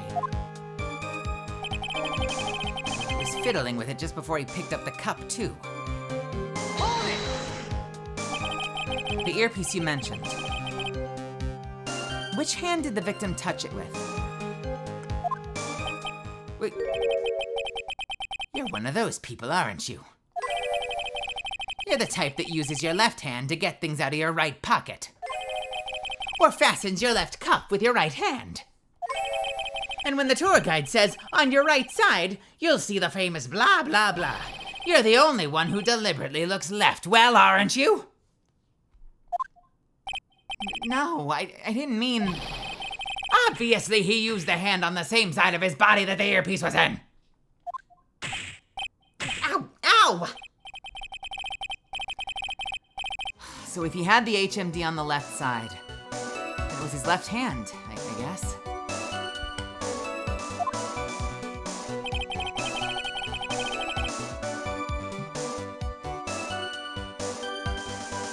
And then he used the same hand to pick up the cup, his left hand.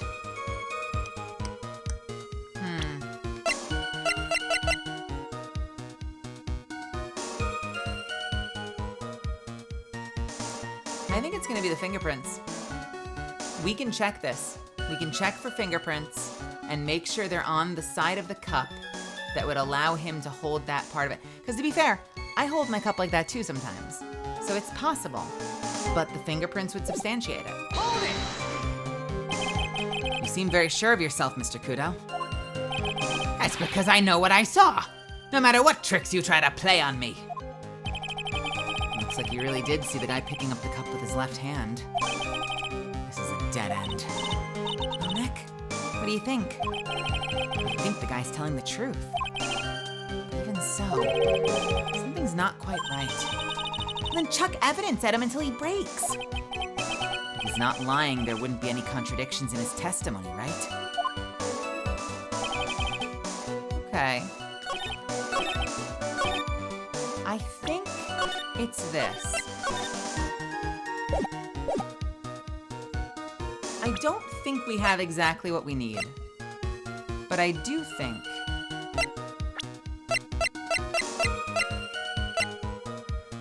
was a programmer, wore an HMD over his left eye, left eardrum was ruptured.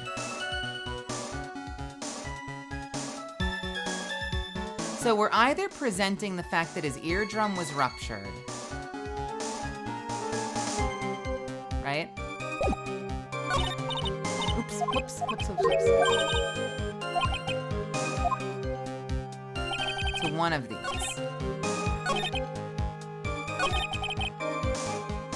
But nothing he says here is like he was definitely listening to it and we tried the one thing that would have worked, right? So let's try the cup. Let's see what happens. I wonder if it's the cup and the fact that like we might not have an immediate answer, but just making sure we can verify the fingerprints, right? Because we know it has fingerprints.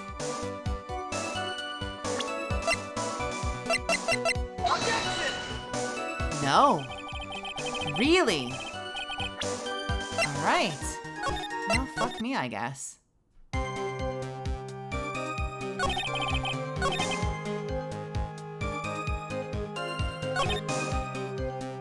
His left hand.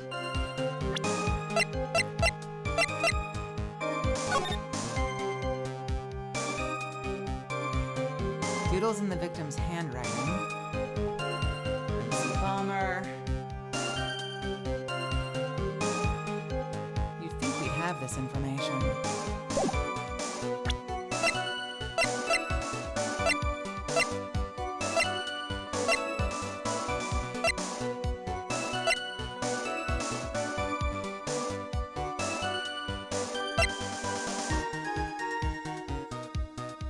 Covered in the victim's and Maggie's foot fingerprints, the coffee contained potassium cyanide.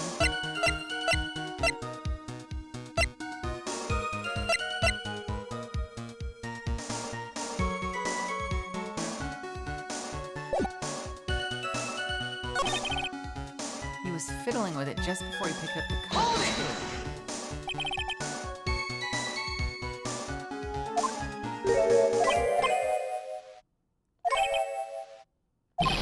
Yeah, we've already had this. So if he had the HMD on his left side, then it was his left hand, I guess. I feel like it's gotta be this one. The question is, what is it?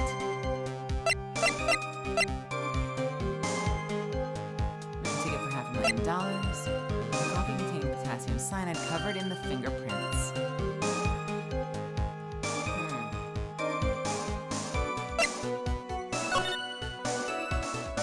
Wait. Actually, this is kind of hard. I'm not sure I can tell anything from this. Shit, I'm not sure I can tell anything from this. Fuck. I got excited for a second.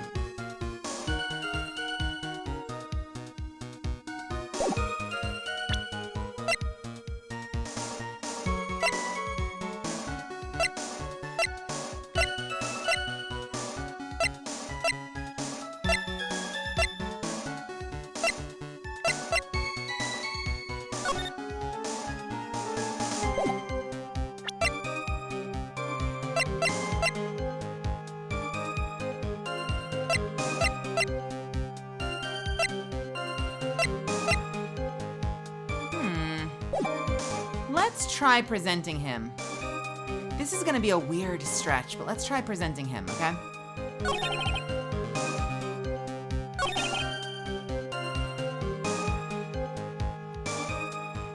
So here's my two options. Either one of the ones where it says left side, I could present him to point out the fact that he has, you know, a ruptured eardrum. So like, why would he be wearing the thing on that side?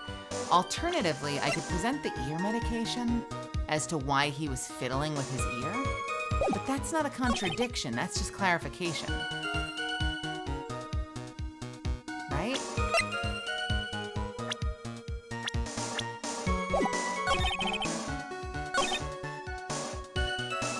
He was fiddling with it just before he picked up the cup, too.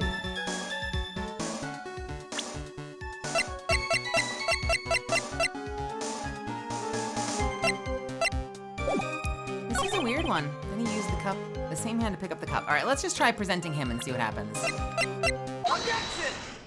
It works. But why? Phoenix doesn't even know. This is such a dumb piece of evidence to submit if he doesn't even know. I'm not sure what the relevance of this is, but...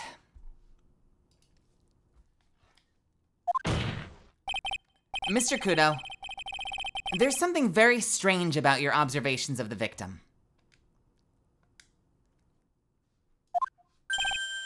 What? You say he was wearing the earpiece on the same side as the HMD? No question. You can lock me up if I'm wrong. It was his left ear, without a doubt. I could only see that side of the head. I could only see that side of his head from where I was sitting. I don't think so. What did you say? You're no doubt unaware of this fact, Mr. Kudo, but the victim couldn't hear with his left ear. His eardrum was ruptured. Eh? Traces of medication for his condition were found in his ear canal. That's right. It's impossible that the victim was wearing his earpiece in his left ear, because he couldn't even hear in that ear. Is that true, Captain? It is. Pigeon! Pretty pigeon! Pretty pigeon, come to me! Order, order, order! This witness's testimony is completely unreliable. He only saw the witness from behind. And he claims the victim was wearing an earpiece when we know his eardrum was ruptured. Well, Mr. Gatto.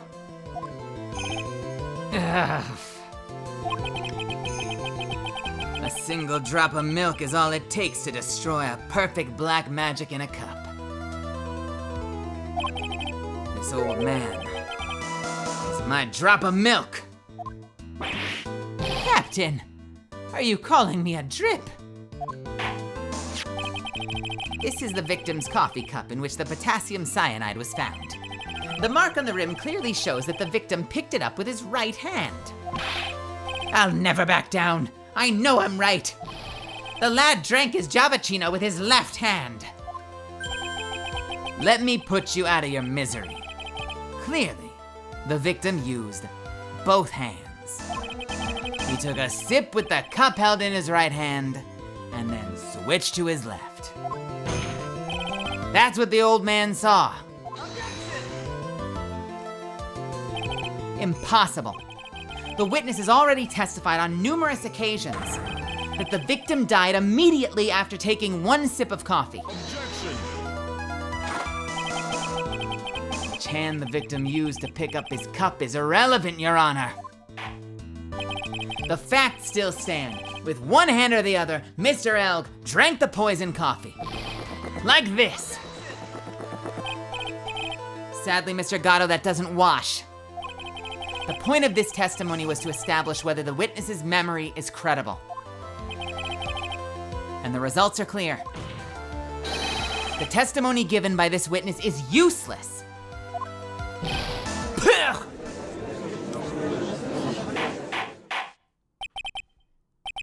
I believe it's time to conclude today's proceedings. I am satisfied that the witness is not deceiving the court.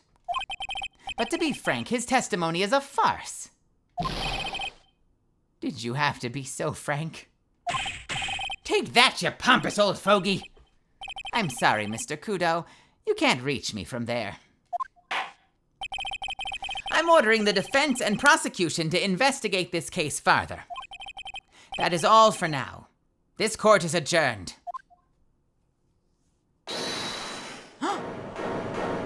Fuck you. Wait! No. No! God damn it!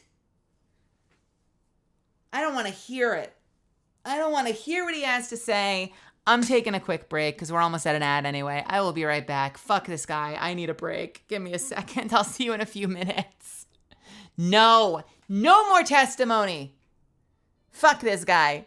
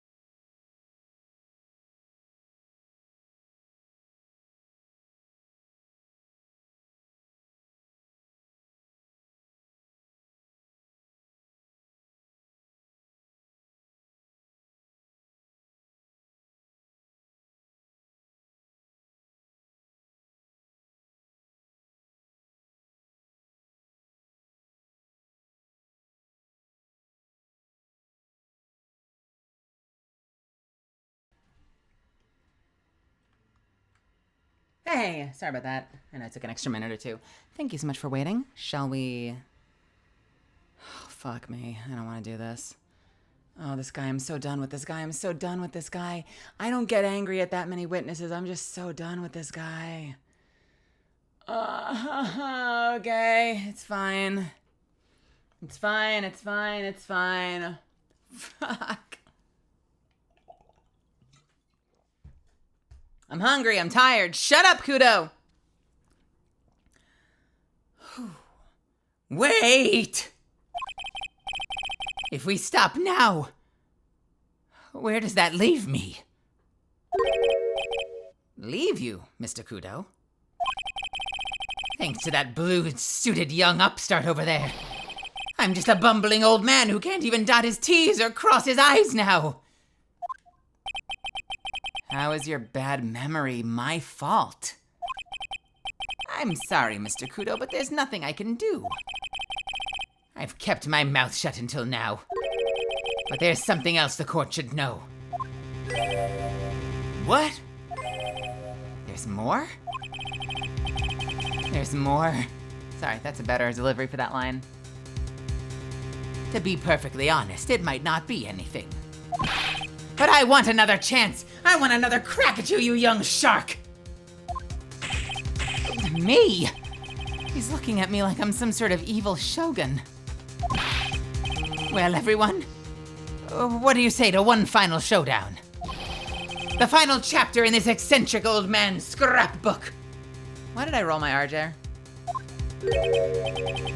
Sorry, Gramps. I've already had my 17th cup of coffee. What have you got to lose, Captain? I'll give you all the Javachino you want if you come to my house after the trial. I may be 68 years old, but Victor Kudo is still a man! That's enough, witness. I believe it will be quicker for the court to just hear your testimony. You bet. Much, much quicker. I can't believe this is happening. You better get ready, youngster. I get the picture. Just quit throwing those seeds at me, will you? He's gotta be using some sort of infinite ammo code with that box of seeds.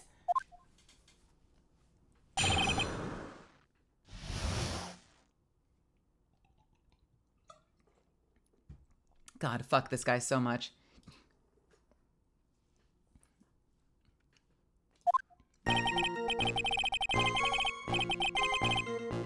First of all, I want to stress this might be nothing. I'm not too sure of it myself. The young boy slumped over the table as soon as he took one sip of his Javachino. Now, the clumsy idiot upset the vase. He knocked it right over. It broke, and the strip of cloth covering the table got completely soaked. Well, how about that? Turn things upside down, hmm?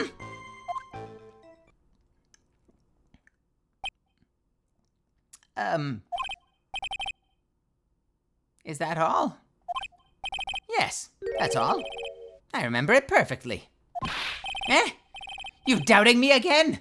You're doubting a poor, defenseless old man? No, we're not doubting you, Mr. Kudo. Don't you get the feeling there's a question hanging on everyone's lips, Nick? Yeah. So what? Probably. That's all you can think of, and I have a That's all I can think of, and I have to cross-examine the guy. You're a bird brain. That's why all you... Excuse me. You're a bird brain. That's why that's all you can think of. Hey, Bloodhound. Very well. Mr. Wright, your final cross-examination, please.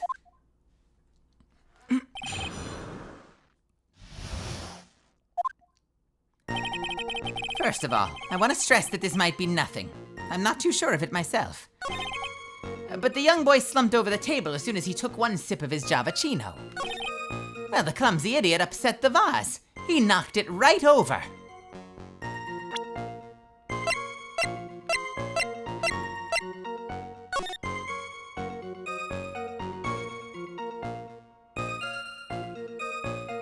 You idiot. Mr. Kudo, this is a photograph of the crime scene. So what? Look carefully at the table. The vase is there, intact. Huh? Lost your tongue, Granddad? Hey, I'm no granddad of yours, Hopscotch! Ow! Ow! Enough! If you throw any more seeds in this courtroom, the cleaners will be here all night. Wait, why is he ahhing? Why does he care? But fine.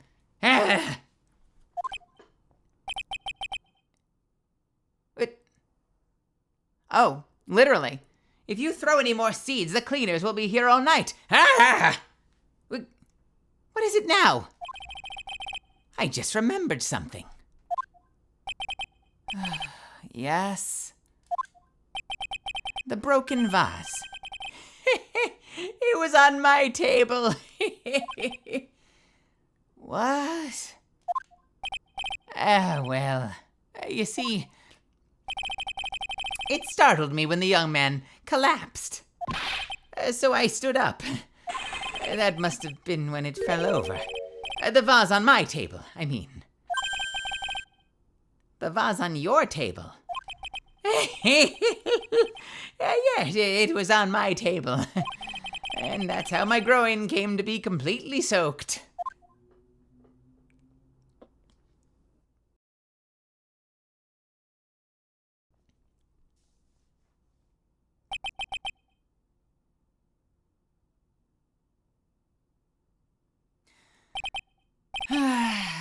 Thank you, Mr. Kudo. You've certainly earned your kudos for today. I'd like to ask a question now. Have I been any use at all? Perhaps that's something you should reflect on yourself, Mr. Kudo. No, wait a minute. If that's the case, there's more. I've got more to say. Oh, yes, I remember something else. Bailiff, escort the witness out of the courtroom. No, wait, listen to me. No, wait, no. I'm so tired. I'm so over this guy. I'm cooked, chat. It's over. Well, we seem to have been considerably sidetracked. And I'm still not in a position to deliver a verdict. The defendant has not been positively identified as the waitress in question. Additionally, there are two disparities in the testimony we've heard thus far. The mark on the coffee cup that the victim supposedly drank from with his left hand, and that earpiece which was inserted into his left ear, out of which he couldn't hear. Wow, Nick, you did it. I therefore require both the defense and the prosecution further investigate the facts. Yes, Your Honor. There's one more thing before I call today's session to an end. One more thing, Your Honor? The witness we just heard from. He is most insistent that his testimony should be of use. So he summarized it accordingly onto this statement.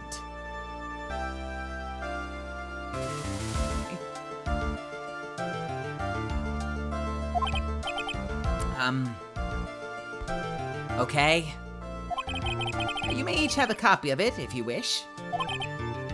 Whatever. The prosecution doesn't need props like that. Kato's really mad, huh? Yeah, I would be too. Oh, very well. Here you are then, Mr. Wright. There are 3 copies, my own, yours, and Mr. Gatto's. Yes, Your Honor.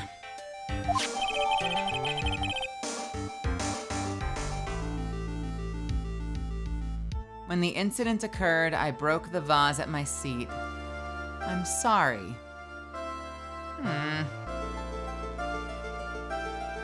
Well, that's sweet in a pointless kind of way.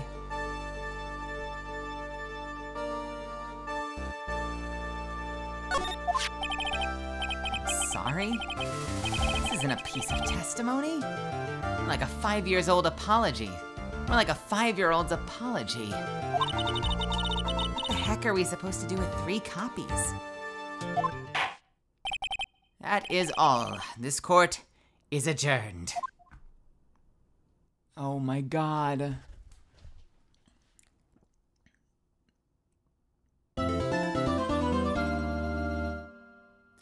It's Ace Attorney. It'll definitely be super important at some point.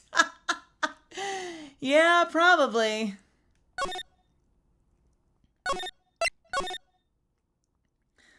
And that is where we are ending the stream, Misfits. Kiddos, I don't think I've ever been this tired at an end of an Ace Attorney stream. I hope this was fun for you. I warned you in advance. This case is weird, and I'm sure by now you understand that why this case is weird. I am so tired. I'm also hungry, so I need to go get myself a bite to eat.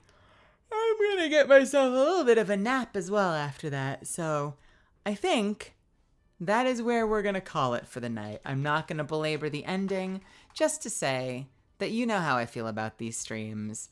These are my favorite streams all week, even when they're kind of weird.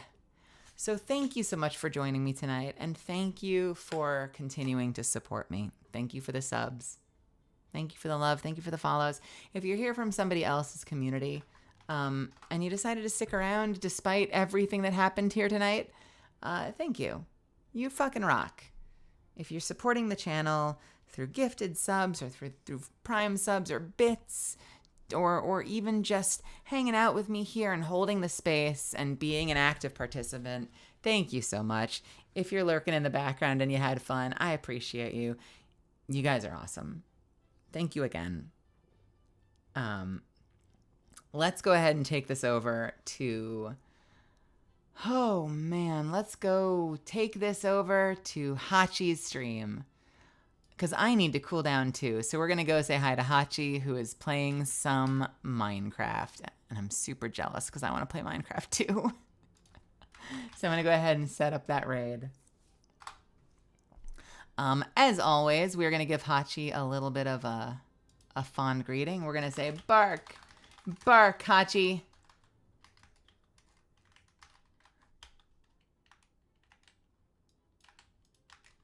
Woof, woof, Hachi.